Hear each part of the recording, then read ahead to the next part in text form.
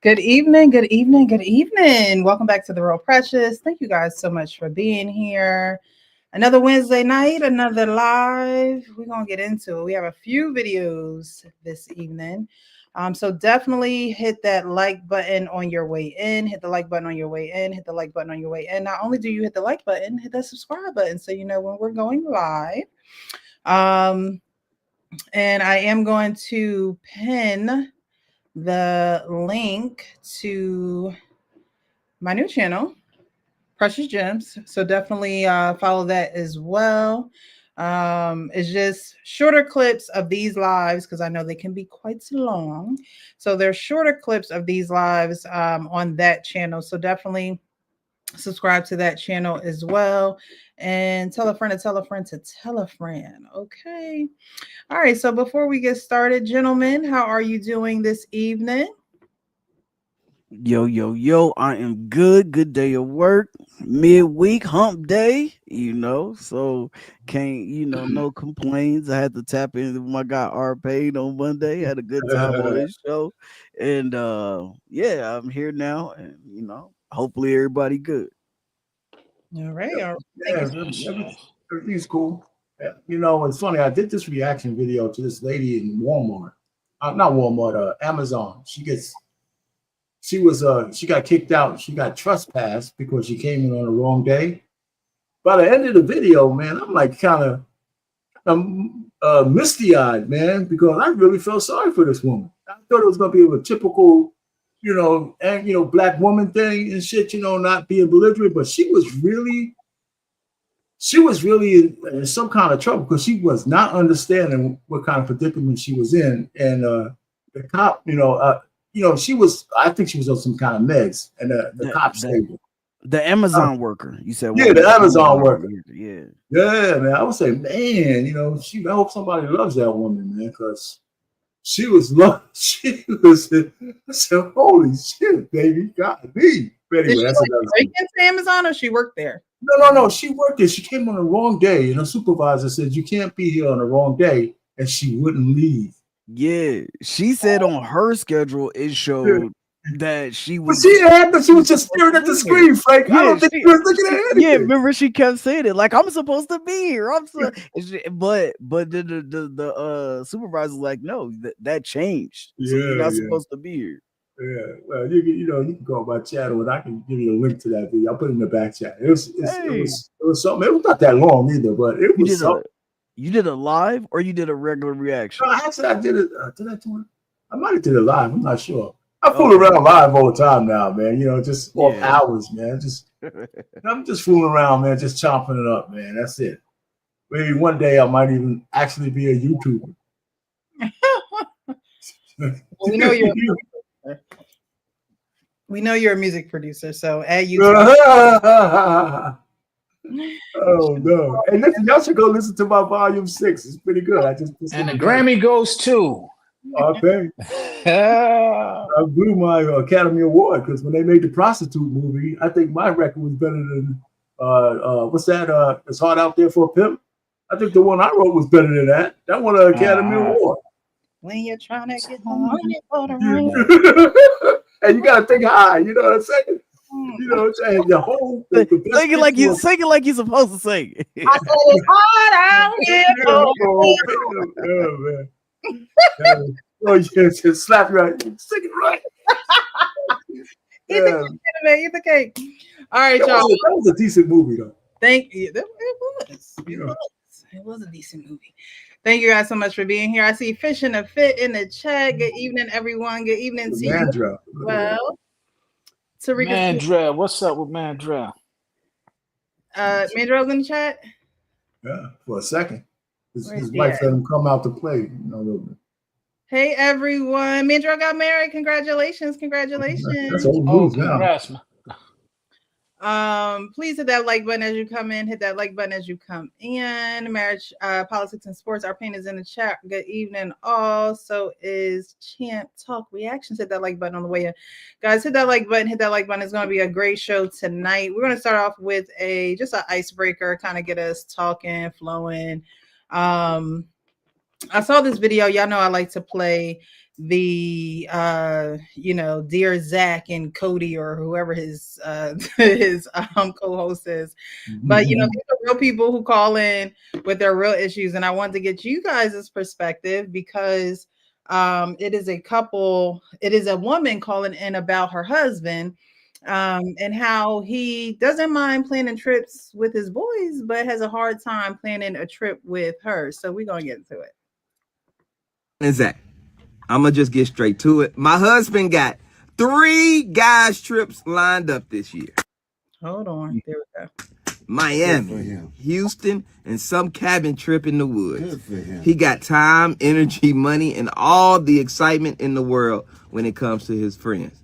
But every time I bring up us taking a little vacation, even just for a weekend getaway, he act like I'm asking for the moon. All of a sudden, he tired, work, he's busy, and we got bills. Like, huh? You got gas and flight money for your boys, but not even a room and dinner for your wife. So I'm asking y'all, is that a red flag or am I tripping? Why he always got time for everybody but me? Is he bored of me or is he hiding something? Help me out. Is he bored of her or is he hiding something? So he got 3 trips planned. Okay, 3 trips. She asked him, hey, let's get away for the weekend, and mum's the word. So as men, what do you guys think is going on and the reason why I'll go first. he doesn't want to go out of town with his wife? So first of all, we got to get away from the jargon. Is that a red flag? They're way past red flag. They're in the danger zone. Oh, they're in the danger zone. Right. There's an issue, and I think her issue is how she can she needs to find a way to reach him other than using cliches like red flags.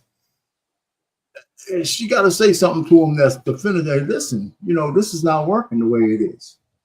You can't have all these trips. You're spending money. You're going out with your friends. You don't even have to worry if he's cheating or anything like that. It's just not right. Now I can see if she was saying, "Well, I want to have girls trips." If you have boys trips, but she's not even saying that. She says she wants to hang out with him and he won't do it, and that's a problem. That's a big problem. It's not just a red flag. It's a problem. It's already a problem. Yeah, I agree with our pain in this matter. It's in the danger zone. He don't like her. He likes his friends a little better. Yeah. Now, in this day and age, Might we wanna don't get know an what that HIV could test, mean. too. Yeah, we don't know what that means. They're going in the woods. Miami, Miami got a little reputation. Houston, hey. So did anybody bring a banjo? You know what I'm saying? So he got his priorities in the wrong places. Yeah, they get that one with the banjo. But What's the yeah, name of that we're doing Burt Reynolds when they went into the Appalachian Mountains. Yeah, I forgot the Brokeback Mountain. Oh, it was called. Burt Reynolds was in that. It's an old movie, but it was pretty good. Okay. But yeah, they're in the danger zone. Yeah, they got in the danger zone. Yeah, man. She, I agree with well, I got JT, man. Number one, I think that it is not just a red flag, it is a problem. I do think that it could be that she is born. So I agree with JT in the chat on that. But I definitely think, when you only hang out with your boys, you only want to do trips with your boys, and you don't want to do anything with your girl, then that's just that's crazy as hell to me. I mean, at least, what I'm saying, I know some people, they might not be planners, they may not be, the planner. Your girl might be like, yo, we gonna do this, or I'm thinking about doing this around this time, let's hook this up. So he might not be the planner, and she might pull up that portion of the relationship for him, because that might just be where he lacking. But when she planning it and she's hooking all these things up, and then you're just like, I don't know, I'm tired, I don't feel like it today, and all of that. But then as soon as your boys call you like, oh no, I got all the energy in the world, dog. It's you're seeming a little fishy, man. You swimming Frank, up the you wrong brought up alley. a good point. maybe his boys are planning the trips and he's just tagging along, and his wife is asking him to plan something that ain't his forte. Oh, So no. that not excusing, you know, his actions, because you know, right, they're in turmoil. You know, that's just a fact. But the point that you made when you said, well, he maybe he don't know how to plan, I was like, I never thought of about that. Yeah, I mean, a because possibility. you know, some people aren't, you know, the best at, you know, doing the logistical stuff. You know what I'm saying? So they might not be the one who planned the trips in the family and all of that. Like your girl might come and be like, yo, I got 3 different ideas for trips this year for us. Like, what you want to do? You know what I'm saying? Which one sounds the best to you? Because she knows, like, yo, I'm gonna handle the logistical stuff. That way he don't gotta worry about it. He's good at doing these other things, you know, whatever that is. And so but when you don't ever hang out with your girl and you don't ever want to do nothing with your girl, then that's an issue. You know what I'm saying? That's an issue for sure. What And you they think? say, is it a wife? Yeah. Wow, that's even worse. You know, I just wonder if, but before I was about to say, I just wonder if it was this way when they were dating. Right. And if she married him and it was this way while they were dating, she has nobody but to blame but herself. But he's wild. That's definitely crazy. Yeah, you guys were saying how he may not be a good planner. And one thing women do like men to do is plan things, right? So that should be a conversation, because women like that men have you have a plan for your life. You have a plan what you're going to do on a day-to-day basis. You have a plan, 3 to 5 to 10 years from now. Most men do. So if that is the case, then that should definitely be a conversation. Because then the woman will think, okay, what's wrong? Like, you can go out with all these other people, but when it comes to me, there's an issue, there's a problem. So if that is a problem, then that has to be discussed, because a woman is going to expect a man to plan something. Like you said, what was it like when they were dating? Did he plan dates? Did he plan romantic, getaways, or, intimacy time? Like what was it looking like? Because how do we get here? Right, to Well, nothing. Always go out with his boys, Again, the first statement I made, I still stand on. He don't like her. And that's an issue. That needs to be addressed, to your point, Precious. But it's very obvious he likes his friends over her. What would you say in that situation? Who, me or Yeah, you, Sean, what would you say in that situation where I don't like I would have to address it. Like, yo, I would say that I don't like you anymore, and this is what and why. I would try to explain, and maybe we can rekindle what I did like about him. You think she would be receptive to you saying, I don't like you no more? Depends on her emotional maturity. It depends on her emotional maturity. If we're able to have the conversation, I would hope that we're able to speak through it, and she doesn't take it offensively, the truth that I'm sharing with her, because it'll go back to that moment that I share with a lot of women.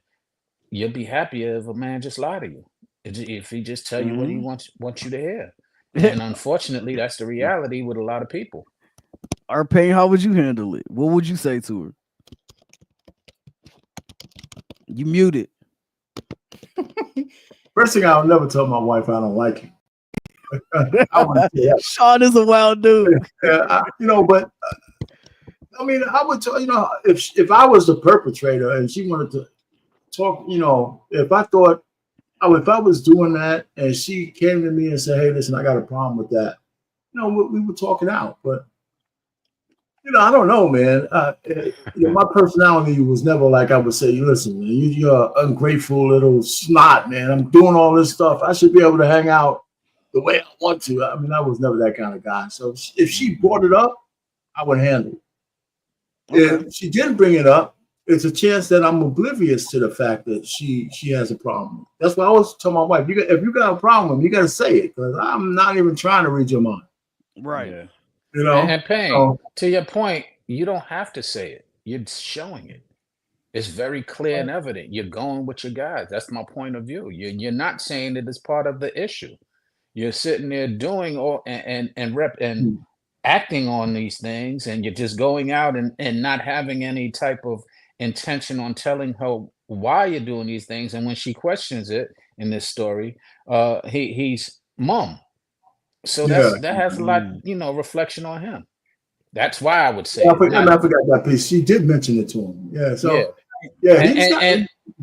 and to the point, I'm not saying that would be my immediate. I probably would have already tried to express some of this what was going on as it was transitioning, to the point where at some standpoint I would be like, yo, I just don't like you. I've said that to some of my exes, like, yo, I like who you were, I don't like who you are. Yeah, now. Hey, Precious, I gotta ask you. Your man tell you, yo, I don't like you. How you like Sean said it, not the second time, but the first time. Like he said it the first time. I don't like you. Maybe we could get back to me liking you, but right now I just don't like you. How you taking that? Yeah, I want to hear this. My first question would be, when did you start to feel this way? When did you start feeling like you didn't like me? Because there are a lot of life changes that can happen where naturally sometimes men, let's just say, we're married. Let's just say I had a baby maybe a year ago or 2 years ago, and I'm not acting the same. There are things that maybe I'm doing that might annoy you, unbeknownst to me, taking care of a child and taking care of you. And, maybe I got a new position at the job. A lot of things can happen. Real life situations can happen that can affect someone's behavior and the way that someone is receiving that behavior. And they may not like receiving that type of behavior. And so I would want to know, when did these feelings start? Because now I like to, get down to the root of things. Like, you may not like me today, but you had to start not liking me at some point. And I want to know, when did that start? What have I done for you to not like me? And what can I do to get back in the space of us having that mutual likeness and respect for one another? I think that, the communication piece is important. I think in this situation, and I'm sorry, JC, good evening. Thank you so much for joining the panel. Hello. I think a lot of times, because I've seen a lot, I look for these clips for the shows and things of that nature, and we're scrolling and we're on this platform and on that platform. And one night I was in the Instagram algorithm of divorce court, and not divorce court when Judge Lynn Toler was on there. Now it's I forget her name. It's not Judge Lynn Toler anymore, but it's someone else who does divorce court. And there were a lot of men. A lot of the clips that I saw were men not necessarily that were not happy with their wives anymore.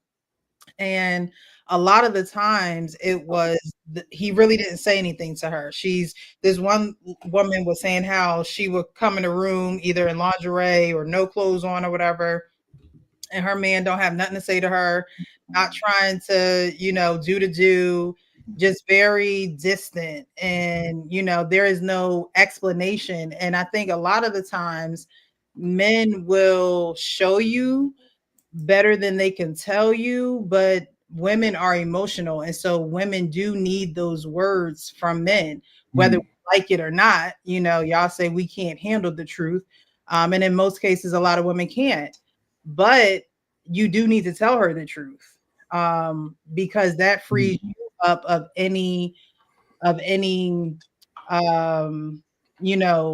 it frees you up of the accountability that you're taking for yourself in the situation, because it takes two to tango. You could stop talking to me and we're still in a relationship, and it could be stale. It could be going through emotions. But if you have an issue, you need to speak up. Just like women, if a woman has an issue, she needs to speak up. It can't be, you know, we living in the same house, we're married, you know, we do life together, yet we're just going through the motions and we're not really communicating about it. That doesn't make any sense. However, it happens daily in relationships. And a lot of people will say, oh, well, they can see by my actions that, you know, something's wrong with me and X, Y, and Z. And it's like, no one wants, like Arpain was saying, he doesn't want to read his wife's mind. And his wife doesn't want to read his mind. Yes, you want to anticipate his needs, but that doesn't mean reading his mind. So you have to communicate when things are a little off, because you both can feel it. You know, women can probably feel it a little sooner than men. And I could be wrong in saying that too. Men can feel when things are off. And so it needs to be a conversation, because if it's not a conversation, then it leads both of your minds to wandering, right? If you're moving, if you're not speaking to your wife, then your attention, your resources, your communications, those are probably going to drift elsewhere. And it doesn't even necessarily have to be a person. You could now work more. You're now picking up mad shifts. And it's like, whoa, hold on now. I never see you.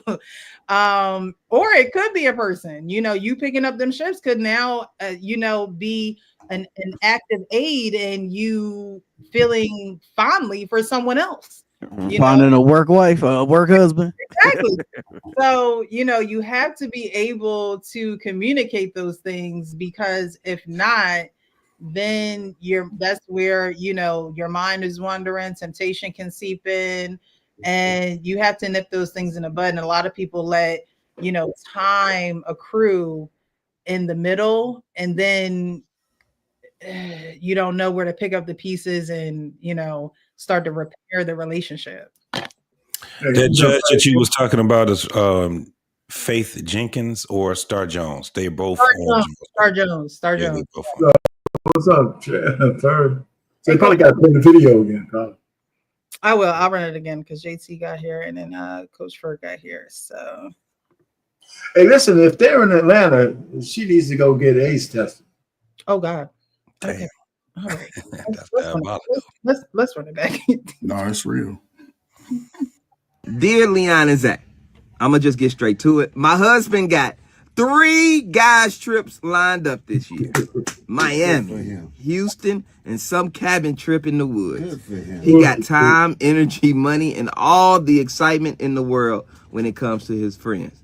But every time I bring up us taking a little vacation, even just for a weekend getaway, he act like I'm asking for the moon. All of a sudden, he tired, work, he's busy, and we got bills. Like, huh? You got gas and flight money for your boys, but not even a room and dinner for your wife. So I'm asking y'all, is that a red flag or am I tripping? Why he always got time for everybody but me? Is he bored of me or is he hiding something? Help me out. Ayodame. He said, help me. So what you think, JC, Coach Ferg? What do y'all think is going on? like I said in that, and not with his wife. Like I said in the comment, there's a lie in that letter. Okay. There's no way. So first and foremost, she called it a vacation. I don't want to go on a vacation. I don't want to do these things that they call couples. What is that shit they used to say? Couples couple goals. Couple Retreat. goals and Retreats. all these different things. Well, hedonism trip. Yeah. Oh my God. Vacations and couples goals and relationship goals and things like that. Secondly, if that man has already had those lined up, it sounds like she has some jealousy. Can't tell me that man has not been on any trips with that woman. I'm telling you right now, there's a lie in there. There's always, every time when a woman tells her story, it sounds like this man just don't care about her. But as soon as you get that man, if he got a chance to say his side of the story, I guarantee you have to peel the layers back. There's no way that is just what it is, what she's saying it is. 3 trips? And none of you, and you married to this man? Come on, man. No. So are you saying that they have gone on trips, but she's taken it to the extreme because he has 3 lined up with his boys. Yes. Guarantee. When we have these trips, it sounds like the trips that he have, those trips are where they have to set those trips up before time. Right? Before time. And for the most of us, unless this man is rich, 3 trips, them trips have to be planned and budgeted out. It sounds, if it was a girlfriend, I understand. I say, nah, it can happen. But if they're living in the same household with each other, there's a lie in that letter that she's saying. I'm telling you, it's always, you only got her side. And then she's taking this to so much of the extreme of telling strangers, writing a letter that this man is going. I'm telling you, there's some jealousy there. I don't trust when these women do this shit.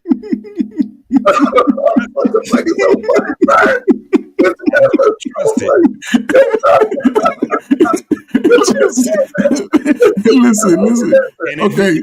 I'm gonna end it with this one. And if it is the case, he don't like going on trips with you. You're boring. You probably talk too much. You want to get up and we want to go on a vacation. You're probably getting your ass up, trying to get up at 4:00 in the morning so we can go on these stupid ass excursions that cost for working.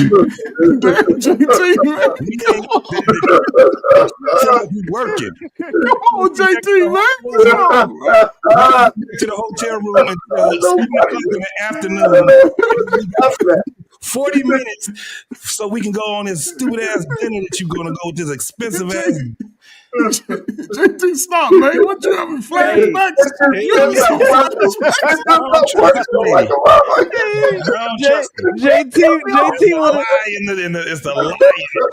JT went on a vacation from hell. He's like, fuck this. That man, like, man, listen. This is work. She woke my guy JT up at 5:30 in the morning. JT,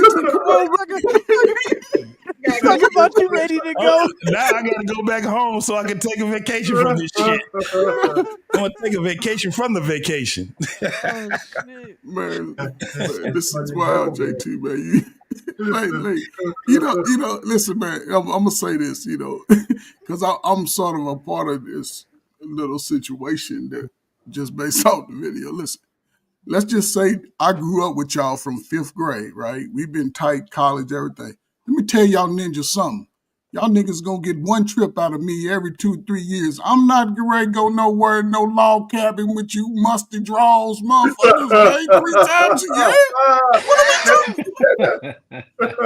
year. Listen, hold up. JT, we gonna come over, we gonna come to your crib and watch the Detroit Lions play and shit, football night. Guess what? I'm gonna take my ass home after the game. Yeah. Frank, I'm gonna come watch the boxing match, pay-per-view with you. Guess what? After the game, I'm taking my ass home. R-Pain, listen, football, sports, Sean, I don't know, we'll watch the Grammys with you and shit. You know what I'm saying? But I'm going home after the, you know what I'm saying? So, Hey, pause. Hey, pause, because Sean, you and Sean, y'all banning, y'all boycotting the Grammys. What y'all doing together? Oh, man. But listen, man, just going by the ladder, you know what I'm saying? She could be leaving out a lot, but if her husband is doing all of this, listen, man, R-Pain already said, I heard him say it, man, listen, man, you should be getting tested every 6 months. If your man or partner or girlfriend is moving like that in your relationship, you the fool. Is all I'm saying. So, Coach, this is what I'm saying, and it's not. I'm not pulling from my own anecdote, y'all. I'm just messing with the way you was going in. Observation, and then listening to the letter, right?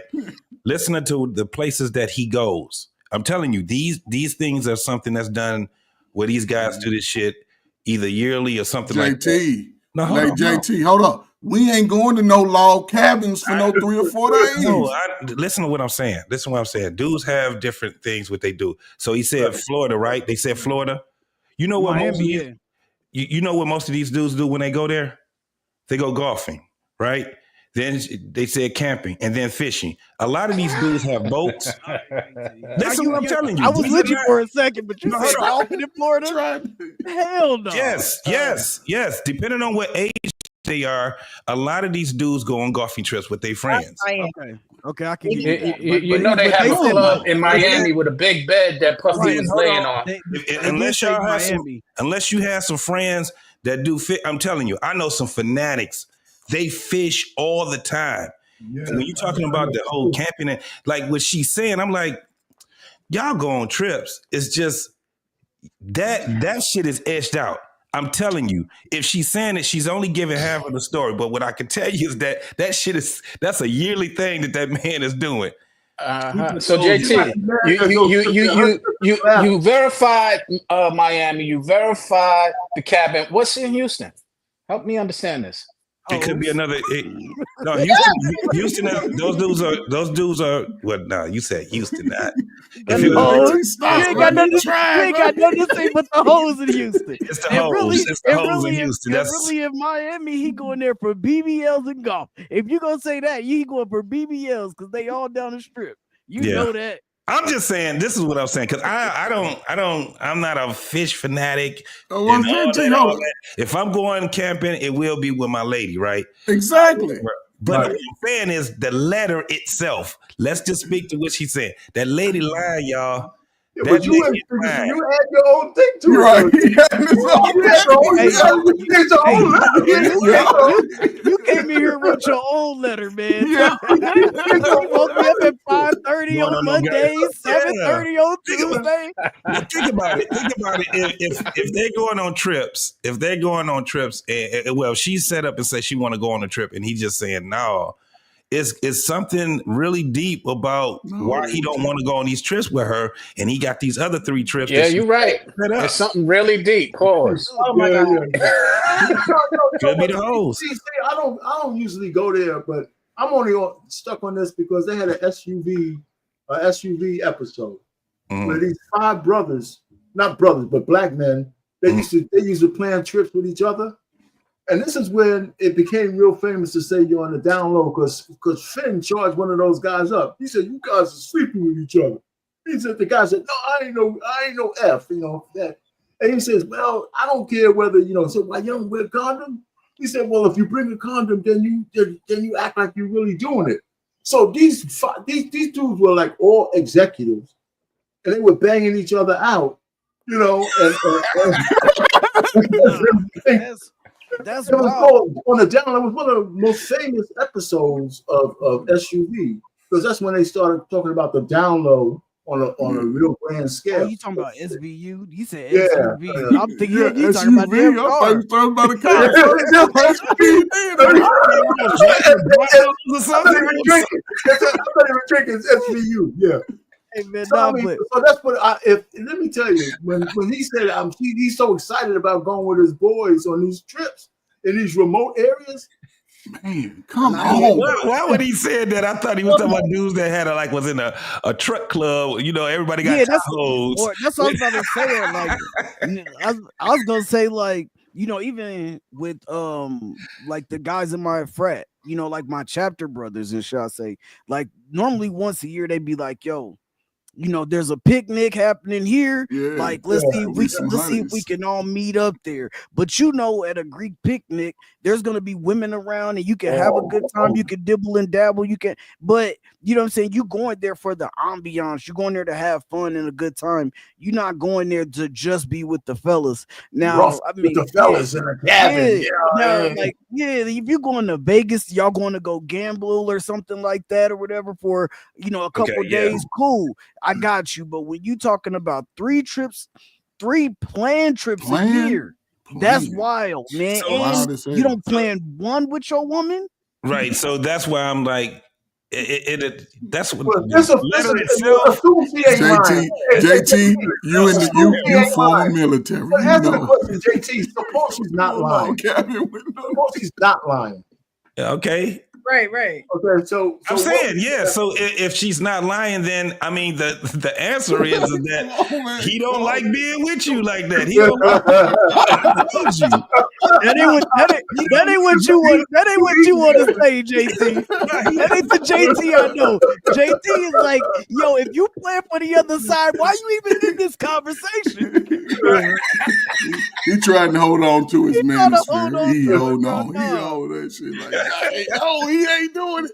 That's a lot of trips, man, and not one with your woman. So I mean, that's the only one I can go with is that like you gotta stop when y'all go on the trips. Waking this nigga up at 4 o'clock in the morning to be all on the excursions until 7 in the evening. First of all, they wearing each other's underwear on those trips, man. They doing too much. Listen, man. Hey, man. Listen. JT, you military like me. It's hard to sleep with another dude in that damn tent you next to when you lay it down. Oh my God! Ain't nobody sleeping in no tents. But what I'm saying is, I'm sleeping in my woman. I'm not going to no damn camping trip and sleeping in no tent with no dude. He talking about when you was in the military. Yeah, but JT, what I'm saying is that's as closest to a man you gonna get out in the woods. Yeah. That's all I'm saying. That's all I'm saying. You feel what I'm saying? No man's drawers or no man's feet. I don't want. But JT, if we got 3 hot spots where we know it's flashy, everybody out there doing whatever. Man, these dudes ain't even they self that they left home with. They somebody else when they get there. Yeah, that's true. Probably Shay when he get out there. And, that's funny. Man, I don't want to see no man's feet, man. I tell you what, man. If I see guys with those sandals on, it's over with. Put some socks on, man. I don't want to see those feet, man. I can't stand looking at no goddamn man's feet, man. I paint old. He wear dress socks with their sandals. Yeah, he got the he wear dress socks with sandals. Yeah, that's right. If you wearing feet bones, you better have slides. You wear socks to the beach, don't you? No, I don't. But I can look at my own feet. I don't want to look at no other man's feet. Miss Precious, what you think though? What you think if your man was planning 3 trips, not with you, but with his partners all year, and then you ask him to go on a trip and he say, "Well, baby, I ain't got time for that right now." What you on? And look, I mean, listening to y'all talk, I'm guessing she's thinking like a red flag or him hiding something could be him like being in the closet. I wasn't even thinking about that. He ain't in the closet. He out that motherfucker. But I would have an issue with it. Because you know what the day-to-day life is like, and you gonna go on 3 trips with your boys and not me, like. Yeah, I definitely would have an issue with it. How I would handle it, I don't know. We would have to have a conversation. Initially, though, it would rise it would make some concerns rise. Like Arpain said, like, and I know we were, but it's like you're gonna have to get tested because you're going too many places without me, and then you coming back having sex with me, like that can't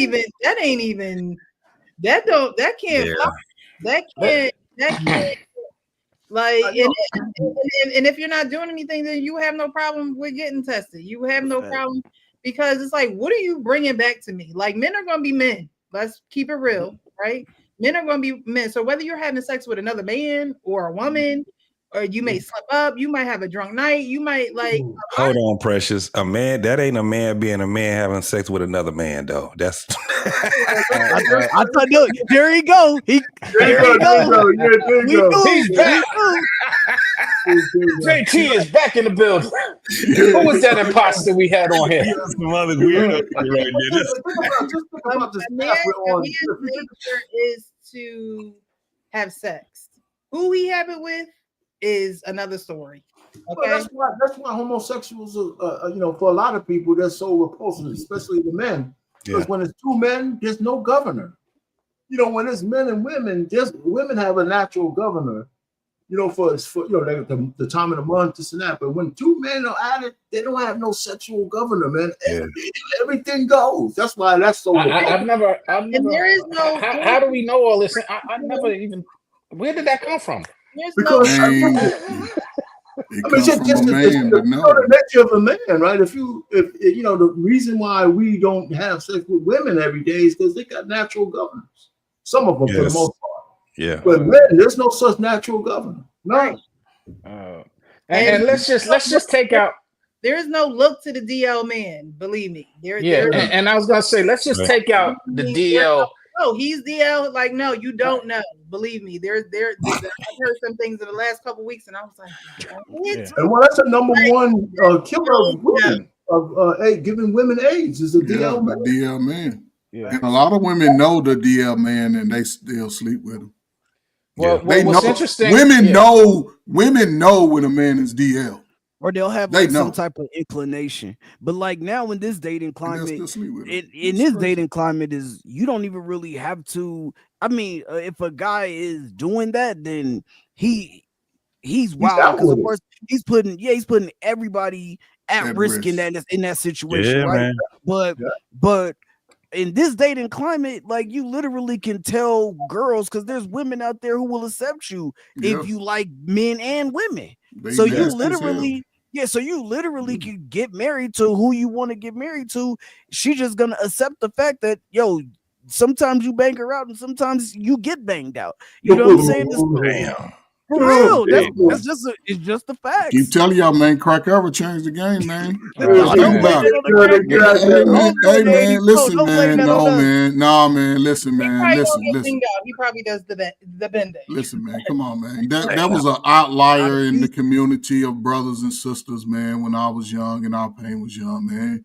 No, now you're saying that there could be a 50 to 60% of blood brothers getting bent over by John. That shit is ridiculous. It ain't that many. Not yet. But see, that's what I'm thinking about. I'm thinking about the not yet part. See, I'm thinking about how it could change over time because it seems like the young brothers, they're acquiescing to the more feminine type. You know what? And the spread is the rap music. Yes, the demonic music has spread that, and it's been that way for a long time. It used to be hidden, but it's not. That's all. Nah, I was about to. Everybody say, go be moving music. Like Sean Diddy Combs out there. It ain't the rap music because guess what? Rock Hudson. We can go down a whole bunch of. It wasn't just. Well, what I'm saying is I gotta take up for rap because we get a bad rap sometimes, Although I don't dispute that, we have excelled it a lot. Yeah. I can't even sit here and act as if we haven't excelled a lot of the negativity that's going on in our community. So I agree with you, but I can't just limit it to that because really. It's exposing what's been existing for a lot, quite a long time, And if we go into entertainment, prior rap, it existed very heavily, and it was hidden very significantly. We are now learning. I don't want to put names out there, but we're learning a lot of the actors, music people, politicians were all part of this society without us knowing.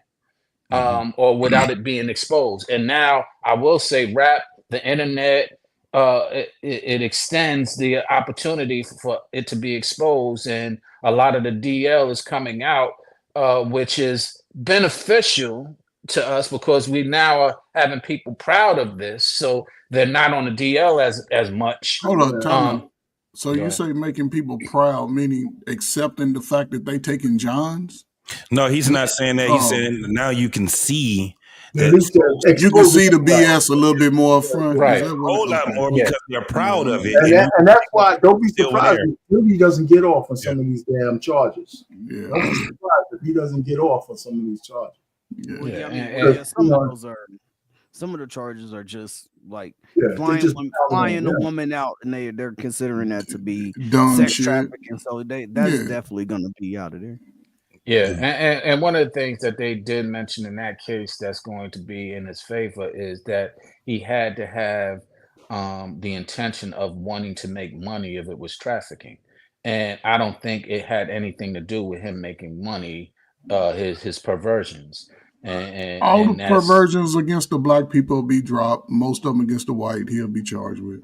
But the problem is what they're throwing in that case specifically is that Cassie video. Of course, That's what's really going to be his hindrance, because it ain't going to be about right or wrong at that point. It's going to be about how they feel about him.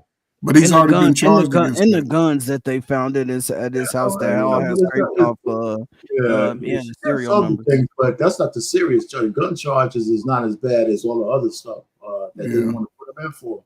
But anyway, the Cassie thing, the only thing he's really guilty of that we know of is that he beat her up.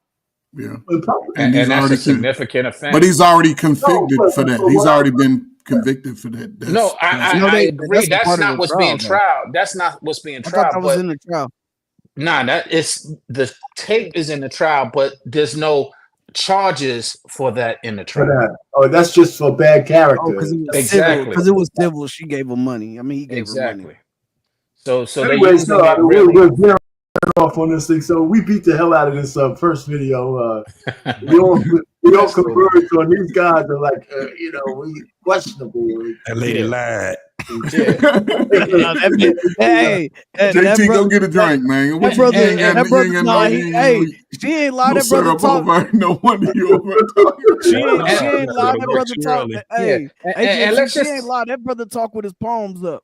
Yeah, and let's just take out our significant suspicion. Let's take out our significant suspicion of his sexuality, even if he was not, questionable in his sexuality. The actions that he's taken is still questionable. You still need to, because even if he's heterosexual, he's doing something, and you still need to take those tests. Because there's no reason why 3 times you going out with your boys and you can't find a time to go out with your wife, not your lady, your wife. Especially if you're going to Houston. So I told you the hoes. A couples thing, at least 2 out of the 3 trips. Like, come on. And Houston is leading the country in. Houston is the leading city right now for HIV. That was a nasty. It's not just HIV; it's STDs generally. They got the flesh-eating disease now. They got the flesh-eating venereal. Yeah, man, that's why I ain't touching you, little nasty bastard. It's just like start eating it. President, what you got next? Yeah. I'm hearing about flesh-eating disease. Okay, they got a flesh-eating one now. So we're gonna move on to Deval and Kadeem. They have been on the Breakfast Club, and I have 2 separate clips of them on the same show, but it's 2 separate clips. The first one I'm gonna play is about their role play in the bedroom, and I wanted to play this video because it really reveals how real issues can come up in a relationship. But they're always real and raw about their relationship. I've been following them for a very, very, very long time. He was an ex-football player. They've been together ever since he was in college. He got drafted, then he got hurt. He got drafted to the NFL, got hurt. But they have, been very open about their relationship, from her not really wanting to have sex and him saying, hey, look, I married you. If I want to have sex with you, like, what's going on? So they've always been open about their relationship. But I like this video. And we're going to play it and then dive into the real life part of it. It's comical. Deval has a great way of storytelling, and he's very, very good at that. So it's a little comical, but it is very real. Let me take this one out. Okay.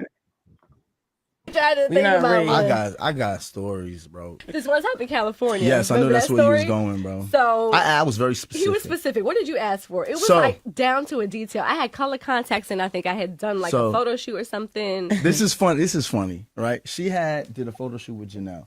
But she had on these hazel color contacts. She had on this big curly like weave, like it was wig, like a big right? wig. I look like different. She didn't like herself, like somebody else. So I was like, yo, I want you to put on that. Put on a cheerleader outfit. The put on some cheerleader outfit, heels, that's what it was. Bomb, right? So now she's like, I got you, babe. This was New Year. We were at our parents' house. We was having quiet sex for a couple of days, so we was over it. Right. Like, I don't want no more fucking. I'm trying to back. You know what I'm saying? All that. So we get home in Cali, right? I'm like, ready. I'm sitting at the edge of the bed. I'm waiting. She come out.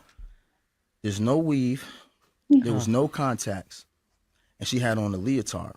It was this real cute Savage Fenty. Like, the Fenty pull you in. Crotchless. Yeah. It was a vibe. It had a little thigh high to go with it. And I was like, this is fire. Nah, it's not the ass. And he was like, yo, This is literally what happened. Like, that's not what I asked for. She walked over all seductively, like she had music. We had a fireplace. She put the fireplace on. I was setting the mood. She was sexy, right? I'm sitting there like this. I'm straight face, like this, right? So she get down. She got her hands on my knees. She going down right there. And she get to the bottom and she like, what's up? Like this is like, what's this? This is not on this brand is not for you, sir. I'm like, where the contacts? She's like, DeVal, I'm downstairs right now handling business. I said, no weave, no contact, and you got on this dirty ass leotard. That set her off. I said Dusty. And she said, "Oh no, she shouldn't have. That's not this dusty ass leotard." I'm like, first of all, it's not a leotard; it's a teddy. And I had it was stained up. It was because it wasn't what I wanted. I was just mad. I was just mad. He was mad, and I was like, so because you did not get exactly what you asked for. I'm still here to do the job. And she didn't even have heels on. So I got mad, right? So I got up and I go in the bathroom, right? But it just so happened when I walk in the bathroom, I seen all her heels lined up in the closet. And we had just moved to this big house. I said, you got all these heels here? You ain't put no heels on. So I go in there and I throw all the heels out the closet. What the fuck? He sure did. Now, this is the funny thing. Did. She goes, and I'm standing up. I was like, you gotta pick every fucking shoe up. Are you kidding me? She says to me, look at your stupid ass. In there throwing heels around and your dick's still hard. That's what broke me out of it. I looked at her. I started laughing. And we started laughing. After that, it was a wrap. It was just like, yo, look at us. Yeah, it was like, look at us. Like, look at us. And I was like, and pick all the shoes up. Yeah, so the shoes, we sat there, we picked the shoes up, then we got that it was in. The one time, it's like, he asked for one thing, and I was like, here, I'm doing something else cute, and he was like. Sound like y'all was role playing. Yeah. He was. Y'all never. It's marriage, yo, that's fun. By the way, that shit sounded like a Tyler Perry scene. You throwing the heels, look at you. Throwing these heels and your dick still hard. Dick swinging. So I wanted to play. What shit is this? Huh? I said, what kind of weirdo shit is this? No, man. No, I wanted to play that because we just played a video about, a husband going on trips without his wife, and very, hush mouth on what issues they may be having in their relationship / marriage that could be hindering them from coming together and connecting. And so I wanted to play that video because there is communication, and he was very clear on what he wanted from his wife. Very, very clear on what he wanted from his wife, down to the context, to the wig, to the heels, to what he wanted her to wear. And she totally didn't do any of those things, right? And so they have this argument in the midst of her having on what she wanted to wear, no heels. They're literally touching, like she's, doing all the things, but it's not what he wanted. In the end, they were able to resolve it and I guess get back to the festivities. But a lot of people don't have that quick turnaround, let alone that communication where it's like, okay, this is what I want, this is what I expect.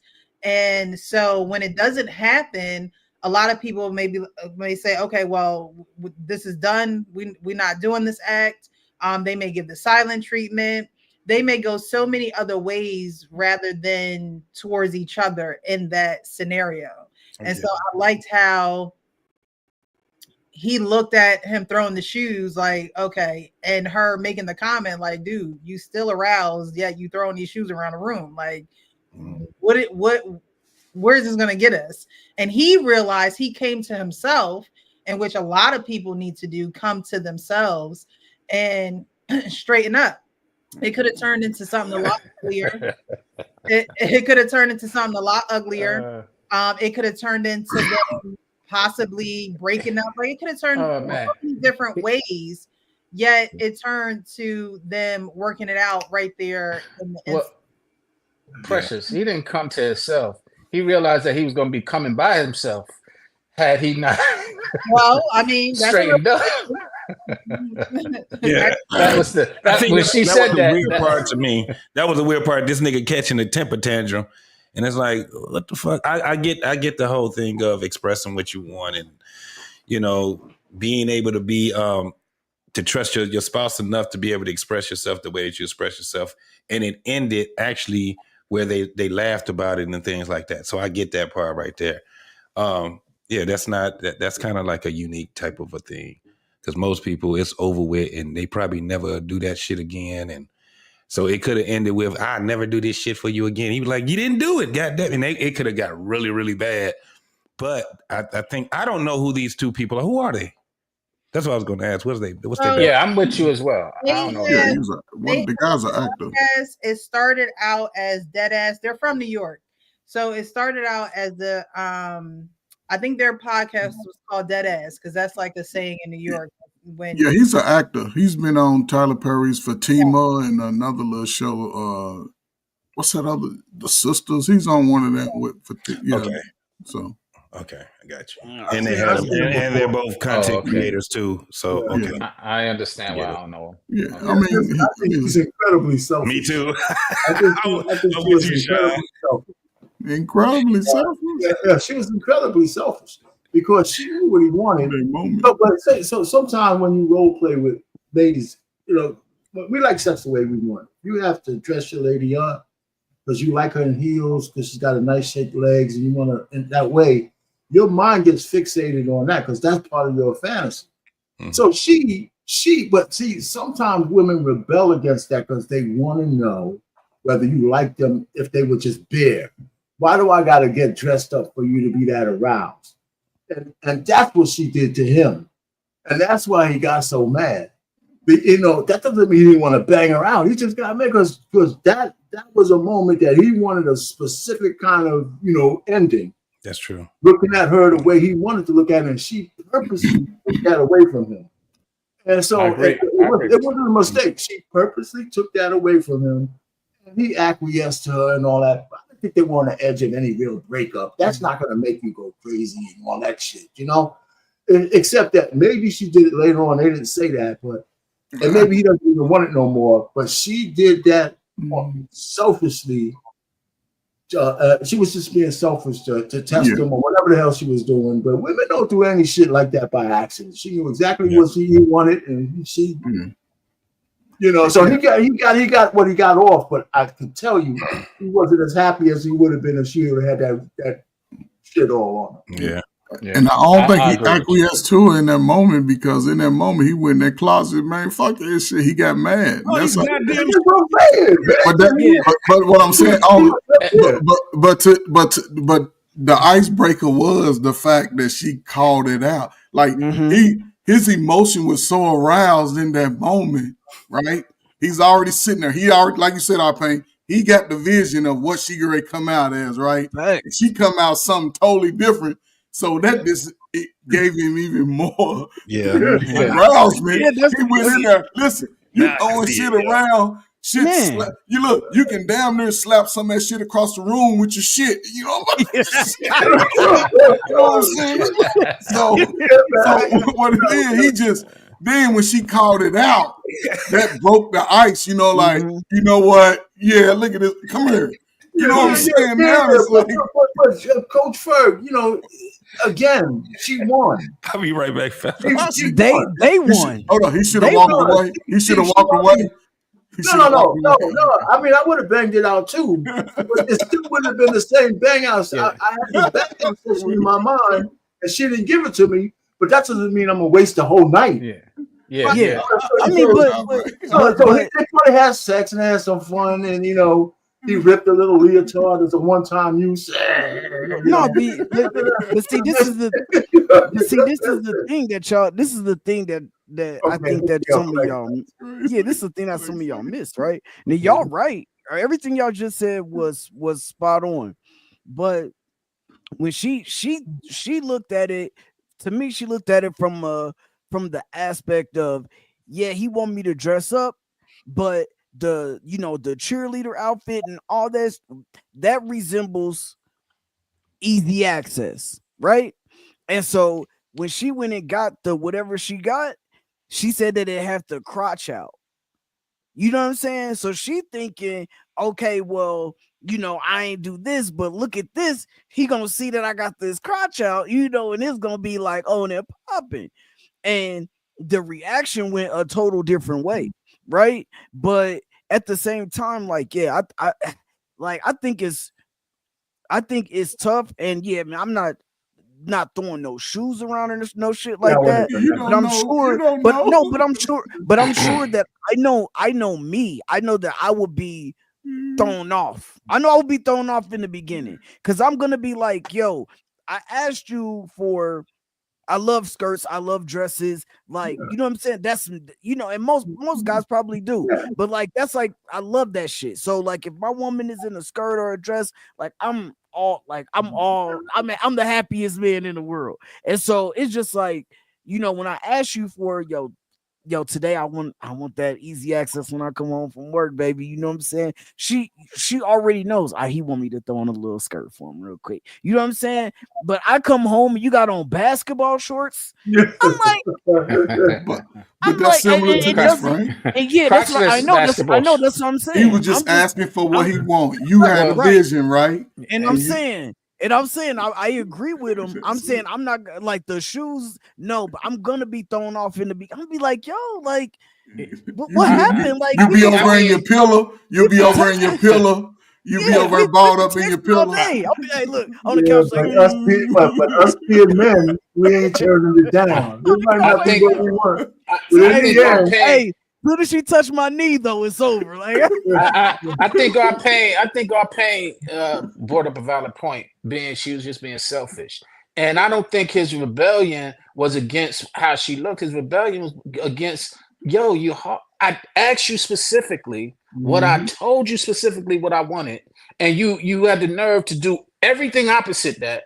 And then when he walked past the closet, knowing he asked for heal, he like, and you got it right there available, so you deliberately did this bullshit. And that's what he was really reacting to. He's like, yo, it ain't about the fact that you ain't sex, it's the fact that I asked you something and you deliberately, this is now, he assumed it at first, but then he walked past the closet and he's like, yo, you actually deliberately were being a rebel without a cause for no reason. Yeah, that pisses me off because now you just it ain't the fact that you made a mistake or that you didn't do what I. It's the fact that you literally are rebelling and doing something opposite of what I asked for whatever reason. And he still had an erection, but it was a hate erection. It was a hate erection. Where Uncle Rick at?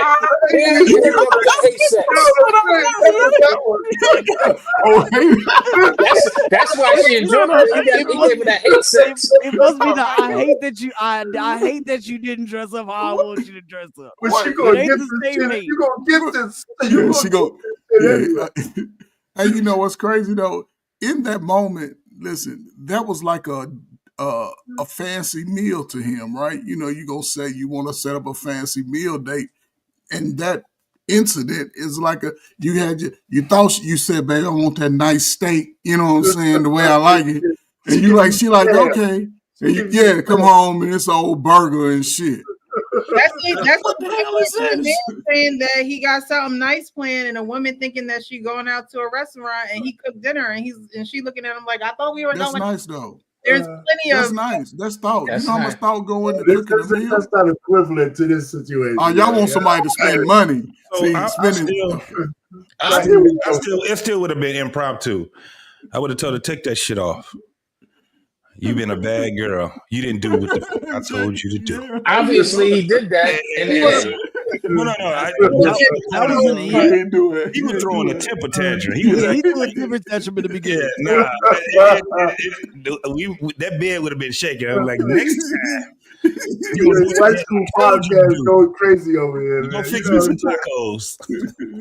It's not. I'm not messing them up. That's why initially I was like, "What kind of weird ass shit is this?" Right? Because okay, it wasn't what I wanted. So you gotta improv. I'm not about to be for real about kicking over the shoes and all that shit. I'm about to go ahead and dominate you anyway. So. Right. I'm telling you, next Especially time because we know dress on, ain't you? Yeah. Ain't you? You know, it's Hey, look, especially because we knew it was a role play situation. Yeah. You know what I'm saying? Like you can easily turn that into a new situation. You know what I'm saying? You can easily turn that into a new situation. Yeah. I would have been in there and made her try on every shoe she had. She had all them damn uniforms on. Even something like that. Yeah. Hey, hold up. Hey, try these on. I like these right here. Like what? Like, come on. Anything you could have tried anything, and that's she would have been. It still would have been something that we've been talking about because she'd be like, "You really didn't want me to wear that shit, did you?" No. Right, I didn't want you to wear that shit. He was having a feminine energy moment. That wasn't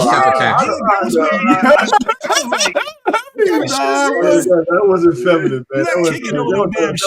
I'm saying that was feminine.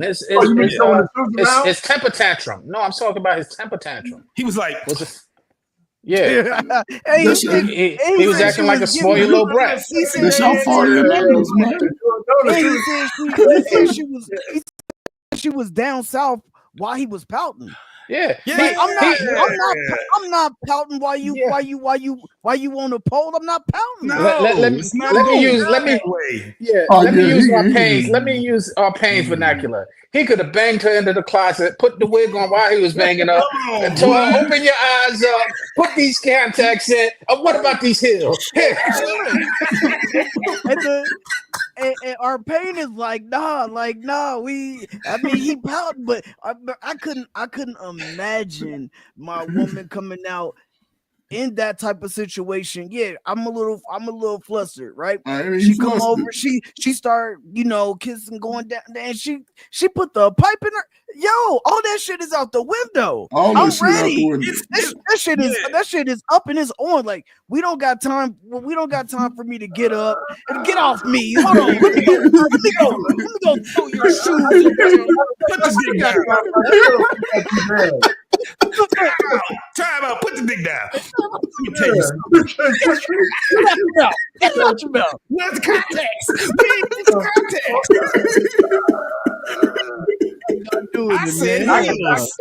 Well, only thing I would say just for that, I'm not telling you to stay for it. But it was something, you know what? But this is the thing. Just listening to them two talk. How are you coming up? He just came up with it right on the spot. Hey, it's a safe word. You don't know what it is. But if it's that's the thing. If it's just them two and they're enjoying being with each other and stuff like that, that is a part. That's why I said again, the other part of it was, okay, now I get it. You know what I'm saying? Because that's just what it is. One of the things I do understand about women is that y'all don't want us to be powders, right? Y'all would rather for us to tell you exactly what we like and what we don't like. There are women that actually know when a man ain't going for some shit, right? They be like, nah, girl, no, he will not go for that. Nah, right? When he knows that you're listening, like, that's why they still cool, because she was listening to what the man was saying. She didn't dismiss him. She didn't dismiss when the man told her, listen, I said come in here with the cheerleader shit on. You coming in here with that bullshit. And he called it dusty. Right. That dusty ass. He turned it wrong because he was rejecting it, right? Mm-hmm. And it was something when she was just like, oh shit, I just did something. And she don't have to ask him what did I do wrong, because he's telling her what she was doing wrong. He like, I don't want that shit. Right. So there's another side to it where she was just like, damn, I know not to do that shit again. You know what I'm saying? Right. So, yeah. But you know what? I didn't think at no point were they at any kind of edge to where they wasn't going to reconcile us. You know what I'm saying? You know. And let's just be clear. She was aroused too, because she saw he was still aroused, and she did not take her eyes off of that arouser. She like, what about that? Hey, that's because she already started. Why is that still dangling? She already started. She like, hold up, you mad, but he ain't mad at me. You mad at me, exactly. Case closed. Let me talk to him. Chill out, nigga. You and I, we ain't got to talk. Let me talk to him. Little man, like, nigga, when you quit, chill out. I ain't even come here with him. We need together. Little man, like, leave the shoes alone. Right, leave the shoes alone. Get back over there. You fucking it up. You fucking up the booty. I'm going to get to the next clip. For those who are just joining, thank you so much for joining. Definitely hit the like button as you come in. Subscribe to the channel. Hit that bell notification to all so you know when we go live. I'm going to switch gears a little bit with the same, couple, same interview. But he is asked, the Valid's asked, when did you know or when did you feel comfortable being vulnerable with your wife? And so they could have, made up very quickly because they're actually doing the work on their relationship. At least, they display how they do their work. But I wanted to play this because I think a lot of people need to hear it, and how you handle certain situations. And a lot of time we look for the other person to do something for us, or we look for the other person to change or to alter, what we don't like. And I made a really good point in this video. And this it's gonna sound crazy to some people listening. When did you realize Kadeen was a safe space for you to be your absolute most vulnerable?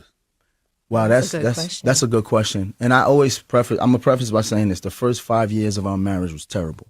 Right? And it wasn't terrible for the reasons people think it was terrible. People automatically assume it's terrible because of infidelity or money. But that wasn't it. It was terrible because I did not feel safe telling her how I felt about things. So I bottled it up. I suppressed it. I would go in the bathroom, sit on the toilet, turn the shower on. I'd be crying, trying to figure out where, what I was going to do with my life, because I just come from being in the NFL, making a lot of money. I had to start all over again. And I felt like less of a man, but I can't tell that to my wife.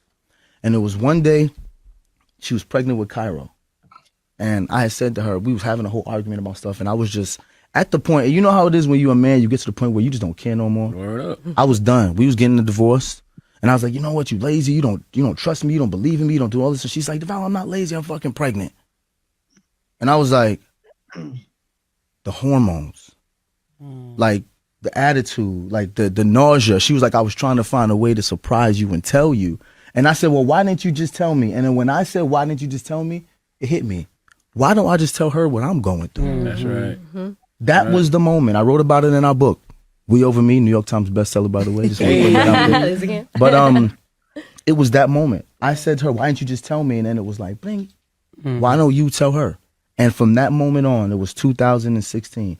The minute I feel something, sometimes she don't be in the mood, I'm like, yo, we got to sit down and talk. And she be like, all right, here we go now. All right. And I tell her, and the minute we done, we've made a decision that we're not going to argue about it. We're not going to harbor no resentment. If we don't agree, we don't agree. But this is how I feel, this is how you feel. And we work towards, being better. That's why I asked, because it doesn't matter how long you're with a person. And it don't have anything to do with you. It's really just us as men. Absolutely. When do we realize, okay, this is a safe space. This is this woman that I have devoted my life to, the mother of my children, is a safe space for me. It's hard for men to find safe spaces, man. Yeah. But you know why though? Yeah. I can't even find safe spaces amongst my boys. Forget a woman. If I go to tell my homeboy that I'm feeling away, nigga, you soft, bitch ass. And it's like, am I? You know what I'm saying? You asking, am I? You know what? Yeah, I am. Let me toughen up. So if my homies feel like that about me, I can't tell my girl I'm going through it. It took maturity. It took me to realize that I chose this woman and she chose me to spend the rest of our lives together.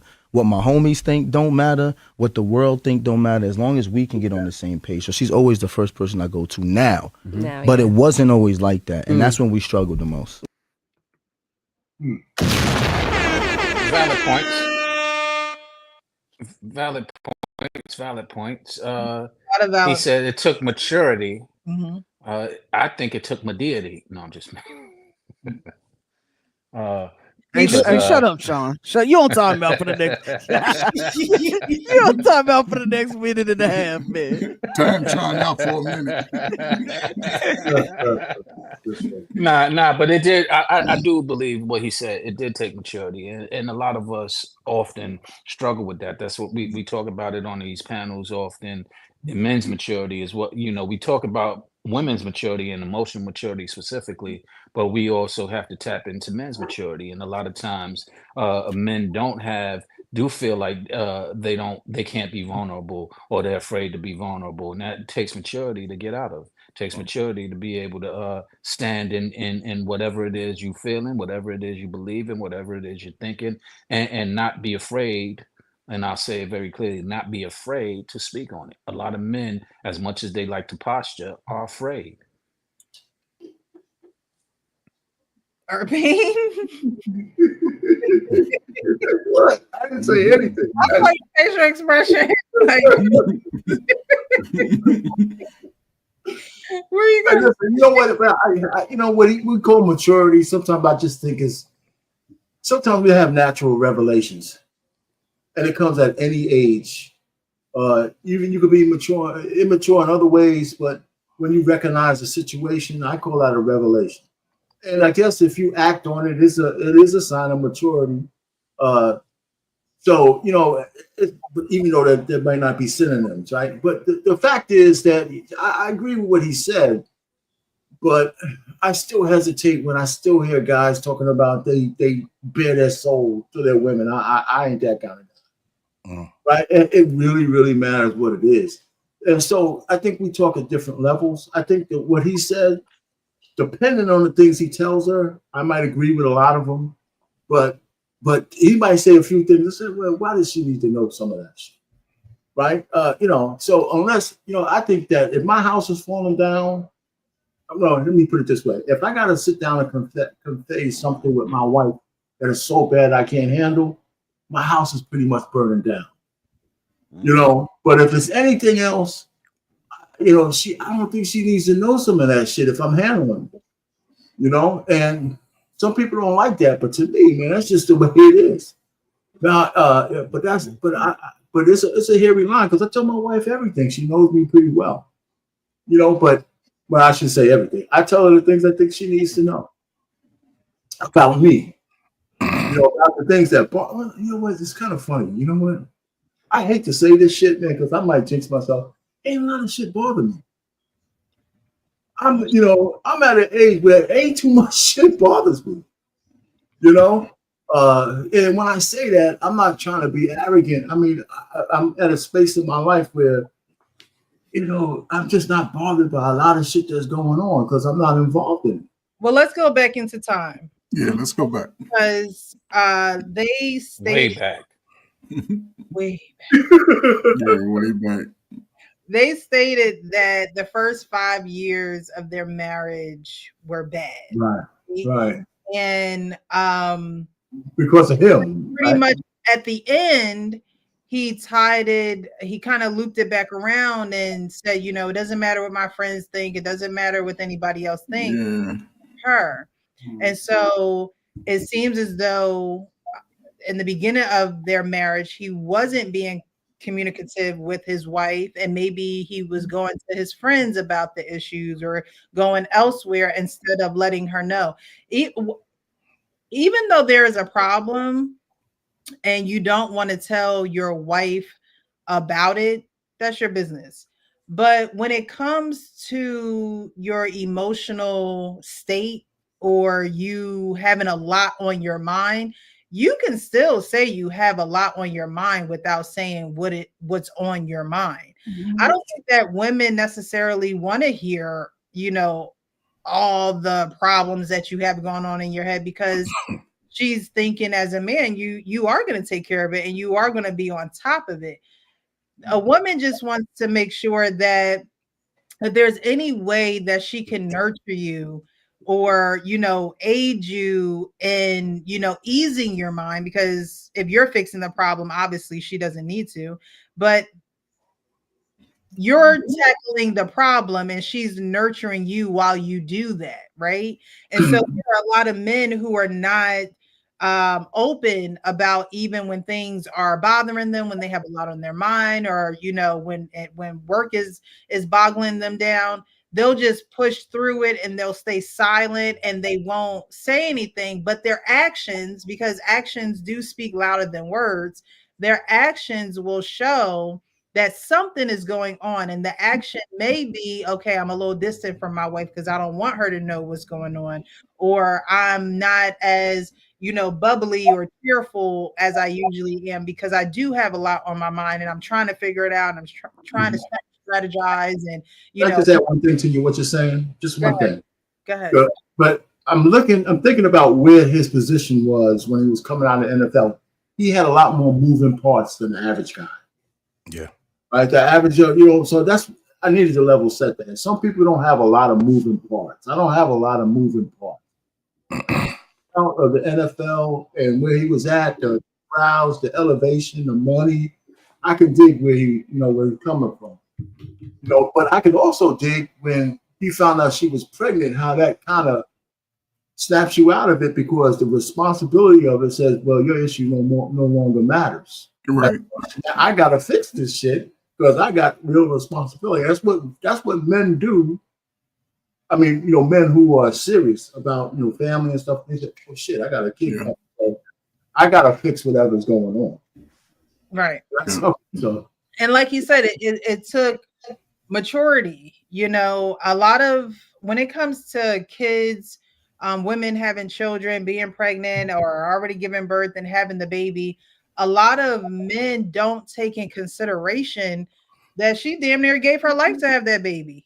And honestly, she is a new woman. Like, she is a new woman. They're having a baby is very life threatening, and I don't think a lot of men take that serious at all because you don't know.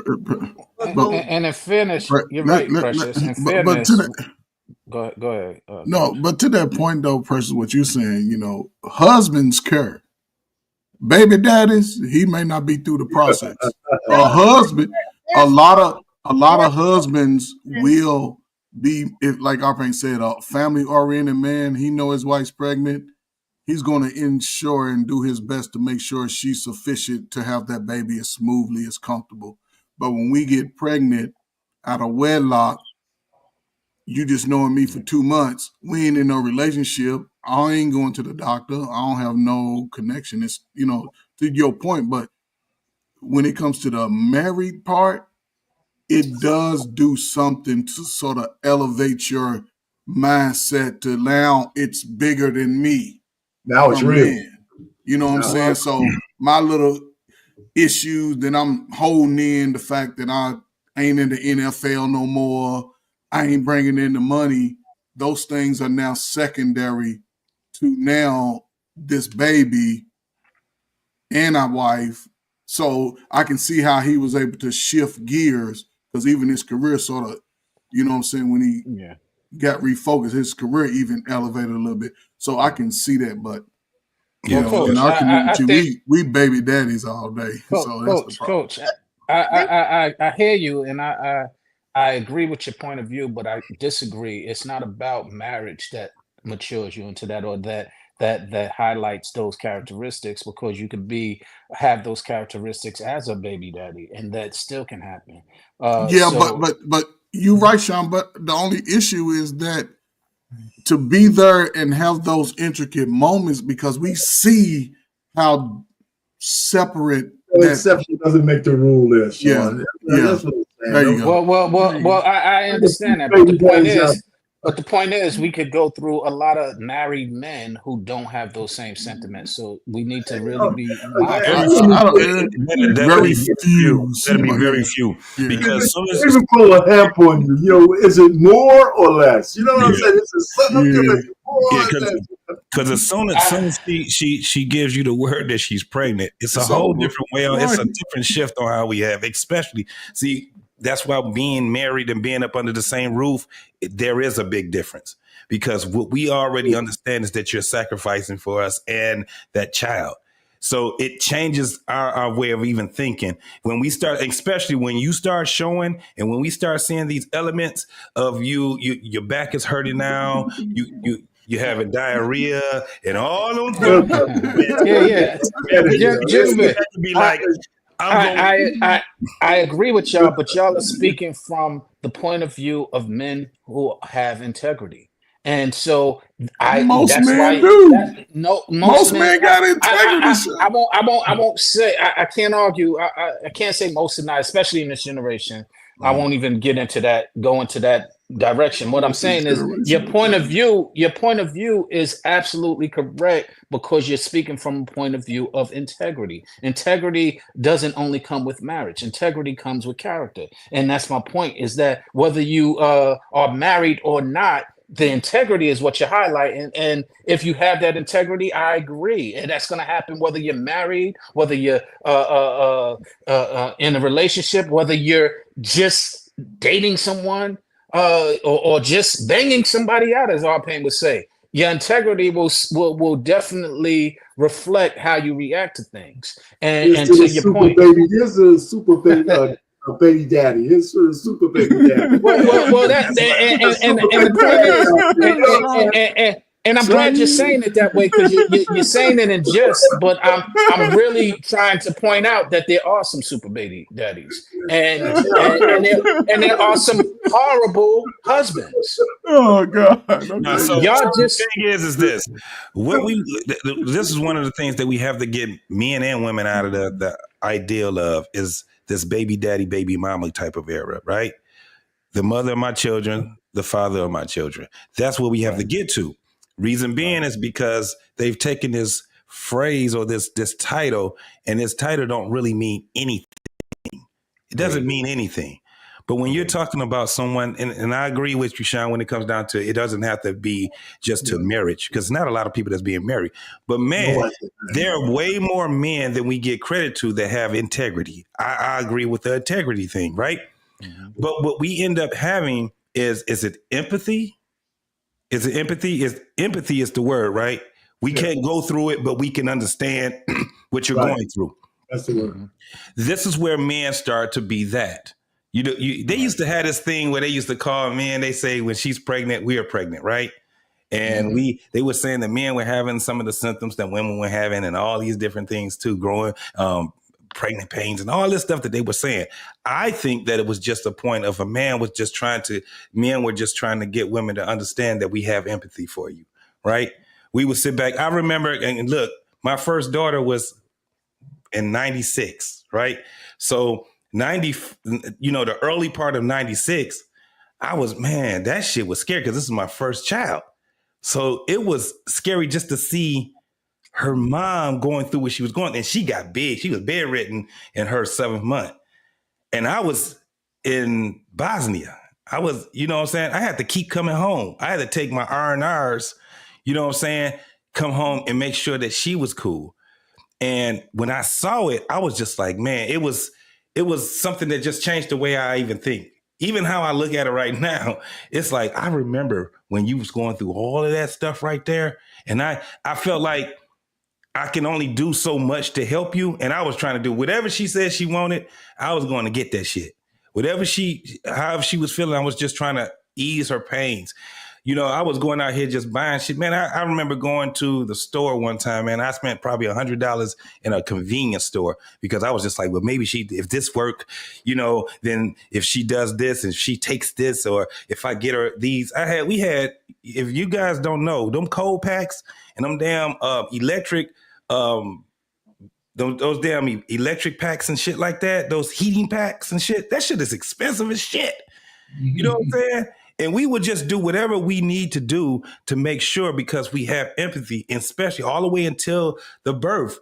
It's like, man, and it changes. It literally changes our way of how we even think, because I think that's how it's supposed to be. That's why I hate the word baby mama. I hate the word baby daddy, because it doesn't mean anything. You know what I'm saying? And that's how I look at it. And that's a valid point. I do think we need to change our perspective on that baby mama, baby daddy. That's an excellent point. And again, the integrity that I was speaking of reflects empathy, reflects consideration, reflects a lot of different characteristics that I think we all have. And all I'm saying is that because we are actually starting to become what did you call me earlier, Payne? The exception. We are actually becoming the exception. Us men with integrity. And so that's what I'm speaking to, because we need to really emphasize how to instill integrity into those who might not even think it or have it.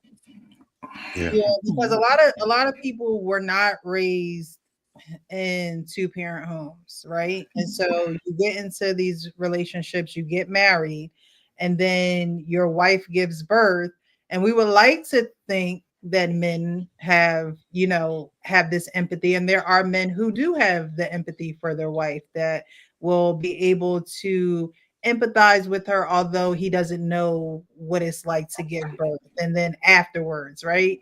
But there are men who don't empathize. There are men who will not put himself in her shoes, knowing that she just gave birth, knowing that she has to get up every 2 hours to feed the baby, whether it's breast milk or, the bottle. They are not empathetic towards the psychological changes that women go through, the bodily changes that women go through. And you hear a lot of men say, oh, well, she changed after the baby. Duh. Like, yes, she changed after the baby. Her body changed, her mind changed, everything does change, and men don't. There are some men who don't aid in that. They don't help in that regard because they don't change, right? They go on about their business. They go to work. They take care of their affairs. They do whatever needs to be done. Things don't necessarily change for them other than there being an addition to the house or to the family. But when you have a woman who has a baby, she's literally responsible for feeding that baby. Okay, the man can't do it. The baby not hanging off of your booby. Like, hold, come on, Precious. You know, sisters over the last 35 years, they wasn't out there breastfeeding. They was Similac all day. They was Similac. I'm trying to tell you, they wasn't breastfeeding. I can see a shift today, and most fathers who were able to be in the home with their child from birth and they got to bring that baby home, most fathers would feed those children. They would care for those children. Yeah. But listen, you know what? It sounds cruel, right? But I just think that, and it might sound cruel. Listen, a woman with a baby in the first couple of years, that's what you're supposed to do naturally. Yeah, just like a man can't get no credit for working and taking care of his family, we don't get no credit for that. He's supposed to do that. Right. So if my wife, listen, I'm not trying to be hard, right? My wife had a baby, and that's why I got an upper hand to keep the kids. The first 2 years, she's gonna do the heavy lift. Yeah. It's just gonna happen. That's the whole thing. And so, maybe I'll get up, and take care, because we aspirate milk in the bottle. I'll get up and make sure it's, do all that shit and maybe change diapers. But women, you're naturally this is a natural thing. Yeah, I don't like to take credit for natural things we're supposed to do. I would like to be appreciated for it. Right. But naturally, a woman's going to be closer to the kid. Now, that doesn't mean a man has to be absent. Right. But I think, I'm not saying you did this, Precious, but I think a lot of time, and I hear a lot of women, and the internet is a nasty place, right? I hear a lot of ladies talk about how bad it is to have children because of the shit they got to do. That's because they don't love themselves. How they gonna love a child? I said, man, wait a minute. You had a baby. Throughout history, you got a baby. You want to do some shit for that kid. You know what the responsibilities are. But anyway, but the point I'm really making is, women go through changes. The man who recognizes that is the guy who's in tune with his wife. Yeah. Right now. Amen. But the changes also, right? The women who change, I'm not talking about postpartum. Even that, it's a woman who has a baby, there's a natural change where it shouldn't turn negative, right? If we're together and you have a kid, it shouldn't. It shouldn't turn negative. However, there does need to be some type of calculation. There does. Say that again. Say that word again. There needs to be calibration. Right. Yeah, that's what I'm saying. And men need to aid in that. But I thought I just said that. So right. To the point. Saying it shouldn't turn negative. It shouldn't. However, you don't know how it's going to turn because it's your first time having a baby and it's her first time having a baby. But so, we work that out together. But as a husband and wife, the dynamic is completely different from what we're getting. What we are actually getting is two people not in a union. It's just two people sneaky linking, making degenerate children. So if a father and mother is in that dynamic where they could be in the house together, you best believe he gonna have a big head, big strong, 6'2", size 12 wearing boy, because they working together. But in our reality, think about it. I can see how the women are talking in their message because they understand the difficulties of having that child early. And without the father being there, yeah, it's an ugly picture. But a lot of women don't like themselves. That's why they don't like those children. And when you say calibration, though, the child themselves, when they're together, when a woman and a man's together, the child is part of that calibration. Let me tell you why. Especially when the child is with the mom all day, right? Because you think the mom is like, damn, I've been with this child all day. The child be feeling the same way because when daddy come in the house, you know what that child do? That child would get up and start going crazy because daddy is at home. Or when they get a chance, that's the thing that changes everything.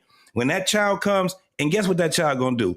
That child is gonna pester that dad all through that day. Guess what the mom get a chance to do? She get a chance to go take a bath. She get a chance to do whatever because dad is out there, ain't even taken his uniform off yet. He's sitting there playing with the kid. They out there doing, it's a whole different dynamic when they're all together. That child will help that calibration.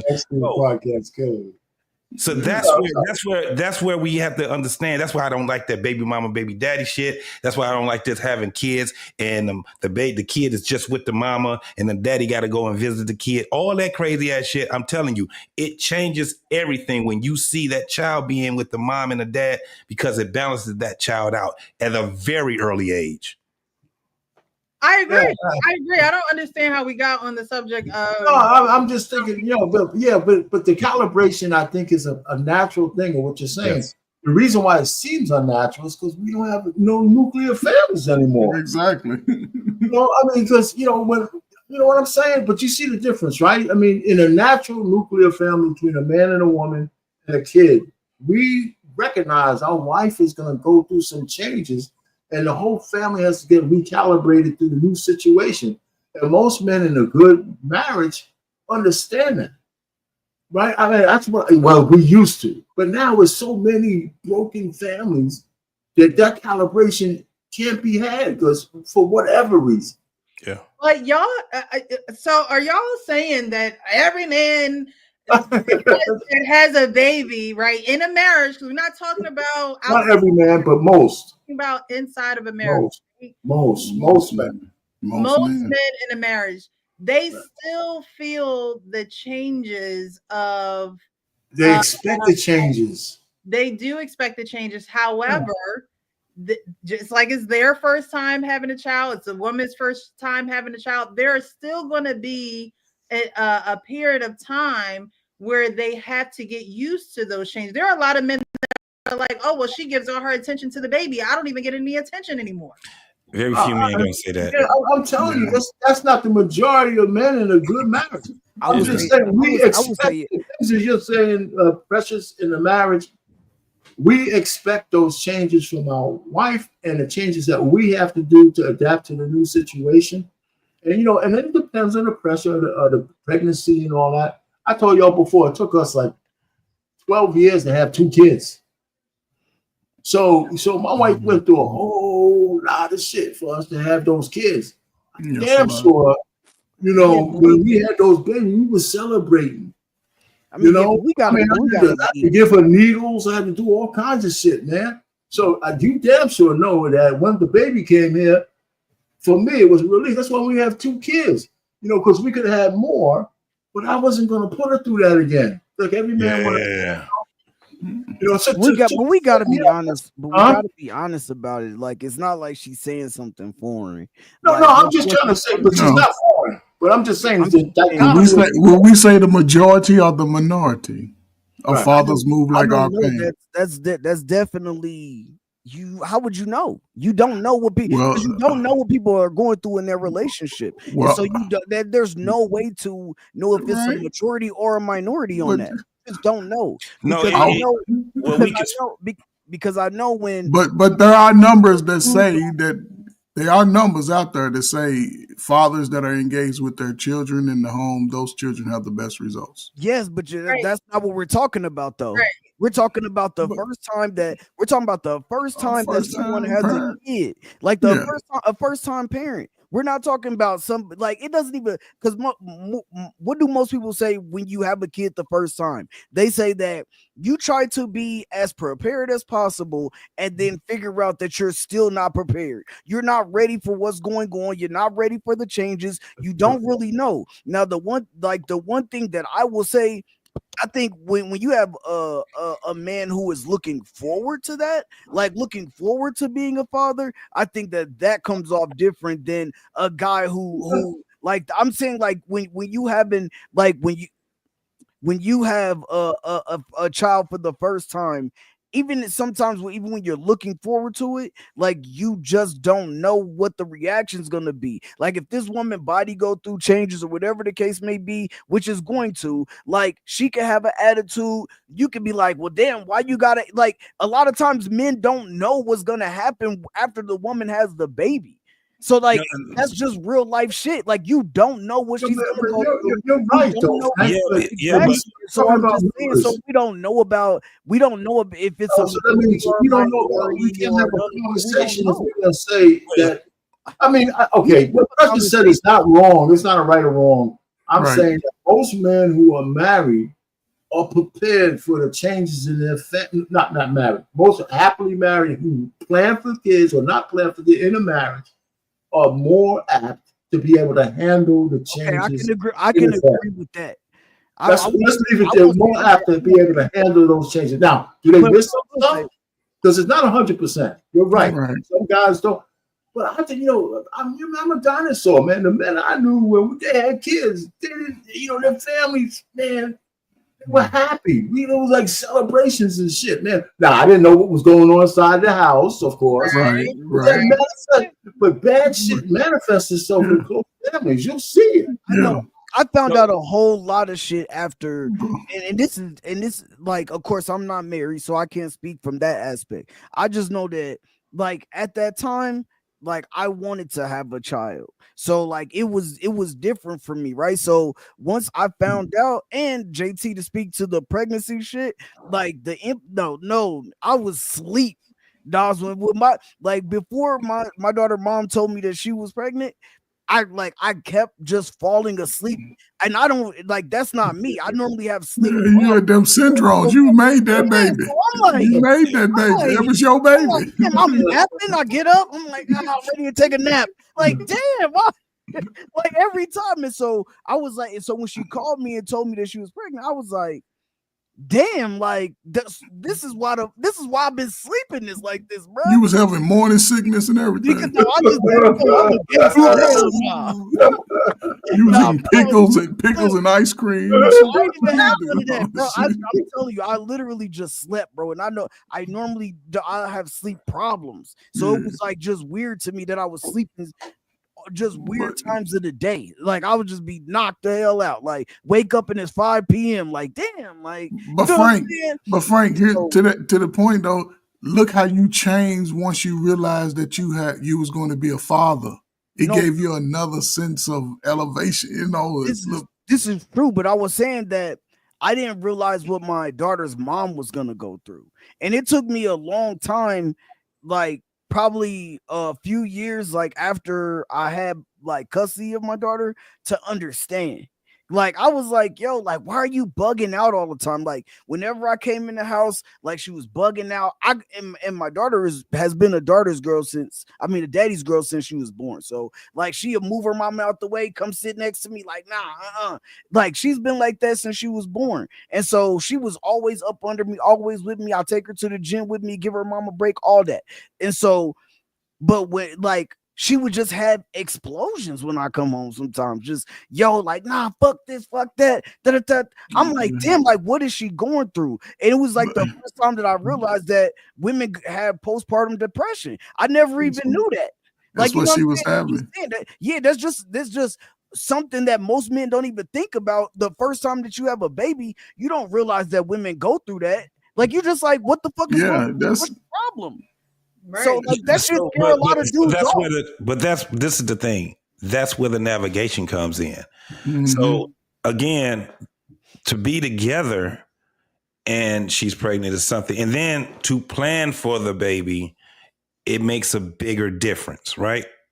My daughter is 28 years old, and it's funny where I can tell her, and she wants to hear it, but sometimes she's like, ugh, because I tell her, I know the day that you was conceived. And then she'd be like, what? Oh, and so Christ. I say, listen, this is the song that we was playing. Oh, hell no.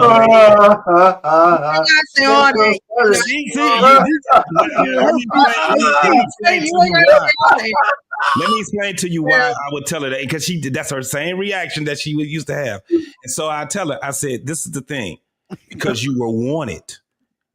You were wanted, and you were actually playing. She had a room 6 months before probably a year before she even came to fruition. We had the room together. We had the whole thing. And let me tell you, that is a very, it is dangerous for people to do that, right? Why that? What's that? Because there's a level of dangerous things, because what happens for a lot of people is that they can lose that child. Yeah. Right. And so we've seen, me and my lady, we both seen this before, right? Multiple times before she had it. Again, we planned for it. We got married. We were together for 2 years before we even was like, all right, it's time to get off the prophylactics. You know what I'm saying? We actually planned for our first daughter to come. So when she did get here, the thing was that everything, because we were gone and we come home and visit. There were 2 baby showers. There was a lot of shit that was given for the baby, and we had to get that shit shipped all the way back over to Germany, right? So what we seen, it was like, I couldn't wait. I used to have dreams of my daughter. I'm like, how she would look and all these, like, now you can see it in those little pictures they have now. But I was having dreams of this, right? I couldn't wait for her to come. Doggone month 6. I'm like, you can't have her. And then on top of that, I had to experience her mama going through C-section. And my dumb ass, I looked at the whole C-section. They were trying to keep me from doing it. I almost passed the fuck out. Right. I almost passed out with the baby. I almost passed out when she cried. You gotta stay north of the equator. You gotta stay north of the equator, man. You gotta stay north of the equator. I'm gonna just hold your hand. I'm gonna just hold your hand. Man. But I needed to see that, because it gave me a different, a newfound respect that I have to this day. You know, almost 30 years later, we're divorced and we still have that respect for each other, because that was the foundation, right? I told my daughter, all you had to do was exist, and you changed my mindset, your mama's mindset. You kind of shifted the family. A lot of people don't get that. They don't understand it. So they end up having children. It's a whole different experience when you're having children separate. It's a whole different experience. That's the difference. My second child was a different experience. I had to go to the prenatal and all that stuff, but we wasn't even together with my second child. Yeah. So there's a different experience with that. It is a different experience. However, he talked about maturity, right? And while we would want the perfect scenario of people being married, and expounding on the community and, you know, having healthy communities and mother and fathers in the home and things of that nature. The fact of the matter is, it's not a perfect world that we live in. And a lot of people don't gain that maturity because they still mad at the person that they done had a child with and things of that nature. And what happens is they take their immaturity or their lack of growth or their lack of knowledge of what women go through, and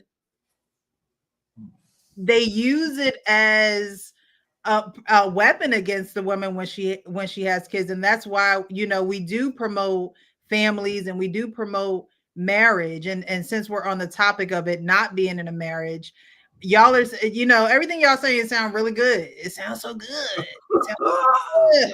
Okay? But it sounds good, but right, you know, men are great, and when the baby comes, y'all just snap right into gear, and y'all know exactly what to do. That all sounds good. No, that's not true.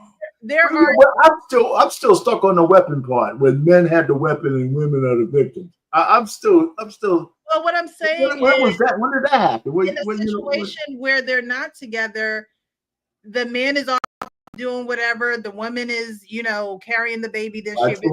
By choice. There is no calibration, like we were talking about earlier. There is no calibration, but even if they're not together, I still feel as though a man should be aware of what a woman is going through, should be empathetic towards what that woman is going through. Not gonna happen. And again, that's why it's best for you to be married.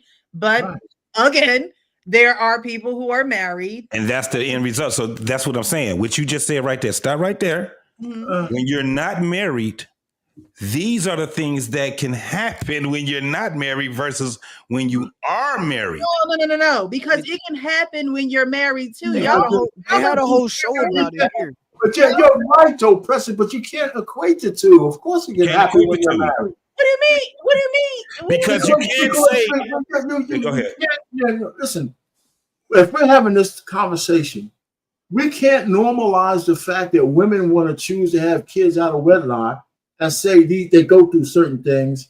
And with the exception, and in a marriage, of course, there might be some similarities of what they go through even within the marriage. But you can't bring a marriage a couple down to the level of single parenthood. That's not fair. Because when people are married, the overwhelming majority of those couples, and I don't care what nobody says, are able to handle the changes and the perturbations within that marriage, because that's what they vowed to do. Just a woman having a man and a woman banging each other out and having a kid out of wedlock, you should expect worse outcomes. I mean, that's it. I mean, it's as simple as that. So no comparison. Yep. What I'm saying is the awareness, the empathy, that is something, whether you're with them or not, you should have that type of awareness. You can't expect Pookie to have empathy for you. Yeah, and those are two extremely different. Those are two extremely different scenarios. They're totally different. You can't expect a man that you're not living with to have empathy when you're going through the shit you're going through. That's not even fair. That's not fair to even say that. It's not. It's not fair. Okay, it's not fair. However, what I'm saying is, even married men go through it. Y'all are making it seem like all the men who get they had a whole show. They had a whole show here about it on the radio. Like one of the guys, the host of the radio show, he's married, and he was saying that he didn't understand the changes that his wife was gonna go through. And then they had a whole call-in show about it, and there were people calling in that was like, yeah, like it made me and my wife get a divorce because like I didn't understand what she was going through, and she was trying to make me understand, like, but I just couldn't understand we kept arguing, we kept fighting, and then it wasn't a good reason for us to stay together. And so they ended up breaking up and things like that. So it was people calling in and they were giving both sides of the story to say, like, yeah, like, you know, we didn't know what to expect. My wife had this or she did that or whatever, you know, or my wife couldn't lose weight and she kind of, you know, took that out on everybody in the family. But like once we got to the root cause, like then I started working out with her and doing this, and then there was people like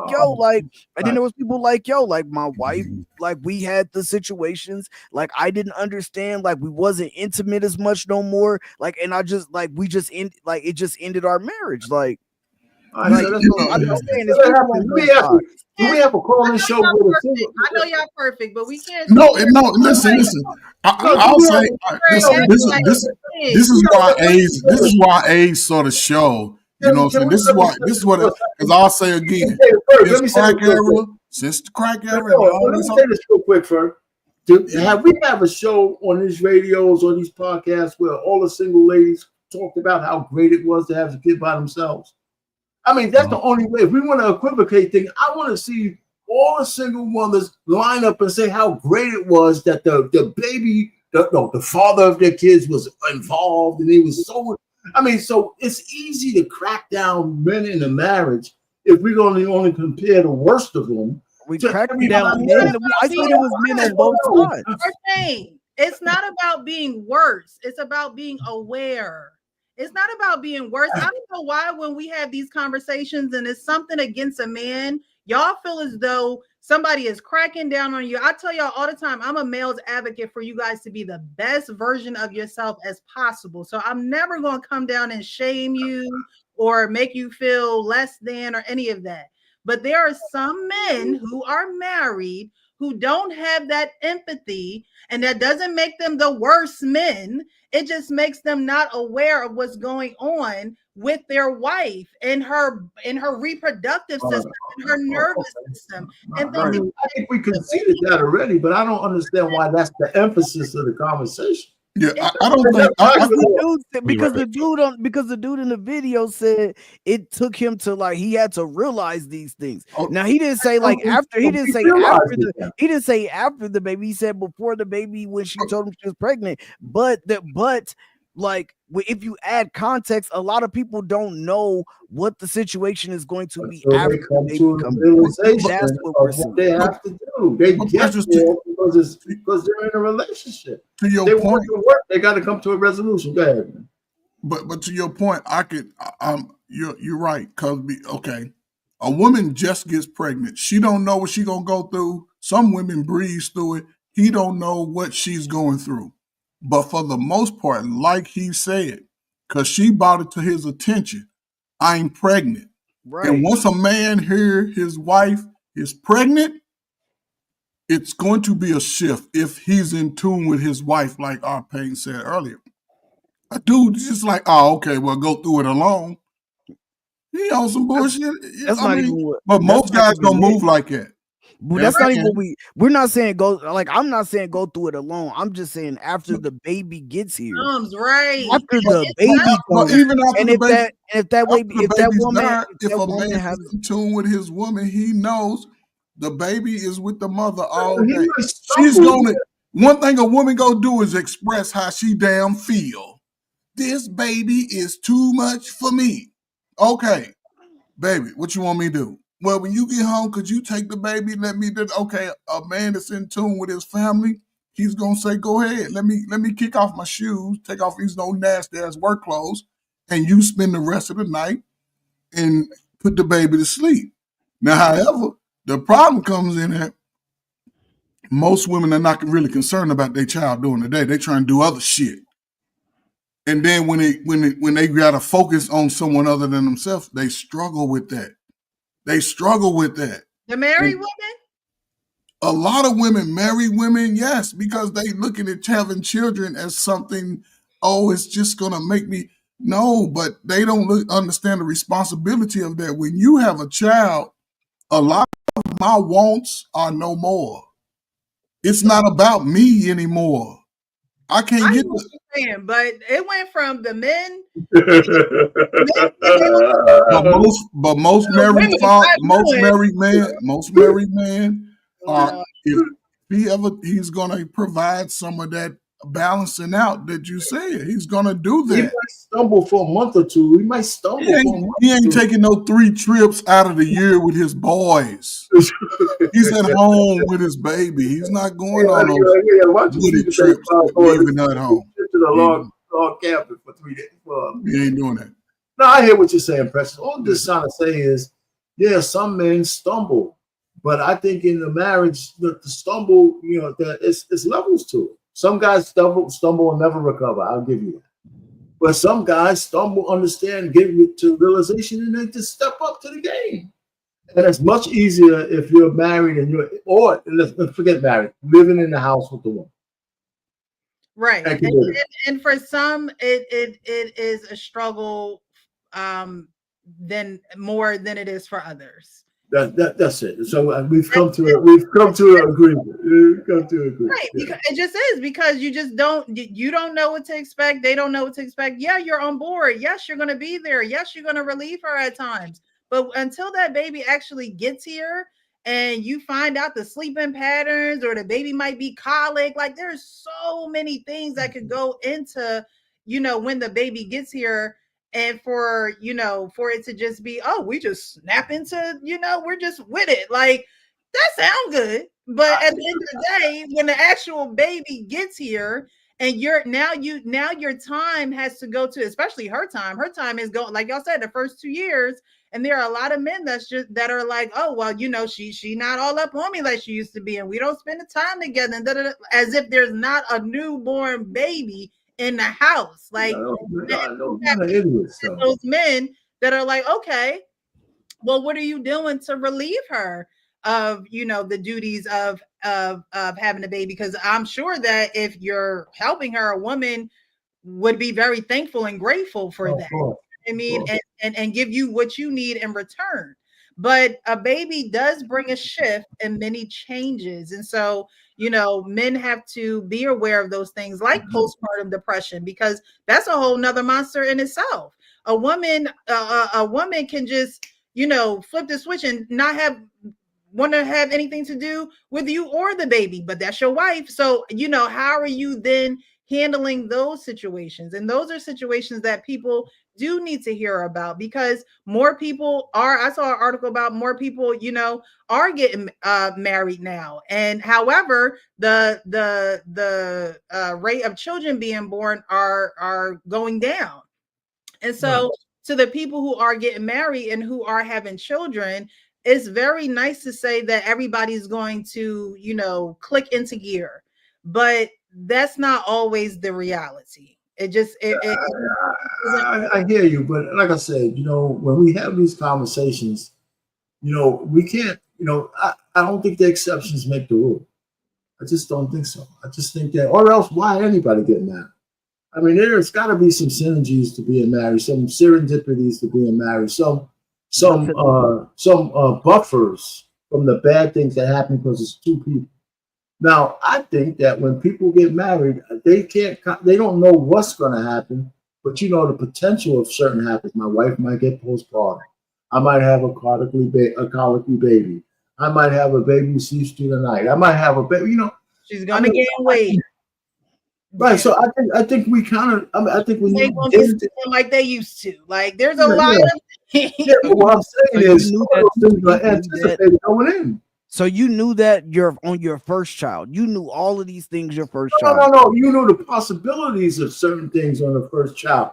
And then you get the kid and you see what box they fit in. My wife didn't have postpartum. I was 24 when my daughter was born, and I didn't know. I didn't know. I didn't know exactly, but I didn't know. Or I'm saying you weren't married either, though. I'm saying as a man, I didn't know or think about none of that because some people did, though.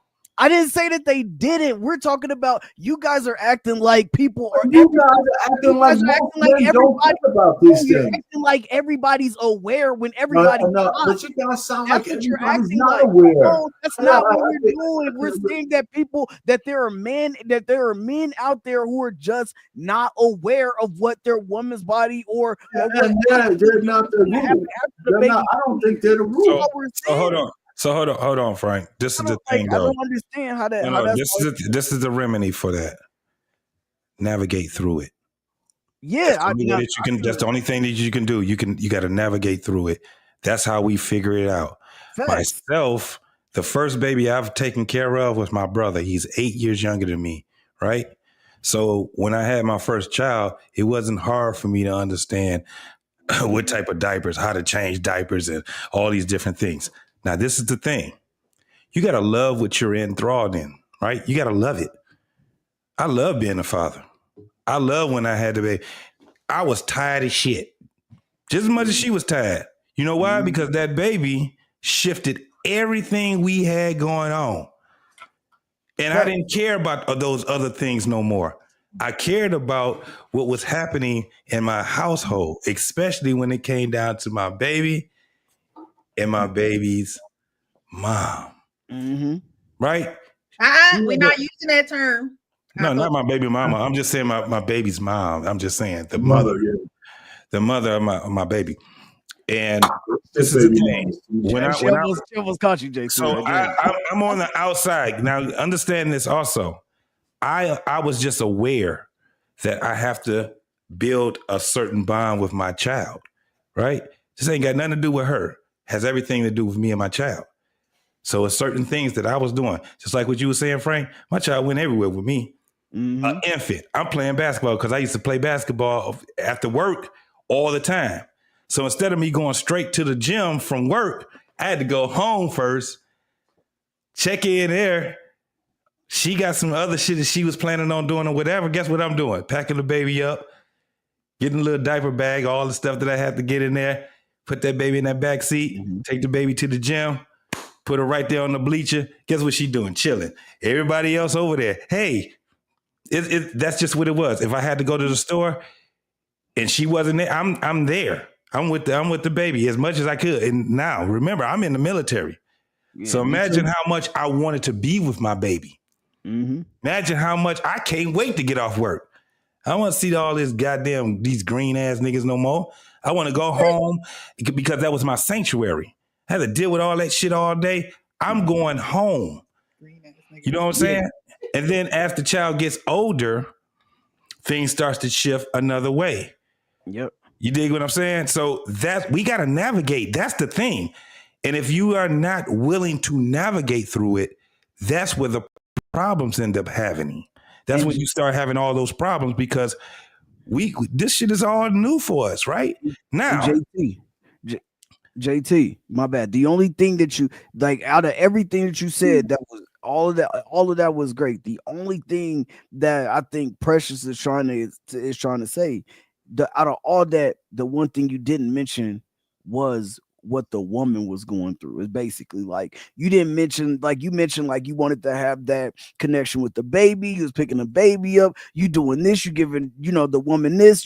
As far as you getting the baby off her hand for a little while.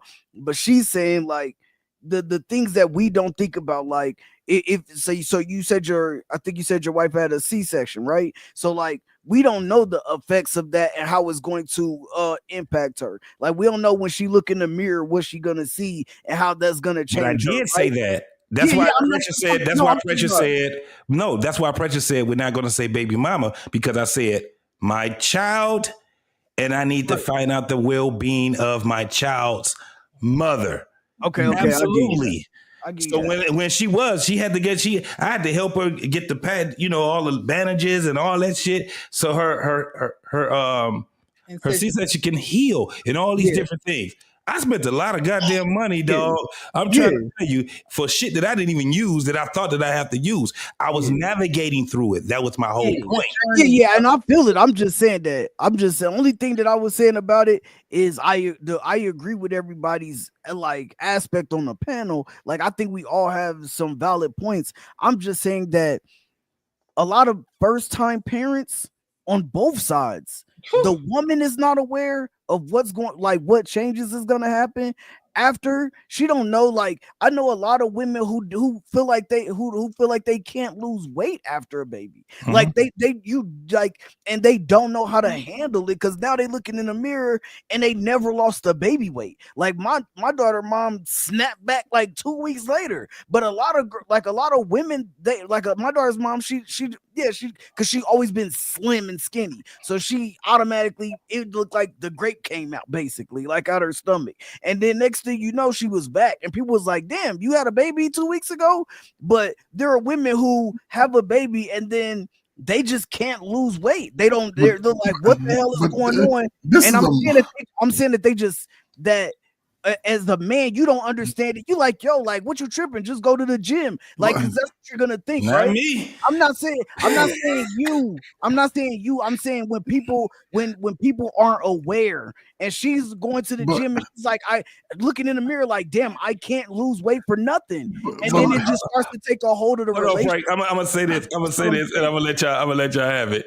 Let me tell you one of the things that was so dope about. That's why I said you gotta love what you into. You know, you in this shit. My kid's mom, she was like a size 0. She had a booty, she had a little bit of hips, but she ain't had no titties, right? Yeah, hey. Boy, when she got pregnant and she had that baby, I was just like, you got titties, baby. You got, and it was the whole thing with her gaining the weight. What to do? The whole thing with her gaining the weight. So she's like, oh my God, I done gained this and I done did this. I done got, and that's the thing about us navigating through it. So guess what I have to do? I have to make sure that she's going to be cool with me looking at her and I'm cool with her, right? I'm all right with you. I like them big old titties you got. Look at them thighs you got on you or whatever. What I'm saying is I'm making jokes, but what I'm saying is that takes, that's a couple thing. When she can't lose weight and all that, she's going to express that to me. I'm going to be like, okay, I'm not going to be sitting back and all you got to do is go to the gym type of dude. And I understand what you're saying, Frank. Motherfuckers are not willing. That's why I said the remedy of it is you got to understand that you got to navigate through it. You're gonna be making all kind of damn mistakes. That's what life is all about. But at the end of the day, you gotta love what it is that you into. You gotta make the best out of it. I think people are not willing to make the best out of these things, and they think things are supposed to stay the same. Right. No, you're supposed to embrace the change. But listen, man, I'm gonna stop being nice on this part right here, right? Salute to the women before these damn modern ass people. Salute to the brothers and sisters before us, right? Because a mother would have 8 kids and be a size 2 by 6 months after. What are we talking about? We're talking about a whole lazy ass generation. Everybody love to fuck, but don't nobody want the responsibility of fucking. Let's be honest. Because nobody knows what it's like to raise a child until you have raised the child. Yeah. But the love that you should naturally employ into your child should override all about other shit. I've known plenty of single mothers, 4'1" with heels on. All the children are over 5'5", 5'8", 5'11", 6 foot. They wasn't going around talking about it is too hard to raise these dumbass kids I got. No. They understood the mission once the child is here. Yes, you're going to go through some stuff, but back in the day, Precious, the women were a village to the other women to support them through that shit. They show up for your baby shower, but they ain't showing up for your growing pains after the fact. A man, yes, if it can go back to, I don't know, if it can just be in a situation where when a woman is pregnant, if they can maintain a relationship with the baby daddy, especially after the baby is born, allow that father to still have access to your child. Most men, I ain't talking about the dude that you was sleeping with that's sagging his pants and shit. I ain't talking about that dude. He gonna be a ragged ass dude most of his life. But a dude that's working hard, that work out at the gym, might be a little athletic, you give him an opportunity to be a father to your baby, it'll change both of y'all life. Because you might be slow, he's slow, at least somebody go give some love to the baby. I hate when people make excuses about rearing children. Mothers of old, man, you ain't never heard them complain about their slow ass kids. Everybody had ADHD, but they had a greater respect for themselves and they pushed it. I'm just saying, man, this new, everybody, listen, think about it. The man, the baby, kids, the bed, the women. It's so hard to raise a child. Hell yeah. Being a single mother is one of the hardest things a black woman to ever do. But they embrace it. And if you're going to change the future, you can't.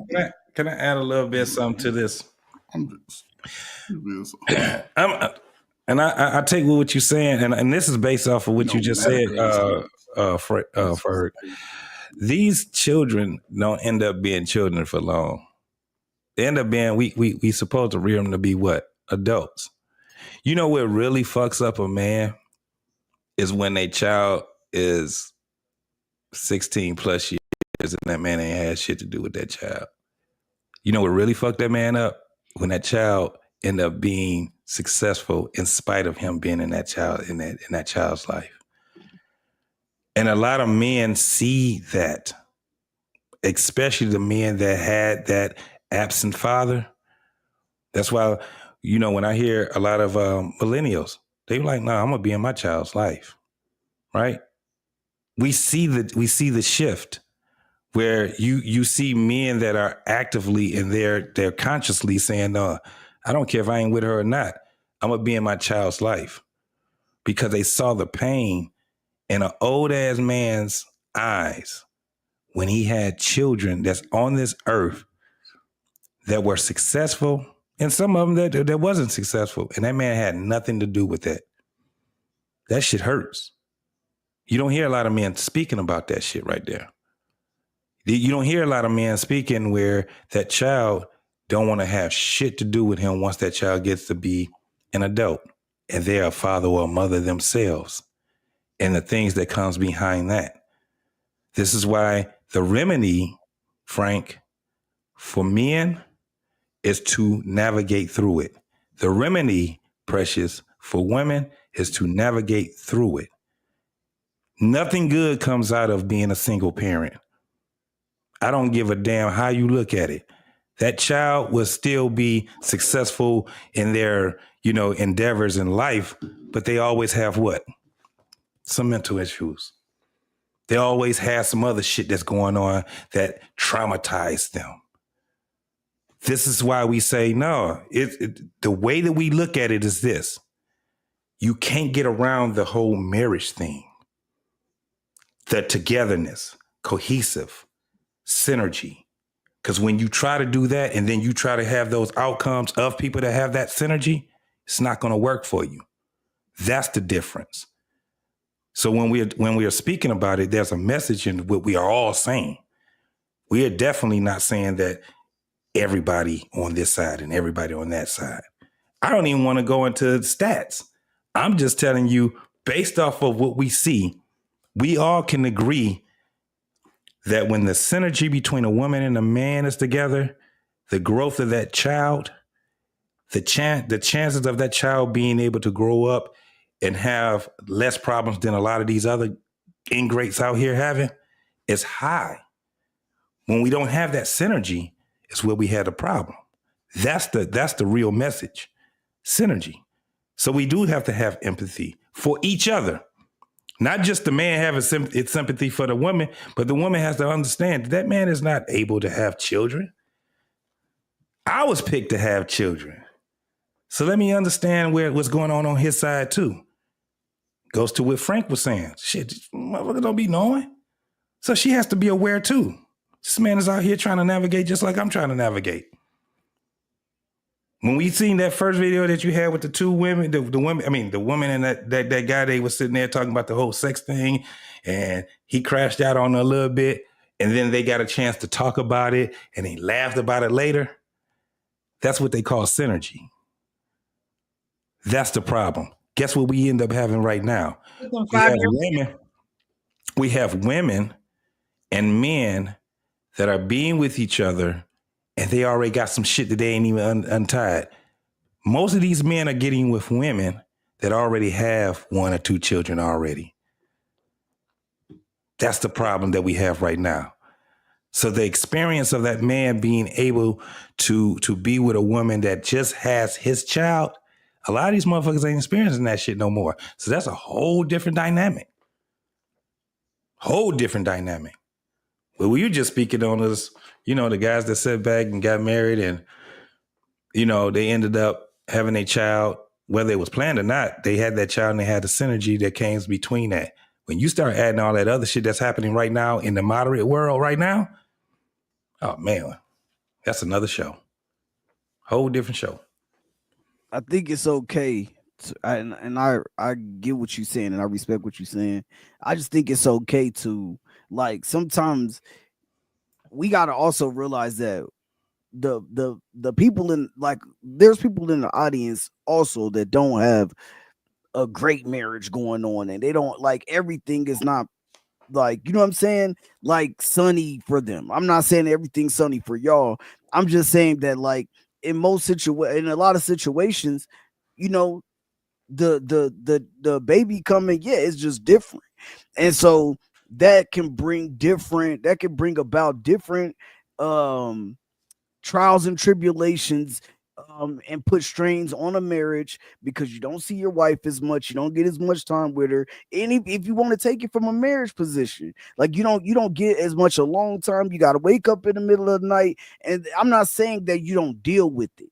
I'm saying that sometimes these things put strains on a relationship, and it would be good to also be able to, like, talk to those people and tell them, like, yo, like, understand where you coming from, because some of the people in the audience right now, they're probably looking at y'all like, damn, everything was just sweet. And I'm not saying that it was, I'm just saying, but they could be like, damn, it wasn't like that for me. Like, you know what I'm saying? Like, and this is a chance for us to be able to also reach them too.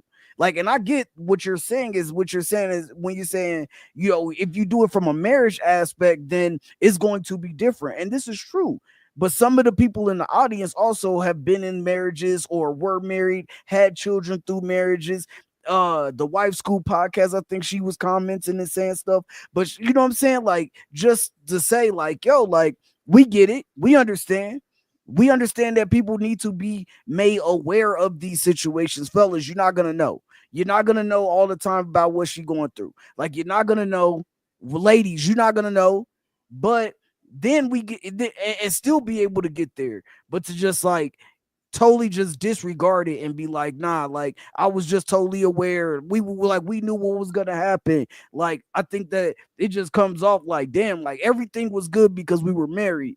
But or we had some situations and this, but that it was just that. But we got to speak to what people are also going through in the real world also too. That's all I'm saying. That's I don't think that we're saying that that's what it is though. That's my whole point. My whole point is that, again, I'll go right back to what I told you. The remedy is that you got to navigate through it.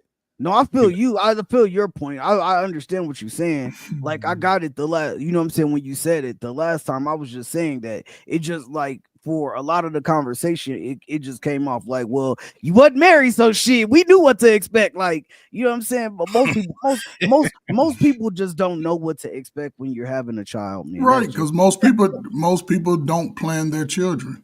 Most people are just having sex. Okay. There's so much information out there that you can read on beforehand. I don't know why we have to say, but the horror stories out there. I said most people. I didn't say everybody knows what's going to happen. There's a string of possibilities. We're talking about possibilities. Horror stories. We're talking about. Well, I'm saying people know possibilities. You don't know what you're going to get, but you know what the possibilities are when somebody gets pregnant as a baby. You don't know exactly what's going to happen, but you know it's a string of possibilities. She could have postpartum, or she might not. I'm saying a lot of people don't know that though. But they do know. Hold on. Frank. Here's why I don't give it a pass, right? I'm just saying. Listen. Here's the thing. A lot of women go to their doctor's appointments. The doctors are talking to them about these possibilities. These people just don't go there and let them, they let them know, listen, here's a little brochure on postpartum just in case. They take that shit and they fling that shit out in the car in the parking lot. A lot of people don't read it. This is the modern mindset. Most people, even, okay, me and Precious having a child, right? She got the information. She might not read it. Here, the doctor gave me this right here. I get to reading through it. Okay, it's a possibility that you could go through these. Well, I don't feel like that now. That's because you feel like that now. Then as soon as she had a baby, all of a sudden she's going through it. Now I got the pamphlet. I can scroll through. Okay, so she's displaying this type of symptom. Okay, you got it. And I can do that if I'm there in the home, if we're communicating, if I'm around you. You can't do it if I'm 8 blocks away. And if the person don't take it upon themselves to read the information, this is a modern time. All these modern people are smart as hell, but have no answers to nothing. So the information is there. More information than anybody. You gotta go get it. There's no more excuses because the kids are slow. They overweight. They damn near reading on retarded grade level. They emotions are unraveled. They're ready to fight everybody. They don't respect themselves. They don't respect other kids. They doing too much. And I guarantee most people born before 1980, y'all parents wasn't sitting around talking about it was hard to raise y'all unless y'all was just bad as hell. It was hard to raise you by herself, but guess what? She didn't complain when you was a kid saying that shit. These people are saying it to their kids. They saying it, and that's destroying the whole psyche of any young person. To get on the not, yeah, everybody know. We can't own stuff if I don't know, man. Maybe it's me. Maybe I am getting old because I tell you what, just getting old because this new crack era shit is diabolical. It's crazy. Maybe we need some young blood on the panel because because y'all been in y'all relationships and y'all they gonna be in their feelings though. They gonna be I feel. But if everybody gets down in a hole with those people, they ain't gonna get no better because they just being coddled. They just being coddled. It's gonna continue to get worse. I think we should, I mean, everybody's stuck in, Yeah, I mean, we all dog shit stupid when we get to have babies and kids and shit like that. We don't know goddamn thing is going on. I just don't buy that. I don't think it has something to do with my age. No, it's not that. It's just that, I think we're all saying things that are relative to the clip and relative to what people are going through. However, the journey itself, to get to that that oneness, like Wife School Podcast said, to get to that oneness does take time. Adding a baby definitely, puts in more time. You have your way of doing things. She has her way of doing things. You come together. You have to find a way to do it, that and that oneness. And then a baby comes along, and now you got to find that oneness again. So it's not that you guys are saying anything wrong.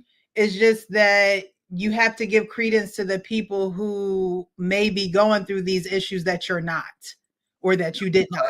Yeah. I think we just talking around each other. I'm not saying we didn't go through those issues. I'm just thinking that it's an individual thing, how long it takes you to come to the revelation on what your issue is, right? And then how you handle it is on an individual basis as well. Maybe it's a surprise, maybe it's not. You still, even if it's not a surprise, you still got to handle it. Let's put it to that. Right. So then some people might know the issue and still handle it wrong. All those possibilities are there. I just think that the road to the solution is better when two people are working together, as opposed to not being together or being in separate homes and stuff like that. But like I said, I don't know if there's any right answer to these kind of questions.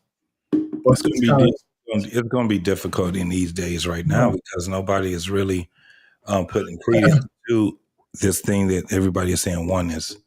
You know, that's the thing. The synergy is the part of it of what people are not talking about. So we can't. I'm telling you right now, I'm not. And there's no man that can actually understand what the woman is going through if they're living in two separate houses and she's pregnant. That shit don't work.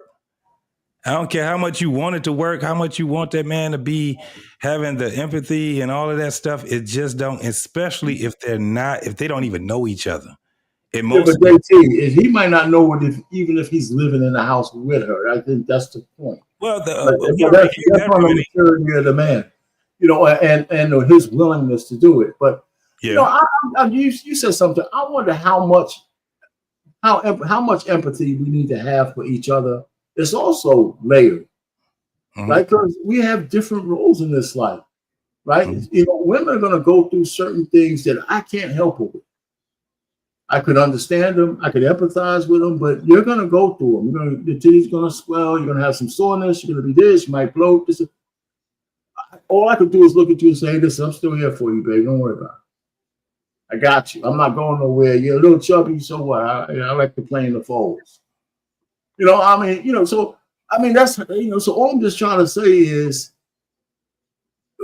there may be never any perfect synergy between the two of you, and maybe it doesn't even have to be.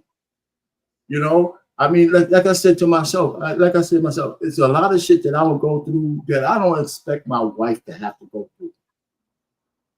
And then she's going to go through some stuff that maybe she don't think like me, but some things you have to carry. Everybody has a cross they got to bear. Whatever in that term, right? And I can't bear some of your cross for you. I can understand that you're carrying a cross, but it's your cross to bear. You know, and sometimes we just got to come to that realization. I can't have the baby for you. I can give it to you, but I can't have the baby. I give it to you. I can't. I tell women all the day, you're going to do the heavy lifting. That's why I tell women, no matter how we slice it, women are going to do the heavy lifting when it comes to babies. And if they look at it this way, I'm having this baby for you. Damn, it's a whole different ball game. That's a whole different ball game. I'm having this baby for you. But the postpartum come in. I'm gonna carry the bearing for our family. Look, for the postpartum come in though when they holding that baby after they just delivered, and that baby look like Frank. Shit. I thought it was gonna look like me. Now it look like you, and look, it looked like me, and I ain't even there. Yeah. Yeah. Sometimes it's a good or a bad thing. That's all I'm saying. A lot of that look like Frank. Yeah. I'll just take a joke, man. Don't be over. My daughter looks just like me, dog. So but what I'm saying is, in reference to the postpartum, the baby looked like you, and you off doing your thing. You see what I'm saying? So she mad at you. Yeah, she mad at you. You got the baby that look just like your ass. I thought it was gonna look like me. That's all I'm saying. So when the father ain't there, the kid is gonna catch all that hate. All of it. The kid go get all of it. He ain't gonna get no love. He barely gonna get a good meal. He gonna be overweight. The girl gonna be overweight. She gonna be wearing a weave and shit in her head by age 9. The boy ain't gonna have no sports. He gonna have cheerleader feet. He might be trying on the boots, all that shit. So it's just all ugly to me. Allow the fathers to be active. Is all I'm saying. I think there's just a few fathers, man, who are married or maybe not married, but just a few people who revere their women for having their kids. Yeah. You know, we appreciate the women who have our kids. We need to ferret those guys out. We really appreciate the women who have your kids. She said something that was intricate. I would love to have someone that is younger. These folks that are a little bit younger that can come up and express. Talk about it, exactly. It's nice to hear them too. Watch them stumble and bumble and talk about how the baby boomers. Like I told you. Yeah, my youngest child is 23, so it's been a long time since I've had to deal with a baby. Now, I have a grandson, so I had to deal with that, but that's a whole different level of something. He can go back home at night, can't he, JT? Did you have another video, or is that it? Is that the last video, Precious? Or No.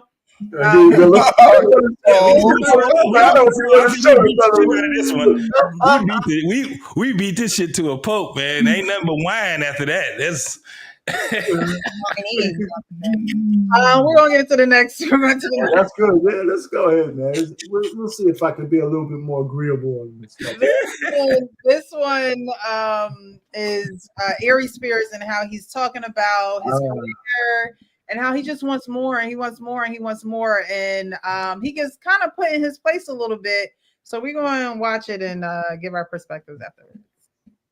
Since a kid that I want to be, I want to be the with the mansion. No, why? How many rooms do you need? It's just always been my dream since a kid that I want to be that dude. I want to be as big as Kevin Hart. But you are that dude. My thing is, in terms of talent and ability, right? But my pockets don't show that. But you know what? Your equation, I get it. But your equation you'll never be satisfied. I'm just going to tell you this right now. I'm going to be real. Hold on. No. What's your number? Stop. What's the number? Your What's equation will never be satisfied. Why? Because some other will come along that'll take and blow the world up, and you'll want to be that. And there's some other and have as talented as you or possibly more, and then you're going to get upset because again you focus on everything that is not you. Hold up. Everything you want. Wait a minute. But not what's in your present space. If tomorrow you got that mansion and that big bag of cash, you think a switch is just going to flip on for you and that you'll automatically be, this is what I deserve and I'm a happy man today. If tomorrow that happened for you. From that aspect of having it, let's say you said, okay, you want your flowers, you're the GOAT, you dreamt of this mansion your whole life. Yeah. If by midnight you move into that mansion of your dreams and you get everything you've ever dreamt about, the money, the bag, the mansion, whatever it is, do you think that you could sit there and be like, okay, I got it, I'm fulfilled, I am happy? I would be happy if I got that plus the things that really matter. What are the things that really matter? I'm not a great father to my kids. Okay, we're getting my somewhere. Heart just exploded. I want to tighten up my relationship with my son. Oof, do that, and maybe the mansion will follow. And as much as I love the woman who I want to marry for the third time, I cheat. Mm-hmm. I with women. Yeah. So I have a problem. So you have holes in your body that not a mansion or a bag of cash will ever fill. Whoa, wait. If I'm going to up, let me up with the mansion. But not saying I want to up. I'm just simply saying that exterior that's what I've dreamt about. That's what I want. Now, if I got it tomorrow, that part I could check off the list and go, I got it. But I still would need that other to be in place too. Which one can you control? Yeah. Why not both? You can't control both. Why not both? How you won't answer that? Do you see? Which Mo, one can ask you- it again. Well, Which one can you control? The surface answer. Or your relationship? The surface answer is the relationship. All right, then. That's not a surface. But listen, what's real. My manager used to say to me, "You want if you ever do this again, I swear to God, What? This with your hand toward, you're doing some sorcery." No. Okay, all right. His quote was, I have it too, dude. His quote was always, "You want to be rich, you want to be right," because very rarely in this business can you be both. And I don't subscribe to that. I think you can be rich and right. No. Is it a harder path? Dave Chappelle is rich and right. He does whatever he wants. But that's says Dave whatever Chappelle. he wants. But Dave Chappelle doesn't have the same circumstances. So when you tell me, hey, he's other women, hey, he doesn't have a great relationship with his kids, then come to me, then step to me. Hold on for a But second. you are, no. Okay. You're telling me you have an opportunity, that you can create an opportunity to be wealthy first here and then see it on the outside. You're trying to get it both at the same time. You're never going to be rich out there. You know why? Because you ain't rich here. No, right, because you're bankrupt. You're bankrupt, Aries. Aries, you're bankrupt. That's a great. But my thing is that's this. a great chapter in a book. No, it's the real. Brother, You're I spiritually love bankrupt. you. You are bankrupt. And my thing is this. You don't have to be. I know you. You're a good man. If you want to be a good father, continue being a good man. I know you, Aries. So don't with me, because right now I'm serious and I'm a little pissed off. No. I'm a little pissed off. You're a good man. You have sometimes too good. You can find out. He's okay. You can. He's an okay man. No, but it's not. This is real. No, but let me tell you something. Listen. Don't go for the outside. It won't make you happy. And thank you for bringing that up. You can be a good father right now. The things that you can be a good man to your wife right now. Whew. Ain't nothing like getting told off by a bald-headed woman, man. He didn't used to be bald-headed either. No, I know who Deborah Wilson is. Yeah, She's used to be fine too. She was fine when Deborah she Wilson. came out. Yeah, most definitely. So he wants all the things on the outside, yet there are things that he can control within his reach that he chooses not to because he wants all of the things on the outside. So what do you guys? You got a lot of insecurities. How would you guys? What is your perspective on the video? Okay, so Aries Spears don't like who he is. It's a task for him to be able to follow the process. What he keeps doing is, and just hearing him speak, he's talking about somebody else's life, right? Aries Spears is 2 years younger than me. You got a couple of more Christmases, homie. It's about over with. I used to look at Aries Spears as a very he was a funny comic and a comedian, right? At one point. But you know, when you hear this man speaks, he talked about his relationship with his child, his son, I think he was saying. He also talked about him being a cheater. So that's why Deborah went off on him, because she was saying, that's why she said, you're bankrupt. Because you have all these things in front of you, but you want the things on the outside of you. This is where it came to the point where I was like, no, we got to love what we are into, right? I'm a comedian. I'm going to try to be the best comedian that I can possibly be. And I'm going to make fun. This shit about to be fun as hell for my life, being a comedian. He doesn't. That's why he is what she considered to be bankrupt. I wouldn't use that word, but I'm just saying from what she... Emotionally, I can say he's bankrupt. I could just say he's piss poor. I wouldn't say bankrupt. You piss poor. Fuck bankrupt. And one of the reasons is because he doesn't like his life. How you gonna end up being a millionaire, and you right there, you've been at the damn doorstep for years, and you can't break through that doorstep. It's because you don't trust the process, my dude. You never trusted it. I'm in a relationship. But you know what I have a problem with? I cheat. I don't have a great relationship with my kids. All of these things he's putting out in the world, and he's saying, I need help, but I refuse to get it the right way, because I don't think and I don't believe that there's a process in everything that I do in life. This is what a lot of men end up being. This is why you got a lot of men that end up hating on other men, because they're so enthralled in what they want on the outside and not looking at all of the currency and value that they have here and how they can make that better. So for me to sit back and I tell all these folks, and I'm talking to these folks, you gotta understand too, this dude drinks, and he drinks heavily. Could that possibly be a problem, Aries? Nah, nigga, because I only drink a little bit. See, that's what we do. Shout out to the crack era, right? So when we're talking about these things that we want as men, it's taxing on us when we can't be successful according to us, not according to everybody on the outside, according to us. According to him, he has never been successful. He has did some great things, And that man don't even find currency in that because he's looking at what Kevin Hart is doing. He's looking at what all these I ain't got the mansion. The mansion is overrated, bro. Most of these motherfuckers ain't living in mansions no more. They living in regular ass houses.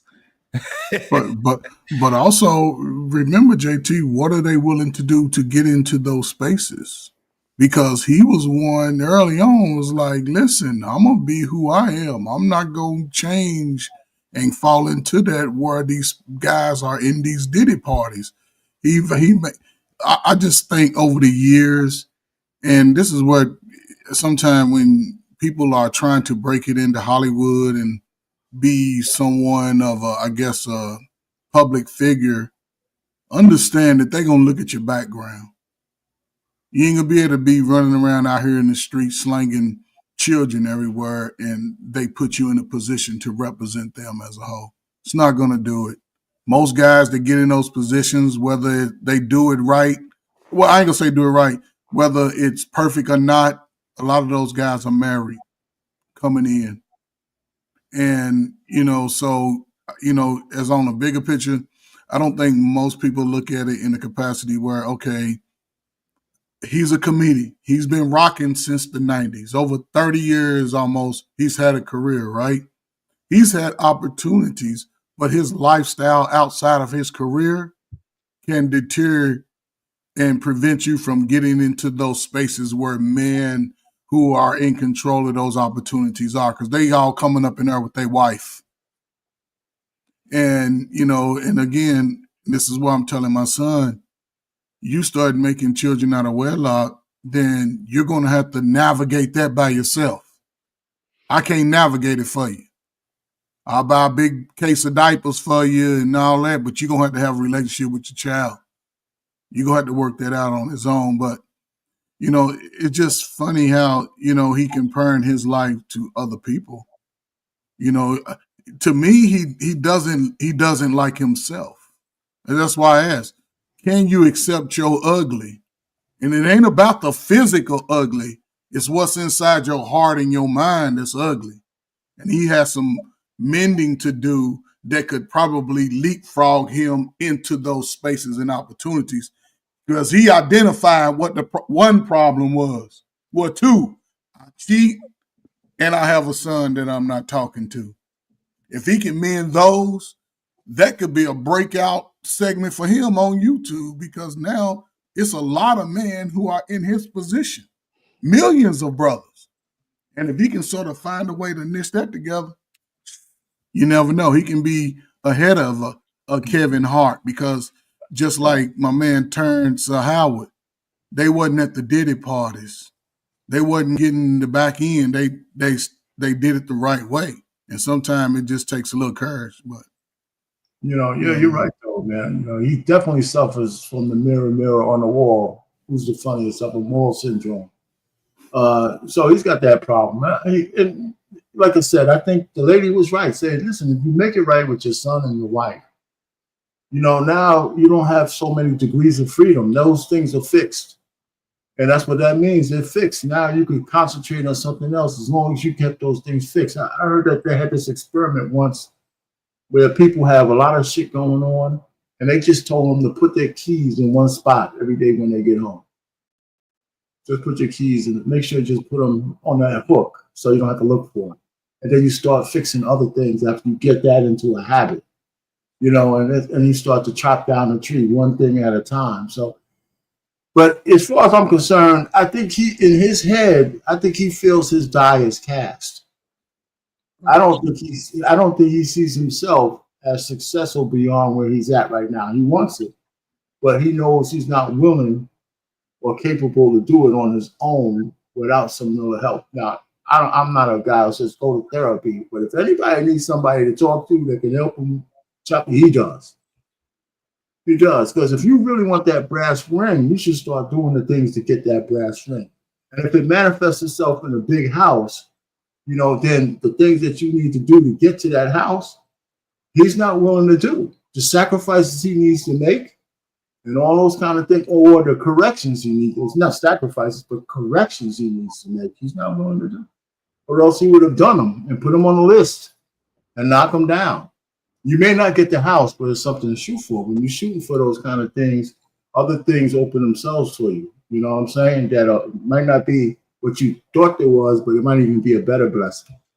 So I don't know, man. You know, I never thought he was all that funny anyway, but no, he's making a living out of what he does, though. But he's like, when he was on Mad TV, that like, you know what I'm saying, like during that time when I was coming up and Mad TV was cracking, like, you know, he was it.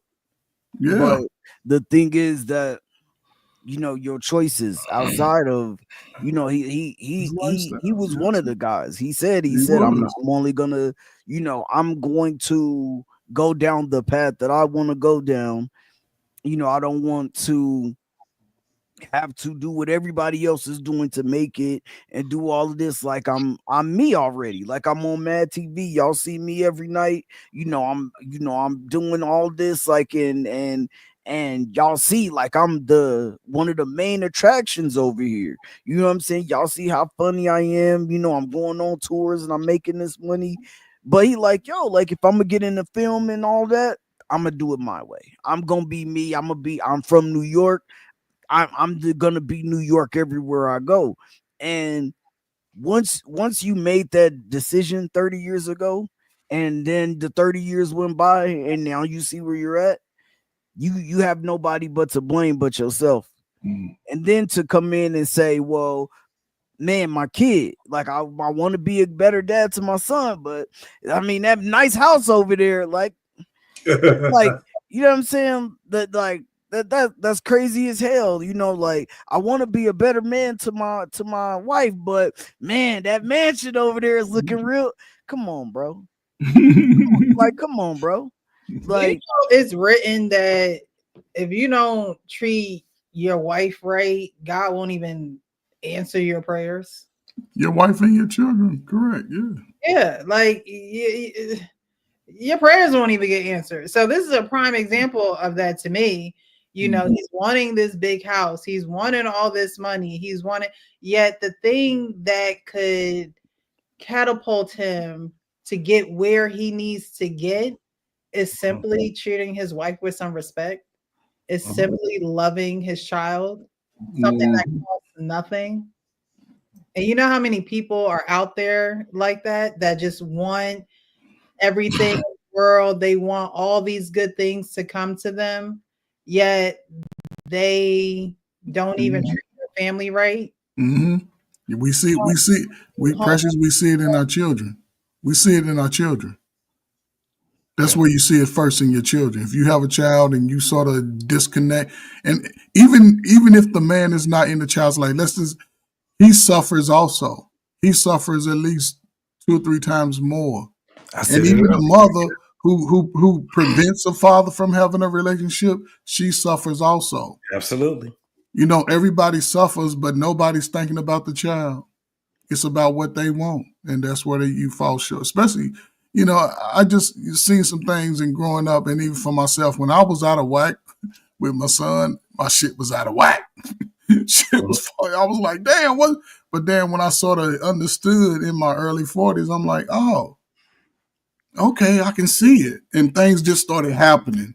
Yep. You know, just blessing after blessing, like, oh, okay. And I wasn't, you know, caught up in like, oh, now I'm doing this. No, I'm quiet as a mouse.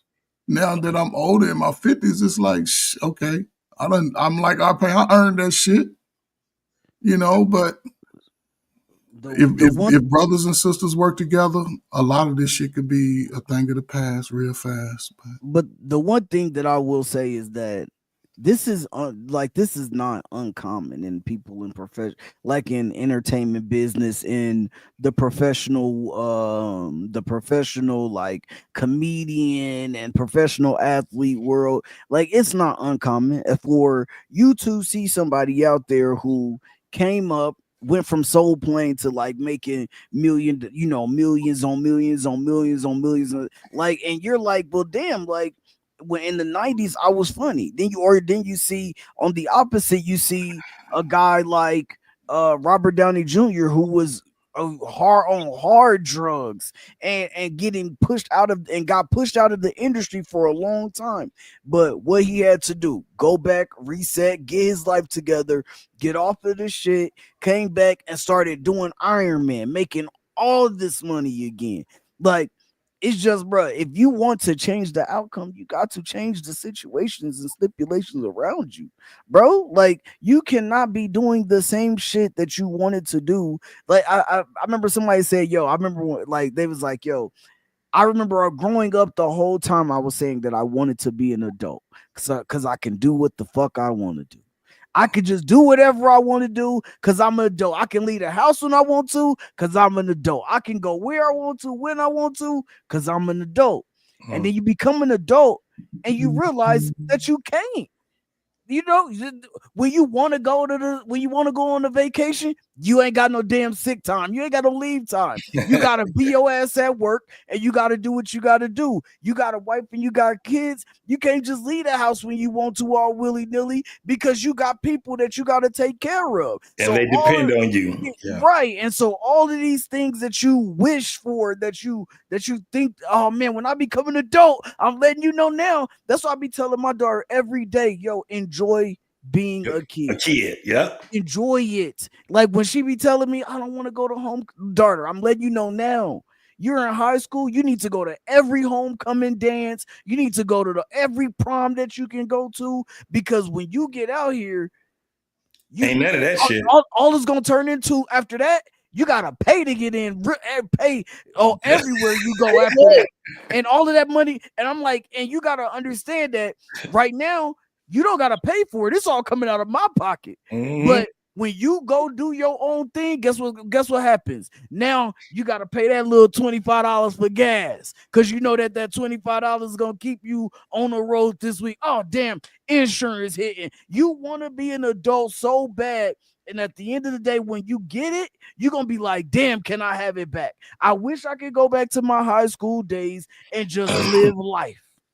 You know, I told my daughter the same thing, my youngest daughter. I said, you do understand that you're going to be an adult way longer, God willing, way longer. You're gonna lap those kid years. You're only a kid for a very minute time compared to being an adult. And it goes by quick. Yeah, and it goes by very quick. But we can't see, because I remember somebody was telling me that, right? And they was like, this is going to go by fast. Bro, they ain't lying. They're not lying when it comes down to it. And the thing is this, with people like, and I know that it's not about Aries Spears, it's about the mindset, right? It's about the mindset. So when you have us as adults, a lot of us, we do not get to the next level. 50 years old, and I'm still thinking like a 22-year-old. I missed every train that was going past me. I missed every opportunity that I actually had. I missed all of those opportunities because I was thinking that these things that I was getting myself enthralled in was an opportunity, but they wasn't. This is where when we start talking about the maturity, right? Maturity is about just being aware, right? Understanding the process. And then there's this thing called, what you guys were saying tonight, revelation. Understand where the message is, right? So you can get to the next level. So the most of us, we won't get to that next level because we keep ignoring the process. We keep ignoring the things we got to go through. And everything takes some level of pain. Some level of pain that we got to go through. Something has to break us so it can make us a different version of us. That's why. That's why when I say it, and a lot of other brothers say the same thing. That little kid that we have that was back there, we got to get him off our back. We can't be that kid anymore when we are going through the things that we're going through in life. We have to learn how to have the tools that was given to us. Sometimes we acquire them on our own. Sometimes they're given to us. But we all have those tools. A lot of us just are not conscious enough to be able to use those tools. It's like I'm a mechanic. I'm just using that whole thing where I had a toolbox, a $5,000 toolbox, right? And every tool that I had in that toolbox, I've always used them. Every tool. I'm talking about, and I had a lot of tools. Anything from ratchets to wrenches to splicers, to everything. I used those tools, right? And sometimes I had to invent my own tool. Sometimes I had to, because I'm like, none of this stuff is there. A lot of people, if you engineer or mechanic or anything that's in that realm, you understand what Snap-on is. That's a hell of a motherfucking brand. Snap-on is the shit. Snapple, it is good. No, not Snapple. I'm just joking.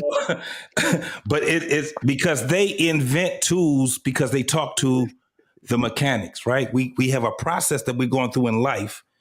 And if you talk to the right person, they're going to give you that tool. Sometimes we have to tell someone what our problem is in order for them to even be able to talk to us. And sometimes they give us the insight for us to invent our own damn tools.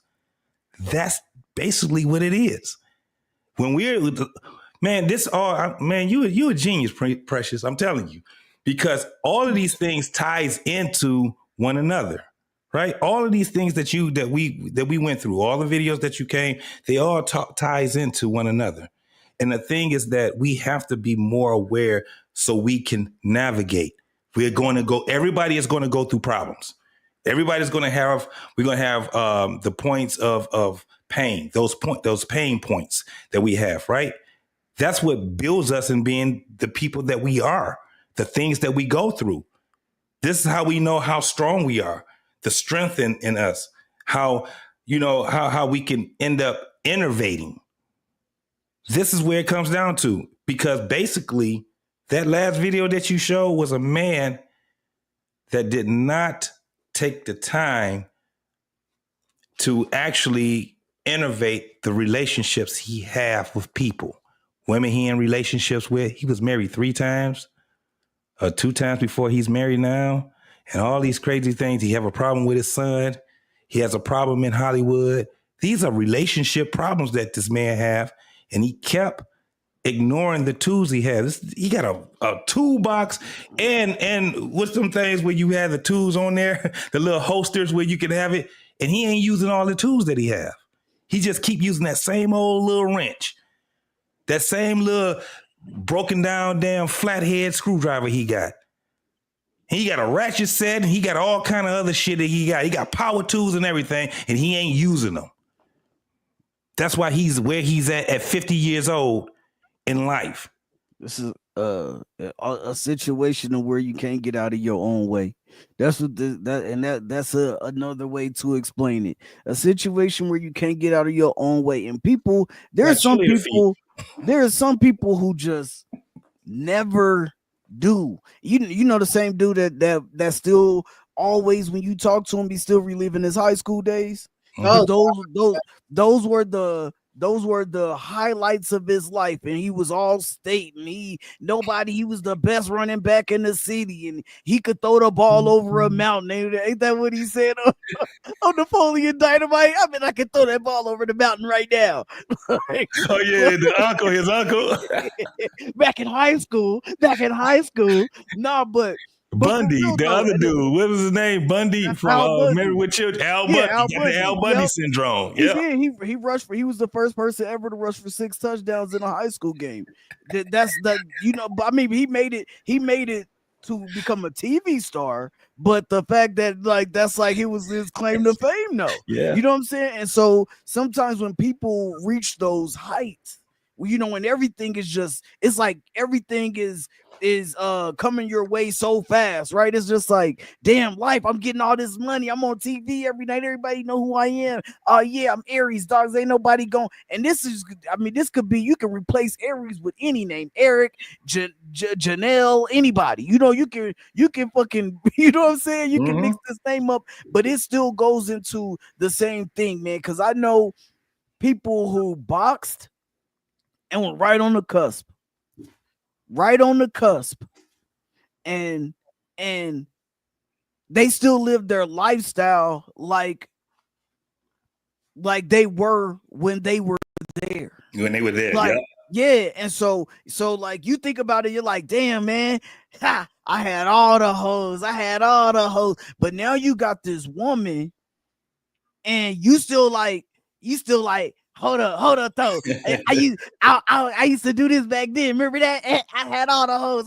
I still got all the hoes. Like you just don't want to change. You just don't want to get out of your own Still way. that same person. Yeah, it's like, so you still living like you were still at this high point, and you never get the hunger back to go get what you really want.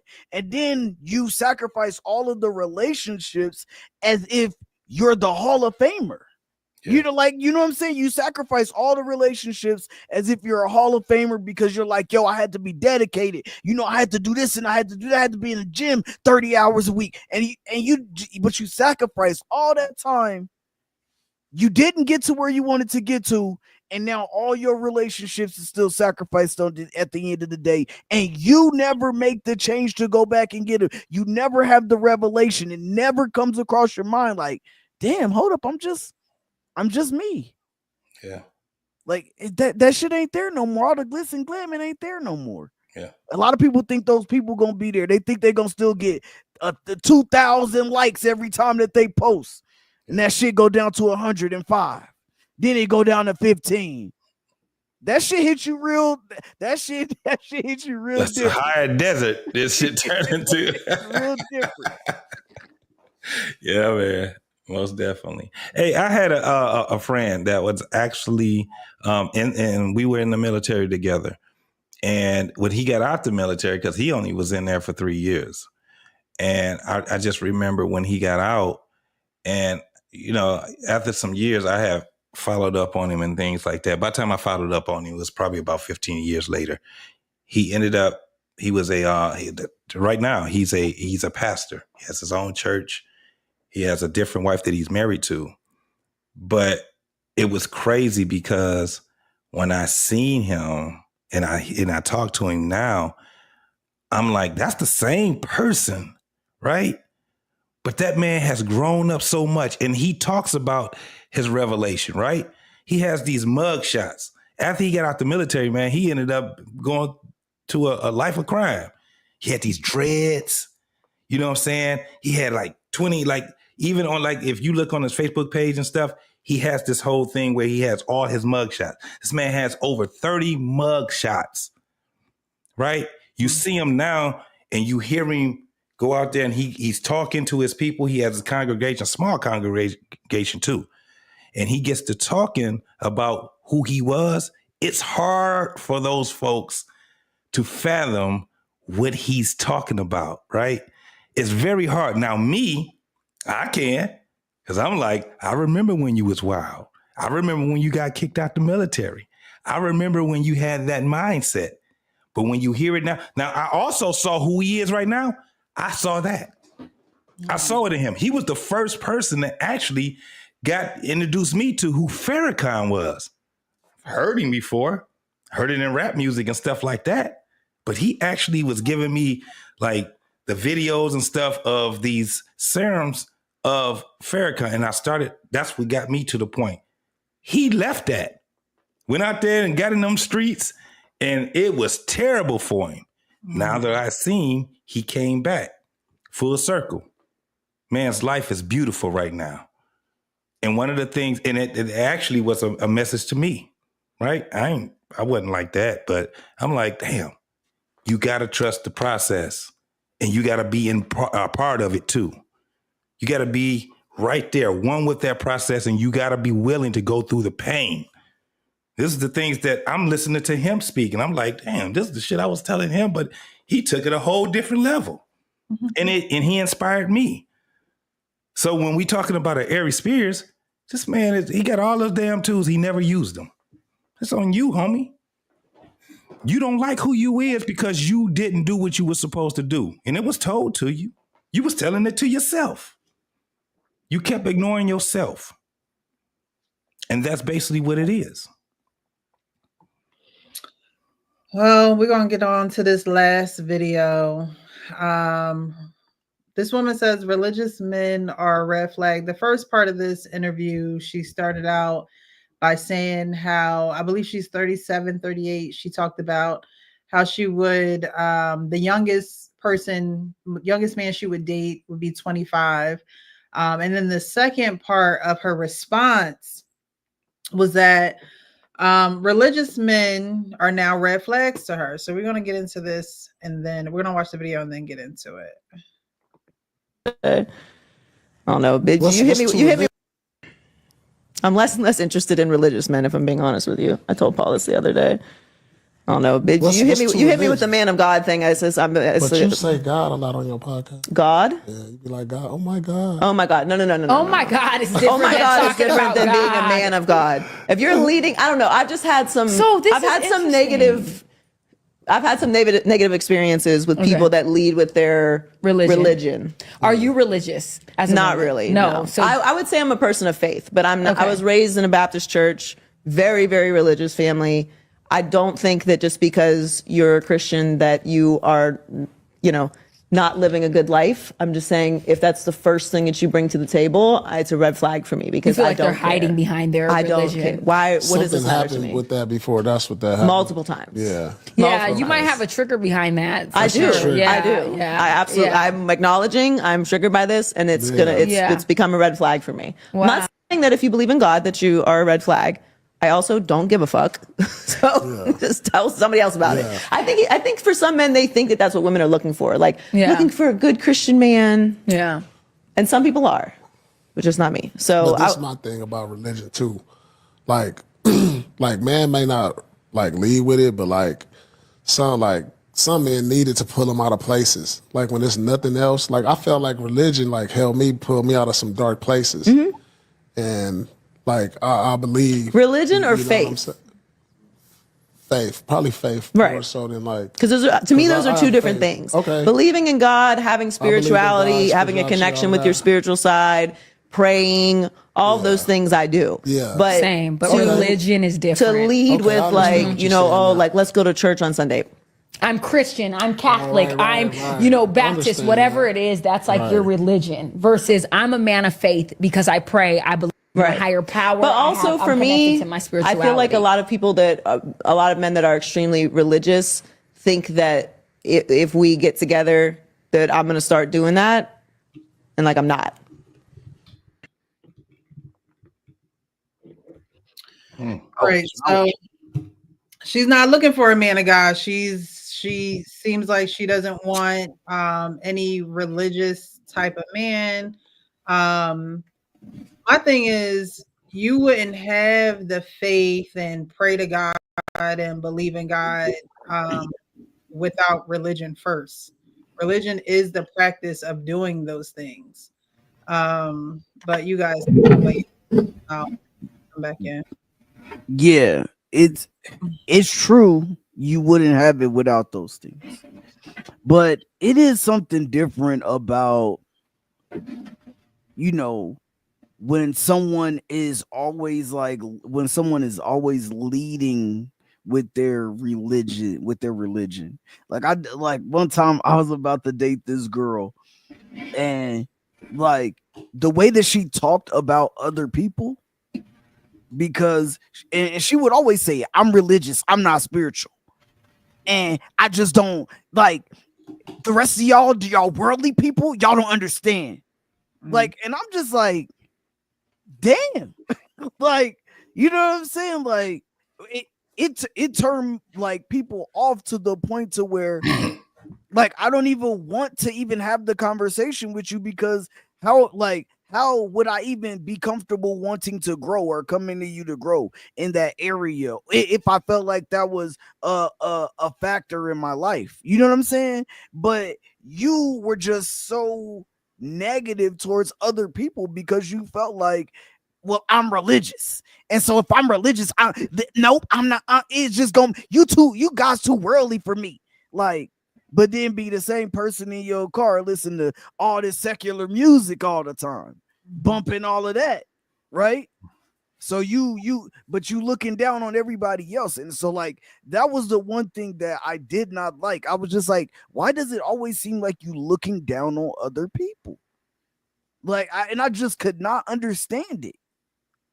You know what I'm saying? Like I'm like, you can be and practice whatever you want to practice, and you know, if you believe in that, if you believe in a higher power, you believe in, you know, the Lord and Savior Jesus Christ, you know, you believe in, you know, you believe in your, you know, the was it Muhammad, and you believe in these different people who are all God, right? But it's just like the fact that every conversation was like negative. I just could, like, I was like, I can't see myself doing it. And it wasn't, you know, and so it kind of just turned me off. Like, I'm like, damn, like, you know, even if I wanted to go back to church more often, like, you made me feel like, because I don't go to church often, that now, like, I'm the worst person in the world. You're better than me. And like, it just is what it is. And you're better than everybody else who don't go every Sunday, because you go Sunday, Monday, Tuesday, and Thursday. Like, so it was a big turnoff. So I can get where she's going with that. And I'm not saying that was her, you know, maybe that wasn't her situation. I just know it was my situation, and it only happened once. I was just like, yo, I can't do it because of that. Like, it just was all time, every day. I can't remember one positive conversation that we had where she was positive the whole night about any different topic that we would talk about. And I just couldn't do it. That's Joy Taylor, man. Joy Taylor is embroiled in all kinds of. First of all, this quote saying that she needs to get banged out every day, and she was having an affair. Allegedly, she's named in a lawsuit and all that. So they took her off the air, and she was messing around with a director from ESPN. Is it ESPN or ESPN? FS1. FS1, right? And and she was talking to another lady, and the lady told on us, and she said to the lady, "Yeah, if things go bad, that's when I put the lawsuit in against that guy." Said he. So she is definitely for recreational use only, and she admits it. But see, so she ain't looking for anything other than to have some fun. I mean, she says some of that stuff on her own. But yeah, but as far as religious, I know why she don't want nobody religious. Yeah, so she's being honest, I guess. But there's a lot of women like lately online, and it's been more and more and more ladies coming out just saying that religious dudes are just they're religious. I'm just telling you. Like, I didn't hear what you said, Frank. I'm saying that there's been it's been like an uptick, and like you probably can check out all these different videos on YouTube. What did they say about religious dudes? They're just saying that they are like that they feel like they are red flags because. Did they say why? Yeah, but I mean, I of course I haven't watched every video. I'm just saying that they were just all just giving stories about how either like he was, you know, super, he can like where it was like, I don't even want you to talk to your family. Like he was super controlling in that way, or he was doing these things that made her be like, damn, but hold up, aren't we supposed to like love and cherish our family and all this? And no, you don't talk to your family, you talk to me. You know what I'm saying? Things like that. I saw that too. Yeah, I'm just saying that there has been an uptick in talk about it. But let's look at the reality of it, right? Over the last 40 years, most black men have separated themselves from the church. It's not very many solid brothers running around in that church. And the brothers that do go like that, who they may be referencing, they understand that they can go there. It's two sides to that, JT. You're right. The brother they talking about, just like the preacher, He understand. I can run through every damn thing up in this church. And I can, but not a lot of brothers are in the church speaking that type of way. It's very few. And the ones they do it, they recognize that they can run through the church like that. So the fact that they speaking like that, because it's amazing because women don't believe in the Bible or the religion. I don't think most women believe in the religion because they don't follow the laws of the religions. They dissect what they want to work for them. They don't follow those laws of those religions. Like and most brothers, whether they believe in a religion or not, they try to follow some form of the law. The sexual part, they don't understand it. But most guys, even if they don't understand it, they ain't got nobody throwing cake at them every day and all day. You understand that there's work to it. But I'll say this about my own mom, man. I love her to death. Yeah. My mother could go to church when I was a teenager. She would go to church. And I guess I could, looking back now, and I guess I can see the stresses of being married to my father. She could go to church, come home at 2:00 and curse all of us out for 20 minutes. I used to be like, Mama, you just came from church. And my mom was on the nurses guild, but she still didn't tell us, I hate you little ugly motherfuckers. Y'all ain't shit. She didn't ever say that. She just got upset because she gave us expectations and rules before she left and we didn't follow through. So she had the right to be in our ass. But the fact that she was coming from church. But today, most women that out the modern style, they'll run around all week, go to church, think that that erases everything, but they still don't pour back into their children. After they done, the preacher gave me a good word today. And the preacher's going to always only talk about the enemy. Who's the enemy? Why are we going to church every day, giving our hard-earned money and then we still having some of the worst results? It makes no sense to me. We got some of the worst results when it comes to our children, our lifestyles, and religion. We follow Christianity. This is I could be wrong. It's made to keep people subjugated. Mm-hmm. Most people are good in heart, but when you start believing certain ideologies, most people are not good in heart. Well, yeah, I believe they are, but it's about what they learn too. It's about what they taught. We're all dirty. Most of those bad things are learned behaviors. Right, we're all dirty, filthy rags. We all need the grace of God every single day. Most young kids ain't out here just going crazy. Motherfuckers go. That's crazy. But so when she was saying the difference, she was saying that she's not religious, but she's in faith and all of that. They're very similar to each other. I mean, if we look at the definition, religion, the belief or worship of a superhuman power or powers, especially a god or gods, right? And then you look at the faith, the complete trust or confidence in someone or something. And then there's a number 2 to it. And it says the strong belief in God, again, belief in God, in the doctrine or of religion based on spiritual apprehension, rather than proof. It's the same thing. They're both are synonymous to each other. That's the whole thing. So when someone tries to use this as two of, I'm not religious, but I have faith, that's bullshit when they saying it. Going to what you were just saying, Frank, when you say that, because I've seen it also where you had these women that are talking about this whole thing of being these religious guys have red flags, right?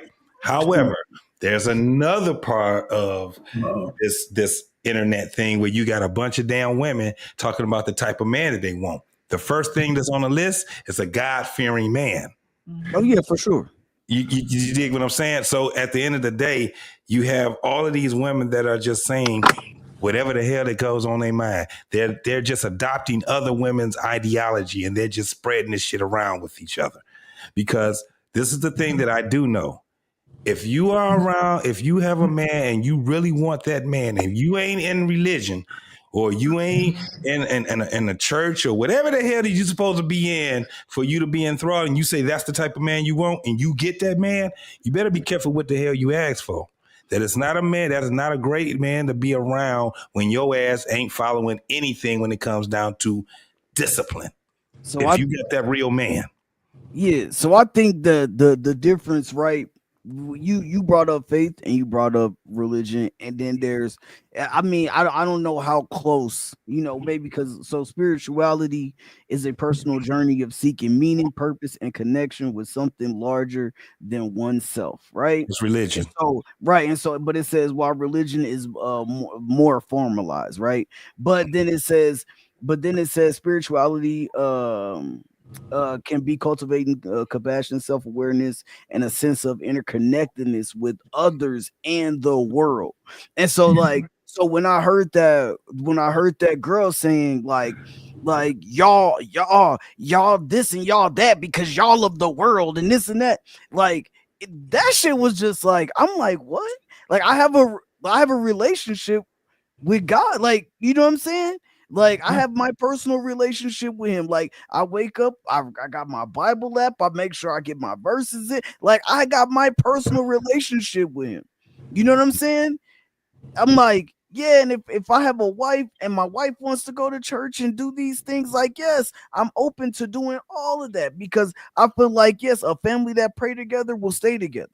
You know what I'm saying? All of those good things. You know what I'm saying? I'm just saying that at the end of the day, it's like when you're coming off as I'm like you're judging everybody is where that shit threw me for a loop, because I was like and I guess sometimes you would see that when you were growing up, you know, when Arlene walk in with her hat and everybody like, look at Arlene again with her new hat.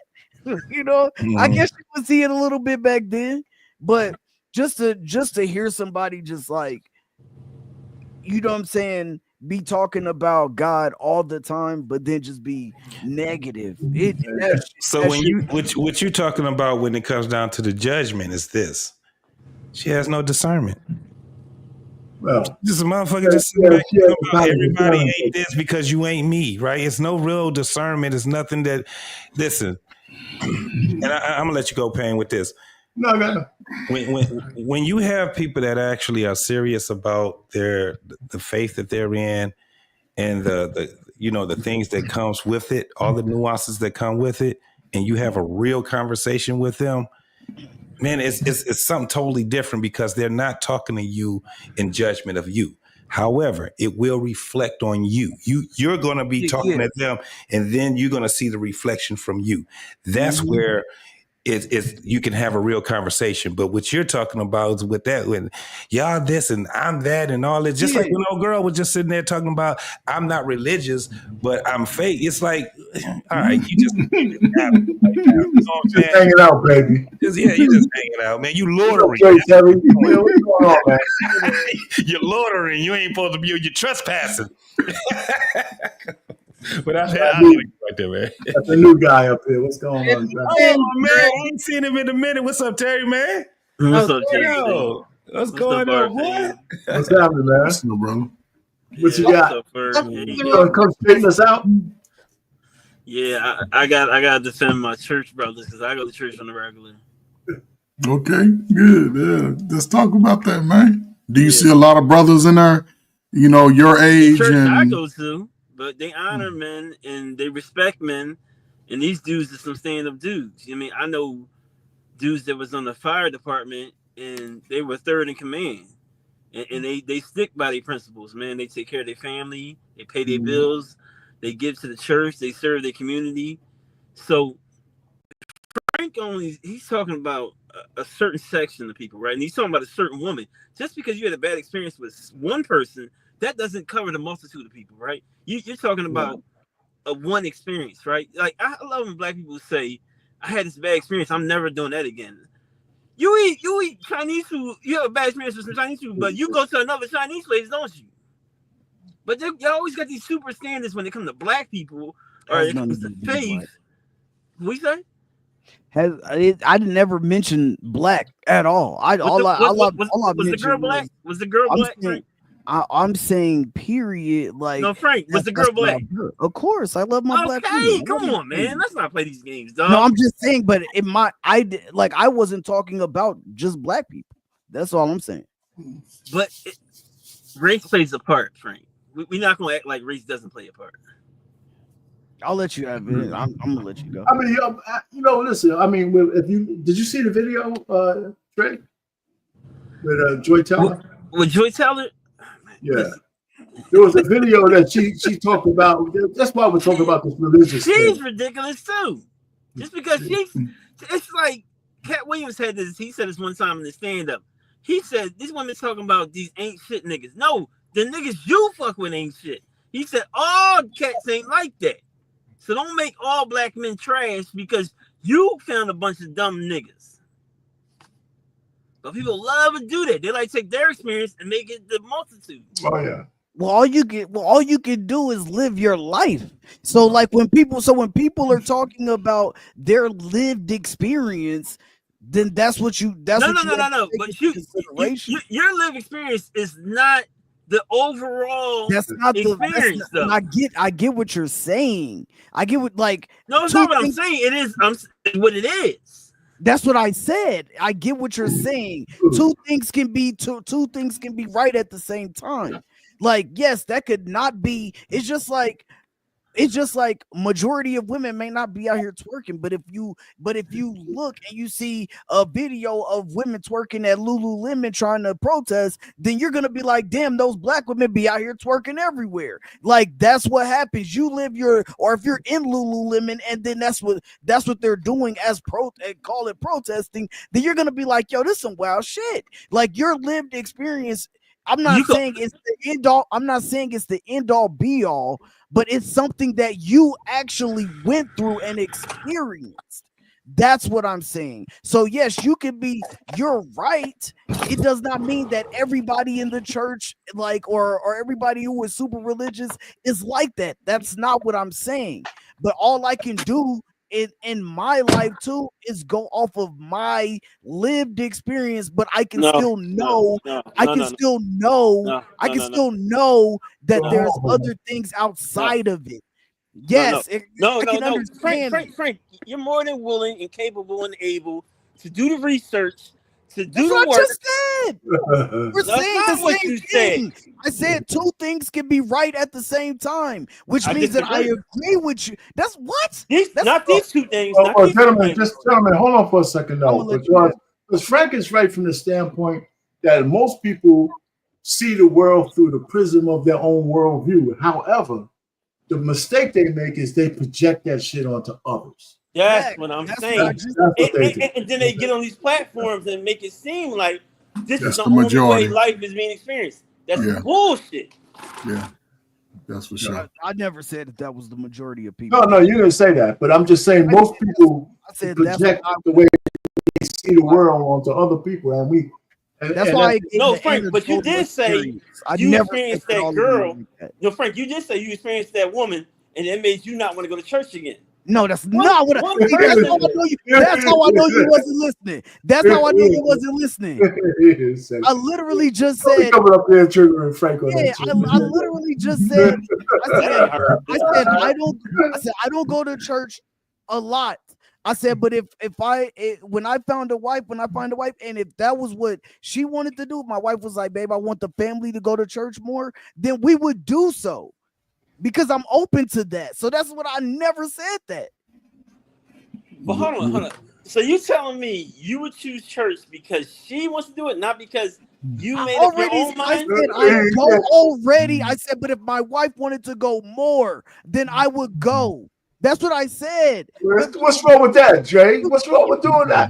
I don't think you should do anything just because somebody wants you to do it. I think you should be your own mind. Hold on for a second. Let's examine that. If you're going to be in a relationship with anybody, I'm just getting on your case. You end up, listen, if you're forcing your way to do it, that's one thing.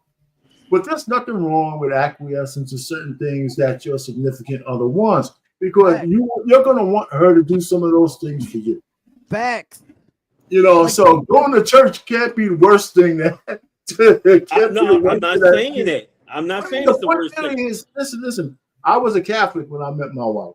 All right. And before we got married, I got baptized as a Baptist. And for me, it's only one God, right? I'll dip myself in the water, man, just for the hell of it, you know. And, you know, because so that's how I looked at it, right? So I got put on the thing, got dunked down and baptized but as a Catholic, I didn't have a choice. As a Baptist, I had to make a choice to get baptized. So that was a different. So me and the wife, we're Baptists together. We've been going to the same church for our whole marriage and the whole kind of 9 yards. She works at I don't mind doing something. She wants me to go to church more. And so it sometimes it interferes with football season, and That's how you gotta football fan. Y'all can watch online church before the game. Come on. Sometimes it would bleed over 1 o'clock, man. I gotta get to the sports bar and have my But our people have been through so much. Are we just trying to live or are we trying to thrive? So you mean we got to go to church to thrive? No, I'm saying you take yourself through experiences that you want to do.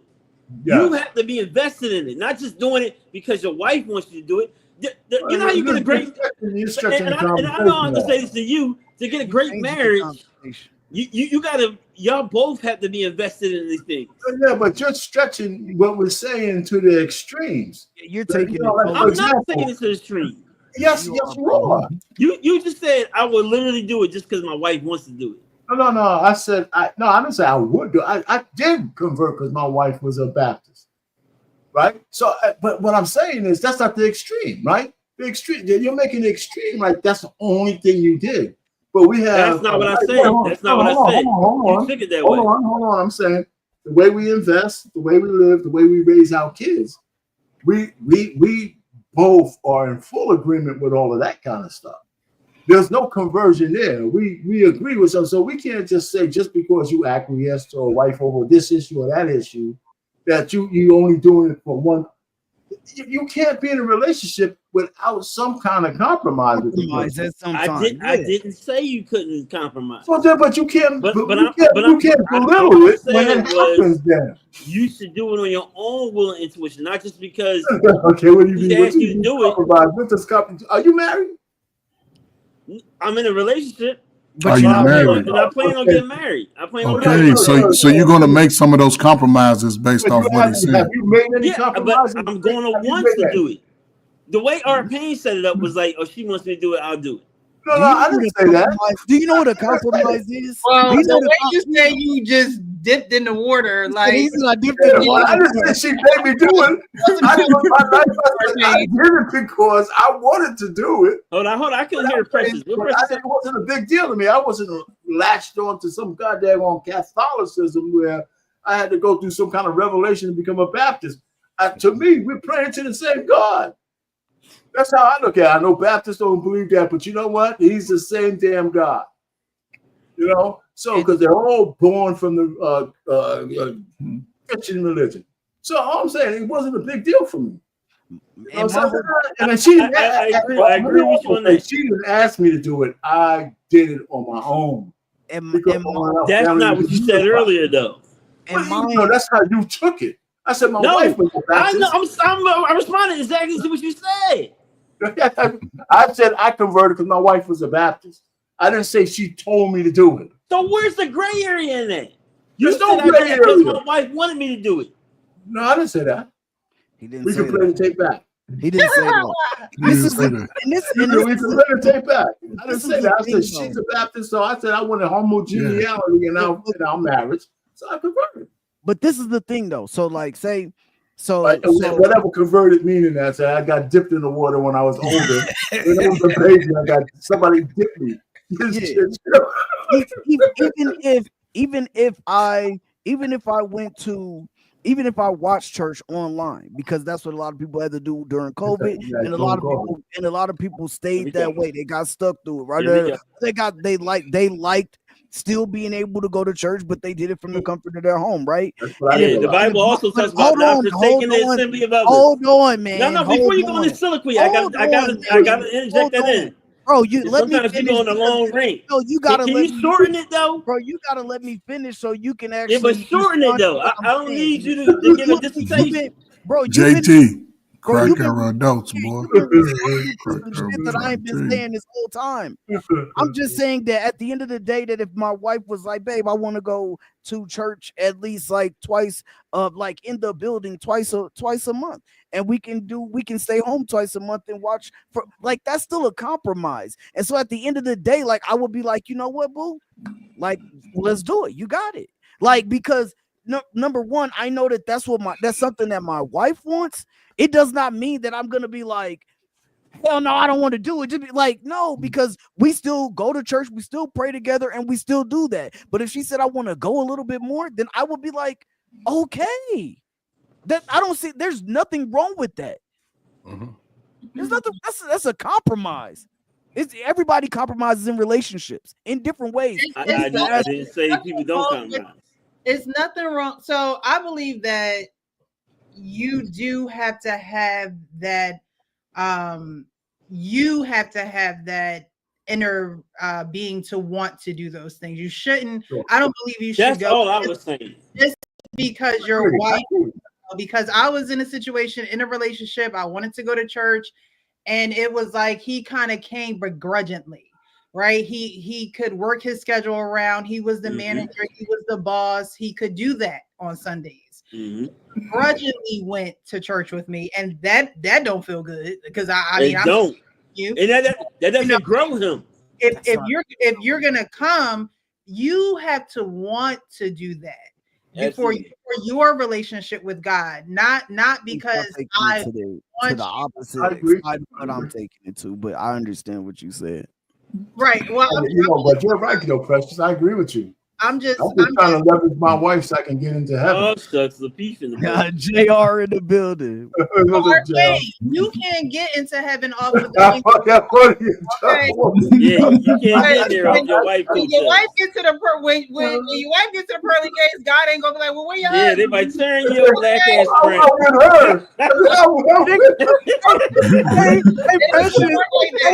Hey, Precious, they gonna be like, okay, ma'am, come up. Sir, we gonna talk to you over here, bro. Yeah, slide to the other line real quick. You're in the wrong spot. You come this way.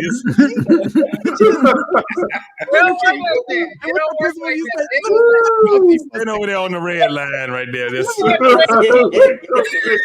Don't worry about the door underneath your feet. Don't worry about that. Get in that line with Brother Frank and Brother JT. Y'all you get in that line with them. Why you gotta throw me over there, dog? That's why.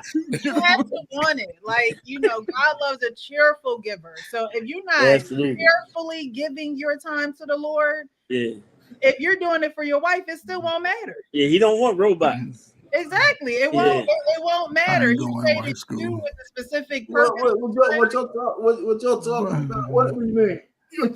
But does I've been looking for a robot. Okay, so I have a question. Yours, bro. So I have a question real quick, right, in reference to what we're talking about. Can a man go directly to the source, the word himself, and they meditated together in their own home without going to the church? Of course, because and they move according to that. Because the Bible also talks about not forsaking the assembly of others. Right, no. but you also you also are supposed to be the church. The church is a building, right? It's a building with four walls. No, the church is the people. It's not the building. Yeah, right. No, well, what I'm saying is going to a place called the church is a building, but you are the church. The people are the church. So absolutely. Do you have to necessarily go? I would say you should fellowship with others and not say that in the word. But at the same time, if you share that with your wife, your significant other, it's the same. Just like if you was learning education and you never went to school, you won't get the same experiences if you went into an institution and then you can learn from other people's experiences. You're limiting yourself when you stay in your own little bubble and you're only taking from your experiences. You don't have enough knowledge. It's not enough in you to grow you to where you need to really go for greatness to come out. I agree with that. I agree with that. I do agree with that. There's a difference between online school and going to the campus. It just is. Absolutely. It falls in line with leaning to your own understanding, and that's all that you are. Right. That's all you know. That's all you know. You learn different when you're around people. Right. There are people who will verbally give their testimony that can touch you, where you're not speaking your testimony, but yet you get a revelation from someone else. So there is a difference. But the law is the law. It's unchanging. It's how you interpret those words. The Bible is written as it is. And if you follow that law according to the law's plan, there's going to be ebbs and flows as you reach your blessings, as you get older. Get around the right people to interpret the Bible. But again, our modern technology, our modern people, they should have more access to be able to dissect that. And sometimes when people are in a position to where they are reciting the word, they give a skewed version of it, and it misleads a lot of people into believing. People are flawed. What are you talking about, Coach Bird? Just like you're in the military, you'll get some instructors that do their own thing. But again, you still had the law. You still had that manual regulation too that would always give you the correct answer.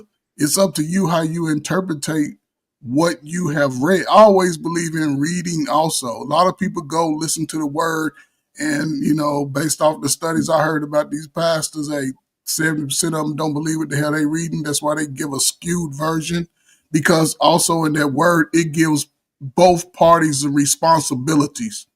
And we know people getting that word ain't following their responsibilities according to the law. That's why we ain't getting married no more. That's why we having partners, and that's why we having all of these extra things outside of what the law says. So they doing what the hell they gotta want to do. introduce your two gentlemen over here, Precious. Welcome, JR. Welcome, Darwin. Sorry you were in the back so long. We were up here having this discussion. I didn't even realize you were back there, so I apologize. But welcome to the show, guys. How are you? I'm fine. What the hell is y'all talking about? Let me play the video once more. School. Oh, I think I heard of this. Yeah. I don't know what it's not playing. Yeah, I don't know why. I think I know what. Oh, just refresh it again. Take it out and bring it back up. I'm less and less interested in religious men, if I'm being honest with you. I told Paul this the other day.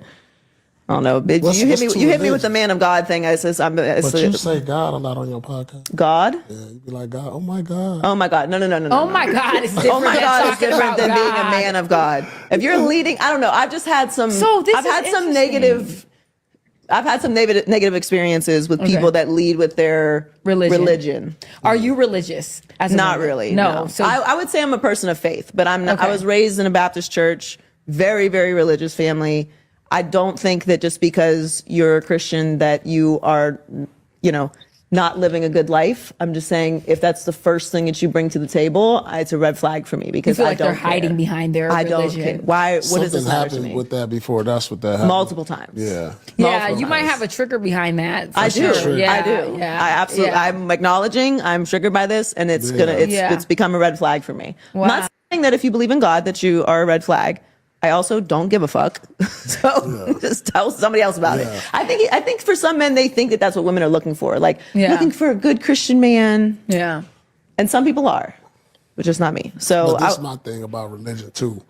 Like man may not lead with it, but some men needed to pull them out of places. Like there's nothing else. I felt like religion helped me pull me out of some dark places. Mm-hmm. And I believe religion or faith.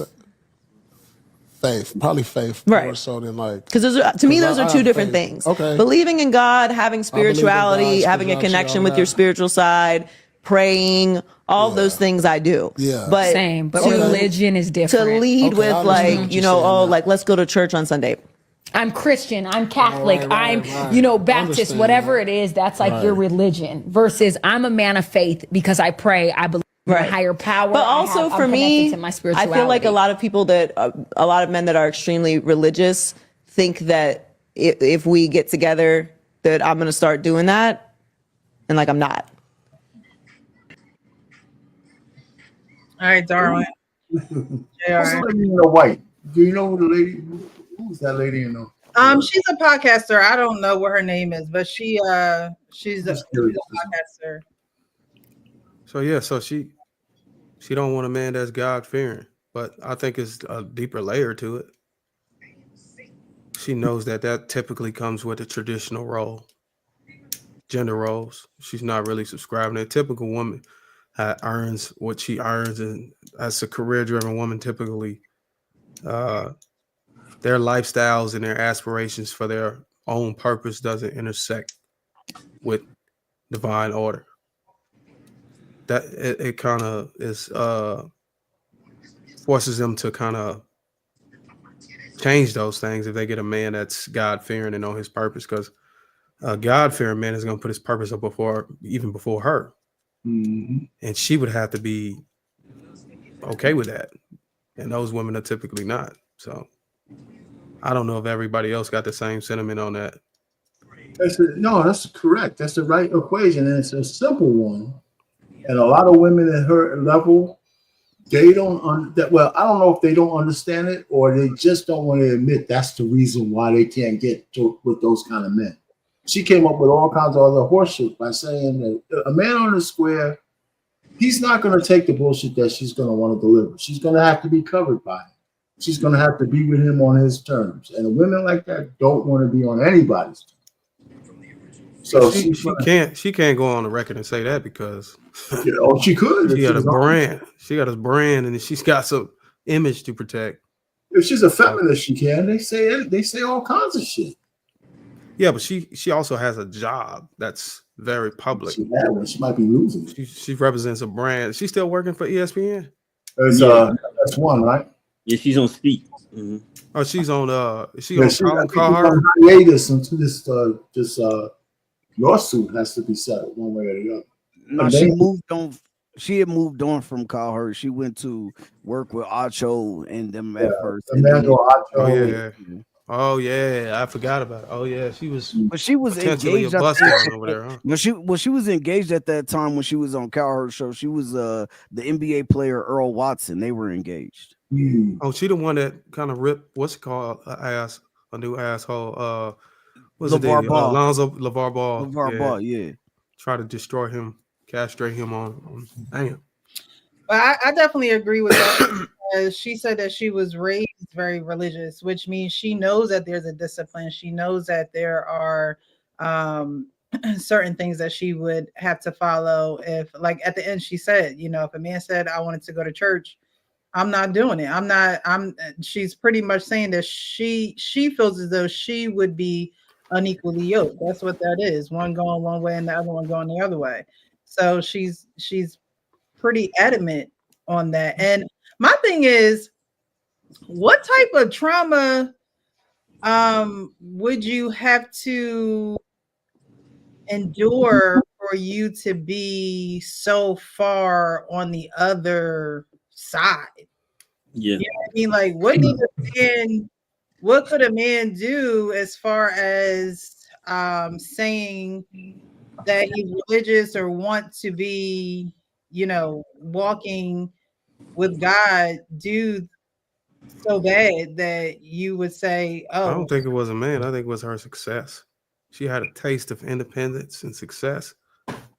And it doesn't intersect with divine order or anything a man of God or a God-fearing man would, the type of dynamics he would impose on a woman in a committed relationship. Once a woman get a taste of success and independence like that, and she got her own stability, and she ain't got to answer to nobody, it ain't a matter of trauma. It's just a matter of having a taste of that. I honestly think she was lying about the whole trauma thing. And I had to tell my mother this for my oldest son. My oldest son, he's 20 now. But what he was so smart and intelligent that if you gave him an out, then he would use that. So I didn't want to really give him no ideas. If you pay attention to that conversation, I believe Paul Pierce associated with some trauma, and she just ran with it. So I don't believe that she really believed that. I'm aligning with how Darwin feel about it, and some other folks may do. I think she just didn't want that structure. That she had 1 foot in, 1 foot out. I think she wanted to be more so on the side of saying that I believe in something versus not saying I'm not a believer. Because whenever you come into a household that's ran to be traditional, you have to act accordingly. There's a certain way that you have to be, and I don't think she wanted that at all. I think she wanted to keep doing whatever it is that she wanted to do at her own terms. She wanted to have the control. She wanted to have the leverage. So I think that's what she fears. That somebody is going to take that control from her. And I've talked to a lot of women that have that. I don't know what happened in their past, but she's not the only one. We see this all the time. The Ellis Ross syndrome. She got the Ellis Ross syndrome. Same thing. Typically whenever you've been by yourself for so long, you've gotten used to living your life this certain way. And so your peace, how you navigate, how you move around, you used to just coming and going as you want with nobody telling you what to do, how to do it. But people that have not had that, they just say that though. Why can't they just say that is I a have a different definite. perspective, but I'll go after Sean. Well, that's what you guys are saying is because of, Hold on. Was JR, were you done? Yeah. I was kind of finishing up a little bit, man. I don't believe that they are aware, and this is not the only time. Think about, I've literally talked to somebody and caught them in the act of lying about something that was just concrete, and they just refuse. Even with the evidence, they just refuse. And so I'm looking at them, they're looking at me, and I'm like, this motherfucker is crazy. There's nothing that you can tell this person that's going to have them thinking anything else in this moment. And it's like, you just really can't explain it. So from that point on, I just said this is just how some people are wired. Some people are going to be better at accountability than others. And some people are just they're going to die on it. My son died on it. I had that story when he ate that damn lobster tail that was in the fridge. Nobody was in the house but him. And I tore his ass up, man. I tore his ass up. I felt like I was beating Jesus. And I looked at him like, damn, if I do anything else, they're gonna probably call me tomorrow at school. So I need to just relax because I don't know what is wrong with this dude. He just don't want to admit it. So when you see this in real time, that these things happen, and you just gotta stay away from them people. Doing people that you just gotta avoid, because if you run into a situation I feel sorry if you marry somebody and you discover that later. Oh, yeah. White School. Welcome, White School Podcast. Welcome back, Sean. Hi. Thank you. Let's hear what the hell you guys. Excuse me? Exactly. And this is what I'm talking about. So, and you know what I'm saying? So it's like sometimes men, they can misuse their leadership. Sometimes they're not using it in the right way, and they'll save it under the guise of I'm God-fearing, but you're really male chauvinistic and you don't really know how to lead. You don't know how to love your wife. I was on a panel with OJ Speed. He said that was his problem. He did not know how to love his wife correctly, but yet he operated as I'm the provider, I'm the this, I'm the that. But yet your whole household is crumbling underneath you. Your first ministry is your home. And sometimes you don't even know how to minister in your own home. And you wonder why the kids over here, the kids over there, because you're really not submitted to God. I know it was weird, but you want everybody submitted to you. And I see this all the time. And I see that some women, just in relations, they probably don't want to choose somebody that is like super duper uber religious is because they don't really have a steady relationship submitted to God themselves. You know, they're not fully like, well, I still want to shack. I would still want to, you know, have fun over here. So I'm gonna get somebody that's kind of like in that line, because if you really have a person that is God fearing, he's going to hold you according to the word. And y'all supposed to be in agreement to that. So right now, I don't feel like doing that right now. So I'm going to choose somebody that's a little bit lower than that. And it might come butt you in the butt later. It could. And also myself, I had the same thought at one time, because I seen what some Christian men can do to their wives and totally think that they're doing the work of the Lord, but they're not. Totally stepping out on their wives, cheating. And these are men that you say are God-fearing. And you guys do that a lot too. You guys step out of the home. So let's not act like it doesn't happen. It does.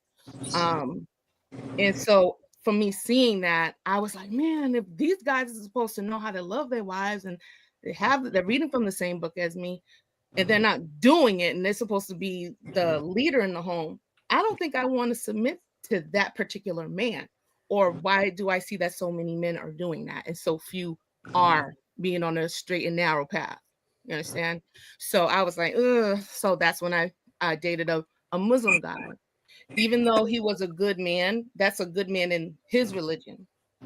We bumped heads because I was like, oh man, you know, I can make some concessions for him and acquiesce, but it never panned out. Why? Because we were just two different religions. Even though he was a good man, it just didn't work. And I thought, okay, let me try something else that's not in the Christian. But no, it doesn't work. Even if you wanted to. Why would you do that? Didn't you not just hear what I just said before? You dated one Christian man, and he just weaned you off of all. No. It's not that. It's stuff what you witness. You don't have to date somebody to witness what goes around you, because do we not fellowship with these people? Do we not? So you made a critical selection based off of the experiences of your surroundings. Yeah, and personal experience. But okay. But I didn't marry this person. I just wanted to see. Were you Muslim? Were you Muslim? Oh no. You were Christian, and why would you? That's what I was saying. Why would you? Yeah, but I'm saying why would you date someone? What the lady said. Were you looking to be? Were you looking to be Muslim?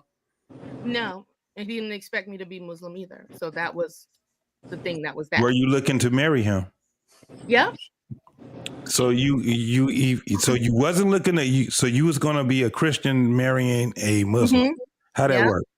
That happens all the time. Yeah, it happens all the time. A lot. So that's what I'm saying. A lot. So, but how she's phrasing it is just how I was trying to move. I was trying to move outside of being in that religion. You enjoy too much credit though. What You're saying is not where she's coming from exactly.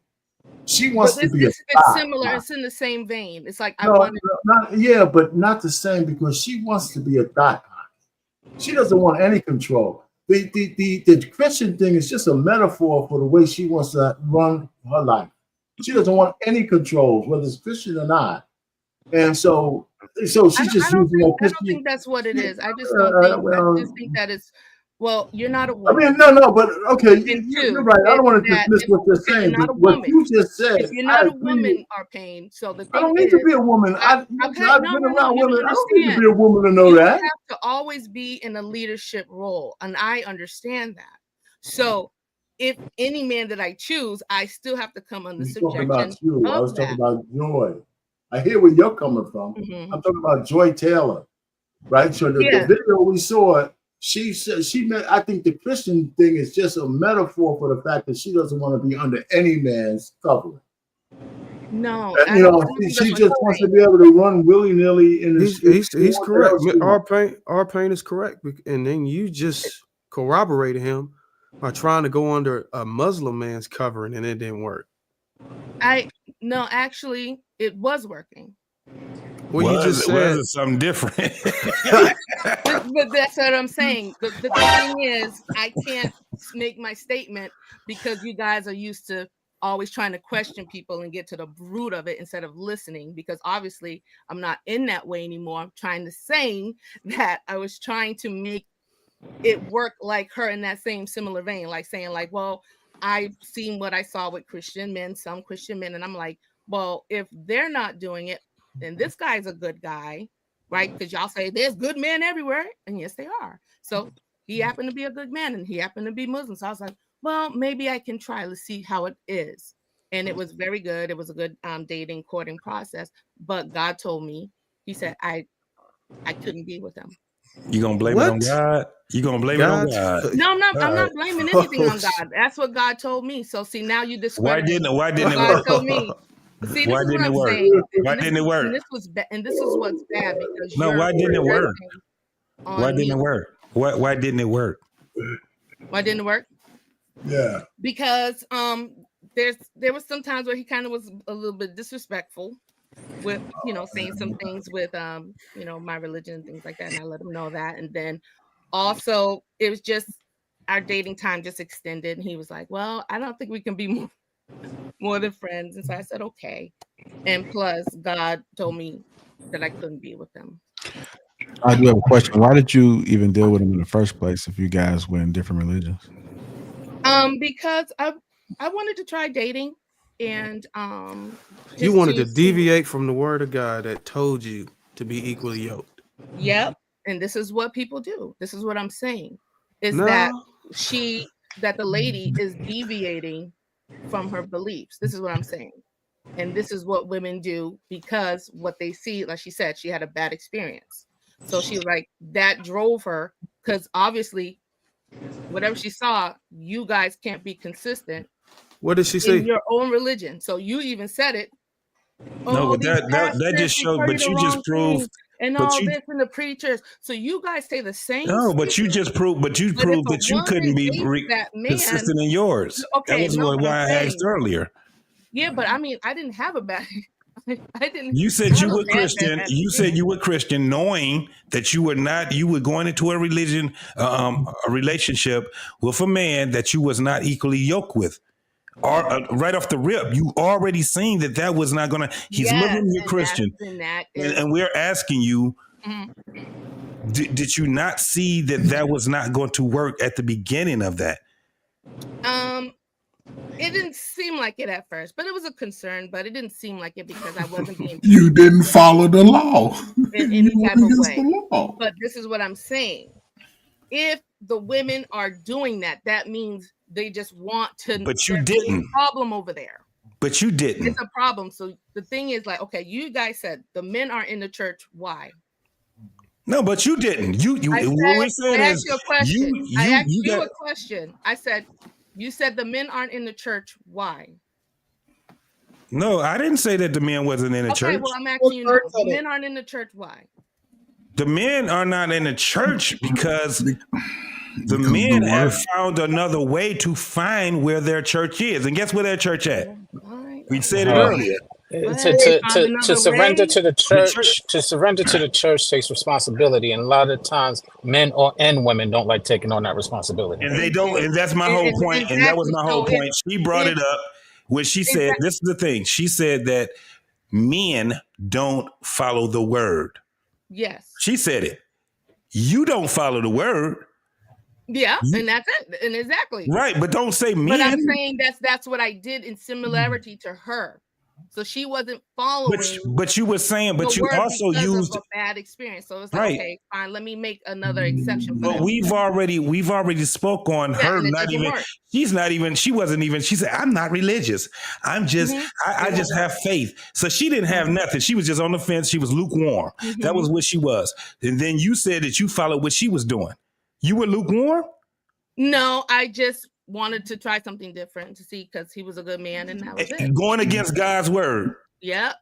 Can't say men. Hold on, because she was sitting back and she was painting this narrative that men don't do it, while showing that she doesn't do it.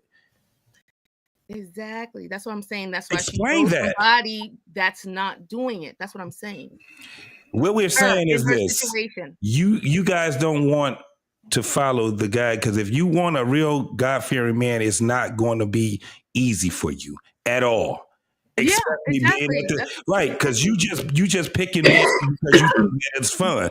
After God, if God say this is where you're at, and you go against God, the man ain't got nothing. He ain't got nothing to go for.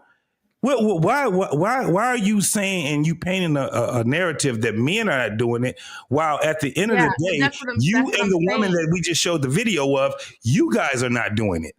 No, don't put it in. Don't bring it on to men when you're not doing it. The thing that she's saying is that she had a bad experience with the men in the church. You wonder why? Yes, because she going against God's word. You guys are being lukewarm too. No, don't blame it on the men.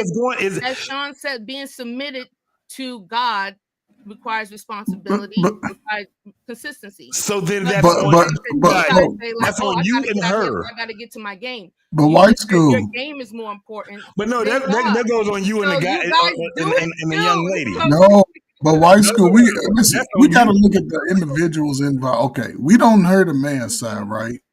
I would assume that guys that really, really are into their religion and follow that every day, right? They're going to be very accountable. They're going to be very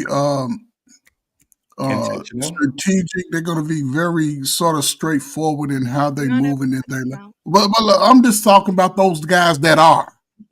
And she listen, if I was out of whack, I know me and my house would be out of whack. No, like they just stayed in her situation. On your own, in her situation, that dude, are you religious? Are you 10 toes down with God? Yes, you with my family. Hold up, hold up. Hold on. Let me answer it. Because there was times when I know that I wasn't. Right? Hold up. However, I wasn't trying to force a relationship with anybody when I was not. So as I got a line, and understood that in order for my life to go the way I wanted, I had to follow the law. And once I started following the law, things fell in place piece by piece. Like I said, that means she's. So what I'm saying is those. Hold up. Hold up. But no, that's not what she's saying. She's just saying that what she ain't saying is these guys are so damn straight. They so rigid in following and having that discipline. This is not something that I want. Most women, they think they say they want it, but to follow that word, which is the law for us humans, most don't want to do it. They want to do what they want to do. Because again, I said, if most understood it, guess what? We would have more marriages and less slow ass, and I'll be facetious. Forgive me for everybody who got kids. I love the kids. I'm working with the kids. So for everybody, what I'm saying is, our children would not be in this space because most would have the loving relationships of mother and father. Period. But I'm gonna tell you, it all begins with the man. As you said, the access to relationship begins with yes, but the access to the child begins with the woman. Yes, you said yes. And so where it all starts, if you said if it's that chain of command, it all starts from the head. And so those women shouldn't have to feel like, okay, this guy is ultra religious. Yes, you do be religious, but then if Jesus is love, you also have to emulate that love so that woman can connect to you and not have a bad experience as well. It's part of my you love gotta have protection. a balanced thing here. That's all I'm saying. I'm saying like, yes, please be religious. Boom, boom. But also why school? You're presupposing that she's worthy of all of that man. You know, some of these women say all this shit, but they ain't worthy for that guy. They're just not worthy. Why? I mean, if they listen, I got the impression from Joy Taylor. I got impression from Joy Taylor that she found a guy that was on the square, and she didn't want to live up to the expectations of the guy. She'd rather just be a thought pocket and be able to move the way she wants to move. Tracy Ellis Ross, the same thing. You know, she didn't want. She wants to be with young guys so she could dictate.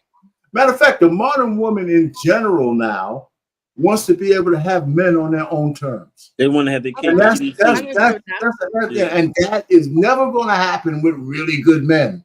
Yeah. Because a man who marries a woman on her terms is an asshole. You know, the women gotta be under your covering, so it's gotta be your terms, or else it's just bullshit. And that's what I'm saying. Yeah. So women are having trouble with that because if you're a successful woman, if you could be here's the thing. Here's the real flex.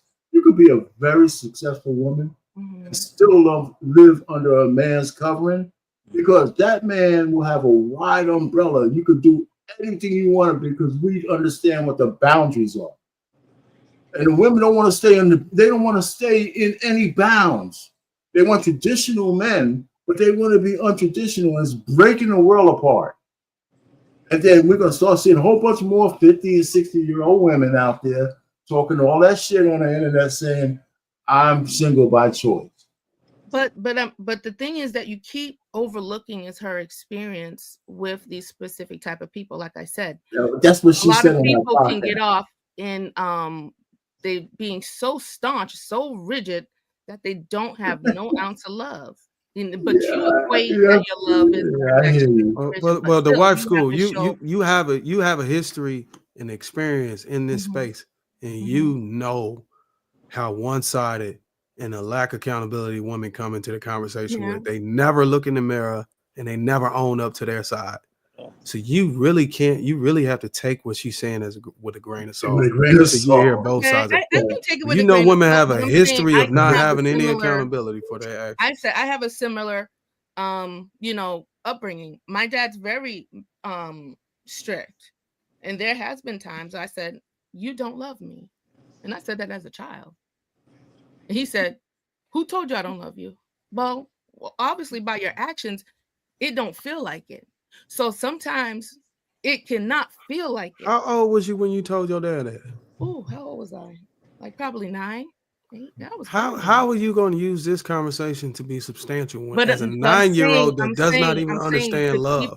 She's talking about the rigidity of being in church and going all the time, but sometimes I understand what you're talking about. I'm just trying to figure out, how did it dawn in on you to use that, a 9-year-old challenging her dad on the concept of love? That's a substantial thing to add to this conversation. You know this, Darwin, that often people in their adulthood, in their relationships, their situations stem from their childhood, and I don't know why you don't put it all together. I know you do, but I'm just putting it all together. That's that. And then you grow up in it. So you're growing up in this thing and you're like, wow, you see a lot. You're around these people weekly, daily, whatever. You hear things. There's the church news. Did you hear Sister Johnson's man got Sally pregnant? I mean, you see the scandals all the time. The ones that are televised, you see them. And then there's the ones that are local that do happen. And so you're looking at these people, just like the men said, they're not being on their P's and Q's. So why do I have to go to that church? They doing this and do that. So y'all out the house. And so if the women are seeing this, it's like, man, I don't want a man like that. I don't really want to, attach myself to that because I don't have good feelings and I don't have good memories. She don't know but she don't know what that man was like. She only heard the headline that he got a woman pregnant. So I'm how talking can about she? Like your brothers and sisters. I'm talking about close. I'm not talking about we do see the stuff on TV, but there's stuff that happens in a local church. Look at what happened to the pastor that put the girl that was pregnant out on the front, in front of the church. That stuff happens locally. There's stuff that happens that we don't see. You're talking about the pastor that said he's not gonna throw a baby shower for a woman who had a baby. Yeah, so there's I'm saying stuff like that. There's what's things wrong that with happen that locally at churches that we don't know that people experience. This is what I'm telling you. Well, what I'm asking is, what is wrong with a pastor saying, I'm not going to honor having a baby shower for a woman? I'm not talking about her situation. I'm saying that there are leaders at the local church that don't do the right things.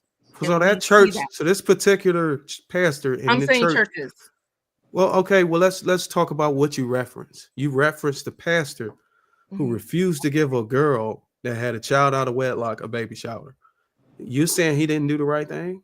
I'm not talking about that. That was one reference. She used a couple of references. I'm just talking Why are you about honing in on what that? we hear online. That was the reference that she used. I want to hear that too. I'm just saying, because you know why? Because I knew you guys it would register with you. And this is the point. This is what I'm saying. I'm just using it as a reference point that we often hear things online. Those are the things. Why did you? Are you saying that he didn't? Are you saying that you used it as a reference? But what Darwin was asking, are you saying that was wrong for what that pastor said? Yes no, or no? I'm not talking about that. I'm talking about why were you using it as a reference? That goes on in churches. Then why was you using it as a reference? Y'all acting like she's no. Hold on, you trying to save it, bro? Yeah, in his congregation. Come on, stop it, y'all. Brought it up, stop. Hold on, Sean. Y'all just trying to argue? No. She brought it up, Sean. We're trying to get an understanding of why she used it as a reference. You used it as a reference, lady.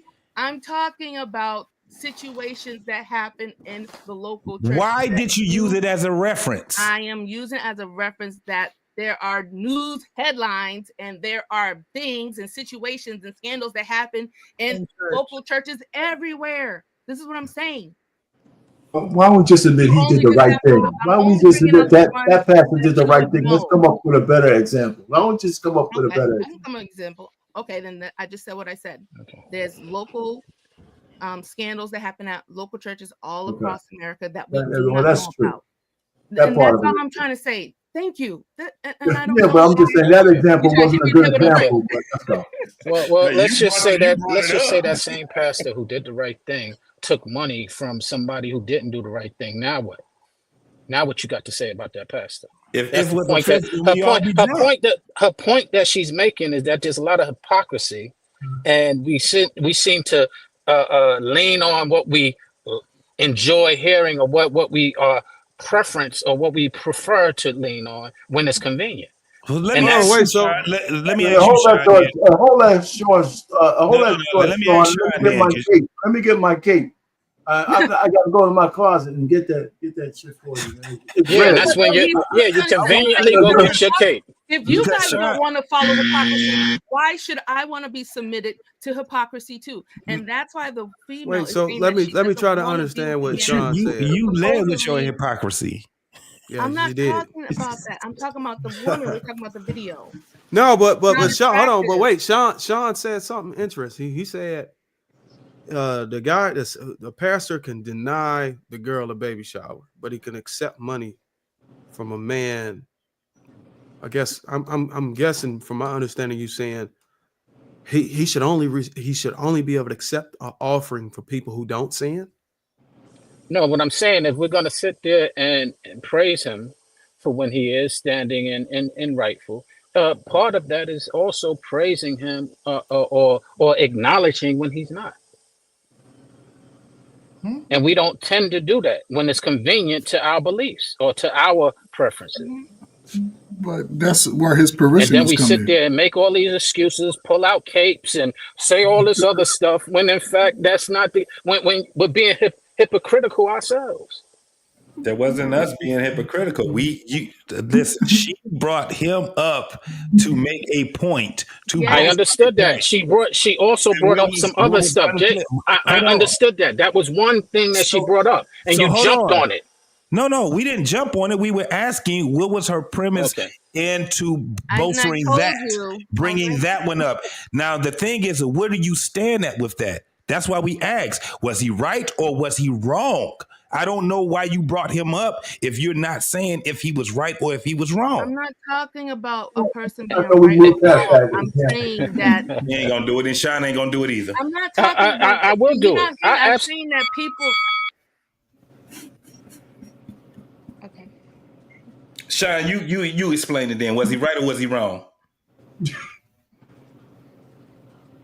Crickets. It's not about that. I was saying that there's things that happen at the local church that we go to and that we see, and we're like, "Ooh, I don't want to deal with that."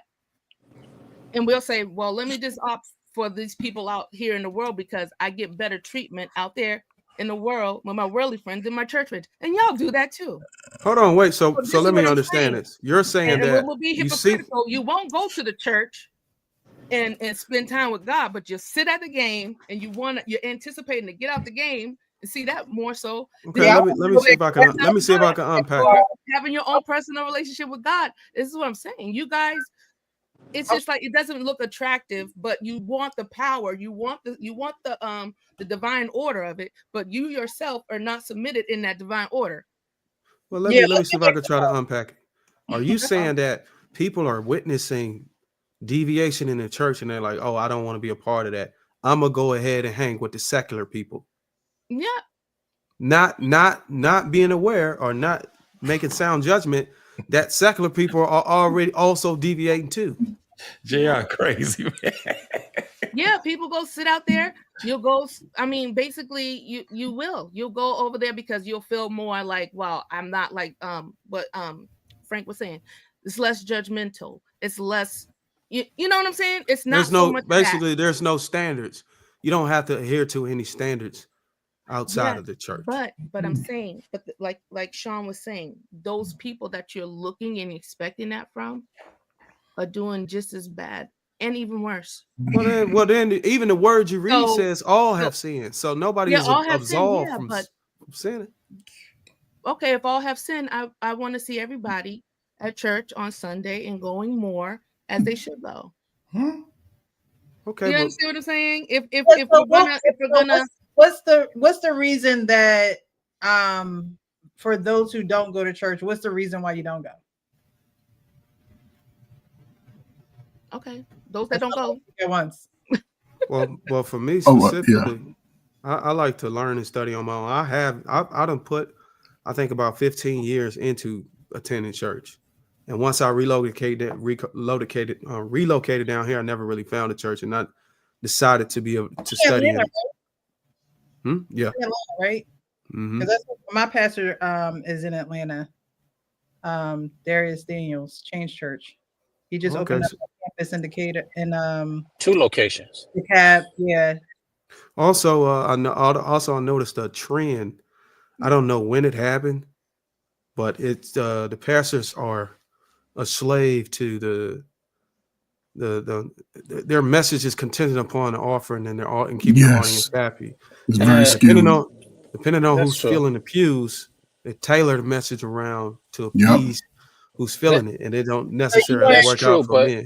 That's true, but that doesn't apply to all pastors. And if you're not out there going to try a pastor that doesn't have that, then that point is mute. Well, every church I've been to is doing that. Well, then go to another church. Well, then go to another church. Let me share this. Why I say that, because I felt the same exact way.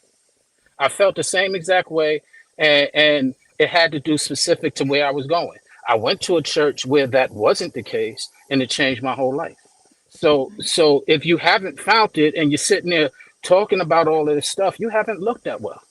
Yeah, but I don't need it. It's not necessary for me in my life. Okay, well then fine. So then in speaking the responsibility of living up to the way of the Lord, quote unquote, part of that is going to church. No, show me a scripture said that you have to go to church. The young man. That's what I'm saying. Okay. That's what I'm saying. First off, it does say that church is it. You are the church. We understand that. We are the church. So I'm not disputing that. But show me a scripture where it says, when I have a bad experience, I ain't supposed to go. What? Show me a scripture when it says, if I have a bad experience, I ain't supposed to go. Come on. No. But you kind of knocked that out of the No. Stop trying to say. Don't try to get out. Hold on, white school. Stand down. What he said kind of knocked it out when he said that there's nothing in the Bible that says that you're supposed to go to church. It's a period after that. That shit he said after that don't mean nothing. Okay, so the point is that you're making reference to something that doesn't exist in the Bible, and I'm making a reference to something that doesn't exist in the Bible. No. He Where I in know the what he Bible- asked, and then I asked what I asked. It doesn't exist. Neither one of those things. It makes no sense what you said, bro. And it That's makes all no I'm sense. saying. Neither one of them exist No, in the he Bible. asked it. Only thing he I did- understand that. I understand that. It So doesn't if you exist said in the that it Bible. doesn't- So I Right. then said something that doesn't exist in the Bible. The point is they're both mute. It's not mute, it's moot. But what I'm saying is this. If he's asking a question, because we're trying to get to a certain point, you don't have to go because you already stated, just like everybody else said, you are the church. You are the church. That's the whole point. We're the church. You don't have to go to a building to be the church. That other stuff that you said behind there, that was malarkey, bro. Come on. That's why it says to study to show yourself approved, right? Because there are plenty of scriptures that tell you to fellowship. There are plenty of scriptures that tell you that. So to say that that's not in the Bible is false. Fellowship doesn't mean going to church. Exactly. No, it sure doesn't. We fellowshipping right now. Exactly. Not really. But We're not fellowshipping. Come on. The point I think that she was making, the point I think that she was making is exactly what is being done right now. You're not living up to the responsibility of being a man of God. I'm here every Wednesday. Hold on, man. What happened? And that's all I'm saying. But the thing is, that's what I'm saying. You're so stuck in your role, and you can't see it when somebody brings it to you. And that's when you don't really have a covering. You yourself are your covering. So you the law. This is your law. I don't have to. I don't need to do this. So when a person that, like says like, well, I had a bad experience because a woman has to submit herself to a person like you, I'd rather not, because you don't have a covering yourself. But you say you're God fearing, but you have a limited, you're God believing. I won't say that you're God fearing, because if you were fearing, you wouldn't mind fellowshipping. It wouldn't be a problem. It wouldn't be an issue. I wouldn't make the excuse that all pastors are taking my money. I wouldn't make those excuses, because my love. Nobody said anything like that. There was nobody that said anything about pastors taking money or anything. You're bringing up something that didn't exist. Coach First said it plenty of times. I ain't gonna give my money anyway because they don't give it. Hold on. Reason why I say that, because they don't give the money to the people. I respect you guys, but they don't believe half that shit they reading to the congregation anyway. Because again, the word is a law, and they skew that word. And you're right, Coach Ferg. You're right. You're absolutely right, Coach Ferg. And the point that the ladies are making is neither do the men that they're following. But listen, again, a lot of the brothers that run to the church, we see how they moving. We see how they moving. Mm-hmm. And what the church has done, it's done really replace. When was the last time you've been to a church? The last time I've been to a church was probably at a funeral. 10 years ago. Yeah. 10 years ago. So check this out. You ain't tried. And then listen. My grandfather was a pastor for 35 years. Hold on. The last time I went to church, a church, a pastor put me out within the first 10 minutes of the church. Why? Yes, so I came in with my son. I'll say this. You called him a crackhead. This is where it changed for me. My son was barely walking. That's how long ago it was, right? Going to church. They singing the hymns as you coming in. I'm like I'm taking time out of my Sunday. I'm new to an area. Let me find me a church home. I was in the church 5 minutes. I'll never forget. They sang 2 songs. Pastor got up and said, all right, now, if you're not a member, leave the church. I look around. It's about 90% females of all ages, about 8 brothers, and me. I'm probably number 9. I'm thinking like, okay, I'm trying to see what's up. Next thing I know, I turn around, he at the door. He doing me like this. Come on up out of here. I'm like, what the hell they got going on in this all 4 fingers. Then I tried again before, right? I tried a couple times. I'm like, the same establishment or different? No, different churches. Different churches. Because I gotta listen to the message in the word, right? And the message in the word was it's sort of like it's not identifying issues.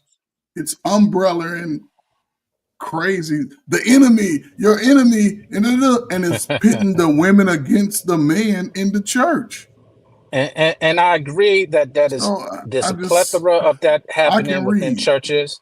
I believe I agree with that. And like I said, the reason why I made reference is to go to other churches is because I had the same experiences you just described.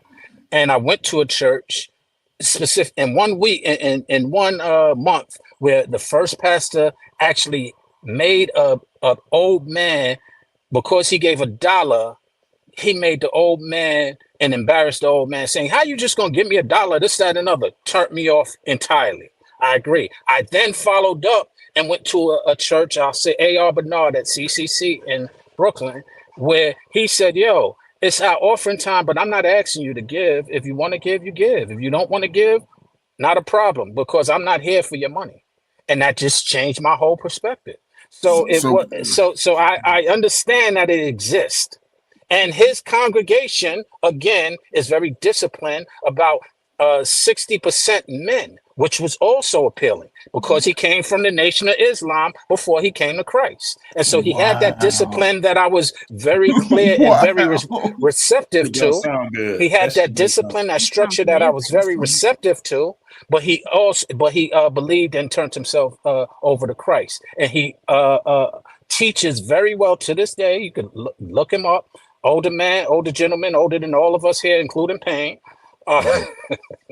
But seriously, he changed my whole dynamic and outlook on that. And Pastor Darius Daniel, also a teaching pastor out there in Atlanta.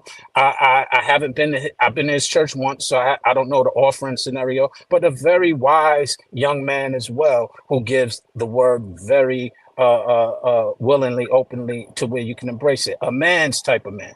And that's what is missing in a lot of churches. I agree. But So it's not non-existent.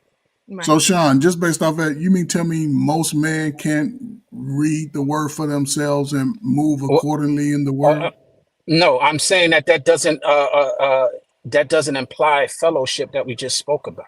But you When you're doing fellowship. it by yourself, you're not fellowshipping in that way. And that's very important, that we need to do a little bit more often, and we don't practice it, and we sit there and lean on the fact that it's uncomfortable, all these bad experiences we had, this, that, and another, and we sound like women when we do it.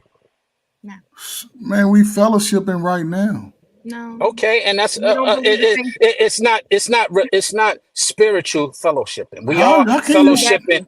Technically, we are fellowshipping because we're sitting here speaking and so on. We're speaking about the spirit, but we're not in the spirit right now. How can you say that, man? It's true. How can I because say it? you- Because your I'm objection, listening to yelling our. at me, yeah, it's bad because My if I bishop was from telling you my bishop stories, from that would be Virginia your hosts testimony. a You would Bible listen. study phone call conference every Tuesday. Y'all are free to join if y'all want to. That's He right. runs the church that I used to go to before I came to Atlanta, and he holds a Bible study class every Tuesday night at 7:30. Okay. And it may be like maybe 6 or 7 people meet in there. That does it for me. Aside from my own personal. Well, all studies right. that I Let's start with a prayer. Heavenly Father, we come to you today to give you the praise and honor that you so rightfully deserve. We ask that you continue to guide us throughout all that we do. We ask that you bring us closer to you and you allow us to be able to surrender to what it is that you do. We ask you also to forgive us for any sins we commit, knowingly or unknowingly. We ask you to guide us throughout all that we do. Allow us this fellowship that we're having right now to be one that is of your presence, one of your spirit, and one that guides us in the direction of where you need us to go. We thank you for this in advance, and we appreciate you. We love you, and we say this in our big brother Jesus Christ's blessed name. Amen. Amen. Those were the final words. Amen. There you go. Those were the final words. Again, like I always say, I just want men and women to be the highest level of themselves. The highest level of yourself is getting in touch, in contact with your creator. Your creator created everyone else around you, and two are better than one, right? That's what he says. So when you are reading for yourself, that's great.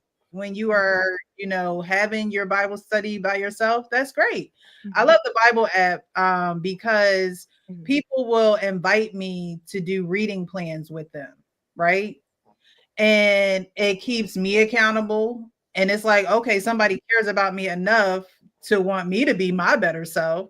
So they invite me to do these reading plans, and I invite other people to do reading plans too. But when I get the invite, it's almost like, oh wow, like thank you. Like I need to be on my, on forgiveness or whatever the Bible reading plan is.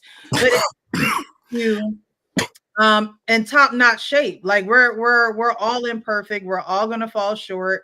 I had someone, I was working and we were out on the road, and he was like, I know that you're grounded in your faith. How do you do that? You want people to actually come to you and ask you those questions. That's what you're supposed to do. You're supposed to usher people to God, because that's what he wants us to do. Two are better than one. When I fall, you're there to help me get up, and vice versa. So that's what fellowshipping is for. That's the purpose of it. It's for us to be in unity with one another. Because if we're in unity with one another, then we can get other people to be in unity with us, and hopefully change some things around the earth, right? But it's not going to happen when you have an attitude of, well, why I need to do that? Because guess what? When your wife comes to you with the why I need to do that attitude, you're going to say, so we can be one. So you're under my covering, so we can, do this thing together. It's the same thing with God. God loves you. He's not going to force you. That's one thing I love about God. He's not going to force you. He's not a God that's going to badger you over the head with the love that he has for you. He's going to wait for you to willingly come. And a lot of people wait till they get down on their knees, and the only thing the only person that they can call on is God. They can't call on their mom. They can't call on their daddy. They can't call on their brother, their sister, their cousin, their auntie, and their uncle. The only person is there is God. And that's how a lot of people develop their relationship with God. And ain't nothing wrong with that either. Nothing is wrong with that either. There is no right time to do it. It's when you are good and ready, and he will accept you with open arms. He ain't even going to say, what took you so long? Because he know you already. That's the crazy part. You better than you know yourself. Right. And so there is no shame. There is no judgment that you should feel surrounding God at all whatsoever. So I'm glad that we had this live. It's late. It's about to be 2:30, y'all. I gotta be up at 6 a.m. Eastern. Okay. I'm glad that we had this live. It went all different types of directions. We had some people on the panel I have never seen before. Terry, I don't know who that is. I'm not sure how he found out about the YouTube channel, but he comes on your channel a lot. On my channel? Yeah. On the panel? BMU? No, not on the panel, but he's in the chat. Oh. He's in the chat. I don't remember seeing that name before, but I appreciate him for coming on the panel. Sean left. I appreciate Sean for being here. Who else was here that left? Everybody else is still sticking around. So JR, I appreciate you for coming on the panel. Darren, thank you so much for coming on the panel. Thank you for having me. Salute to y'all, man. Most definitely. But yeah, this daily walk with God is not easy. It is full of discipline. None of us are perfect. All of us have room to grow. And the one thing I told my friend or my coworker who asked me about God and how I, continue to have my faith. My dad is a deacon, and back in the day, they used to have these little booklets called Daily Bread, right? He was talking about how he used to be, I think, a Catholic. I think he said he was a Catholic, and how, things had to run a certain way, and you were damned if you did one thing, and all these rules and things of that nature. But he said that the Lord's Prayer was one of their biggest prayers, right? And I said, well, in the Lord's Prayer, it says, give us this day our daily bread, right? Which means that I can't worry about tomorrow today, because today got its own issues. Today has its own, I have my own decisions to make today. And that doesn't mean don't plan for the future, but it means that a lot of your trust has to be in God. He gives you daily bread. The birds don't worry about where they're going to eat, what they're going to eat. But we worry about so many things down here on earth. So daily, it's a daily walk. And if you don't get it right today, pray you get it right tomorrow. I pray you get it right tomorrow. But thank you guys for being here. Join us next week. Like, we never know what's going to come out of these things. Take the fellowship. Absolutely. But don't only fellowship with me because I'm not your creator. Okay. Yeah. I just want you to be your highest self. I want you to exceed and excel. But I'm not your creator. So don't only fellowship with me, okay? Find somewhere where you can fellowship that's going to feed your soul, that is going to allow you to live for eternity, because our earthly time is going to be up at some point. But again, we want to meet God at the gates. Okay. Well, stay away from RP. Stay away from RP. Stay away from JT and the line leader, Coach Bird. Yeah. They just need a little bit. They're gonna change after today. They need a little bit more love. That's okay. Just the same. We're gonna change. Okay. Boy, I don't know what y'all talking about because I already got my ticket. You know what I'm saying? You already dipped his toes in the water. What you talking about? Hey, stay away from those guys. That's all I gotta say about that. Right. Hey, stay away from Darwin too. I see you on Lapeef. I see you on Lapeef all the time, man. Look, I see you on Lapeef all the time. I've been a long time Lapeef watcher, Dogs. I've been watching you for a good minute, man. Pause. Stay away from Lapeef too. Man. I mean, he be quiet.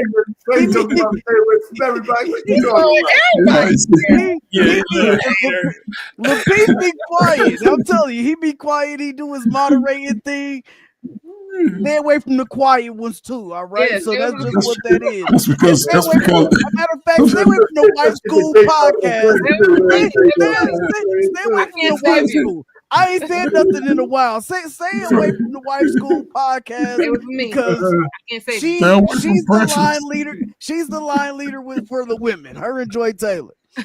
Frank, you said because you got your Cash App link to the church.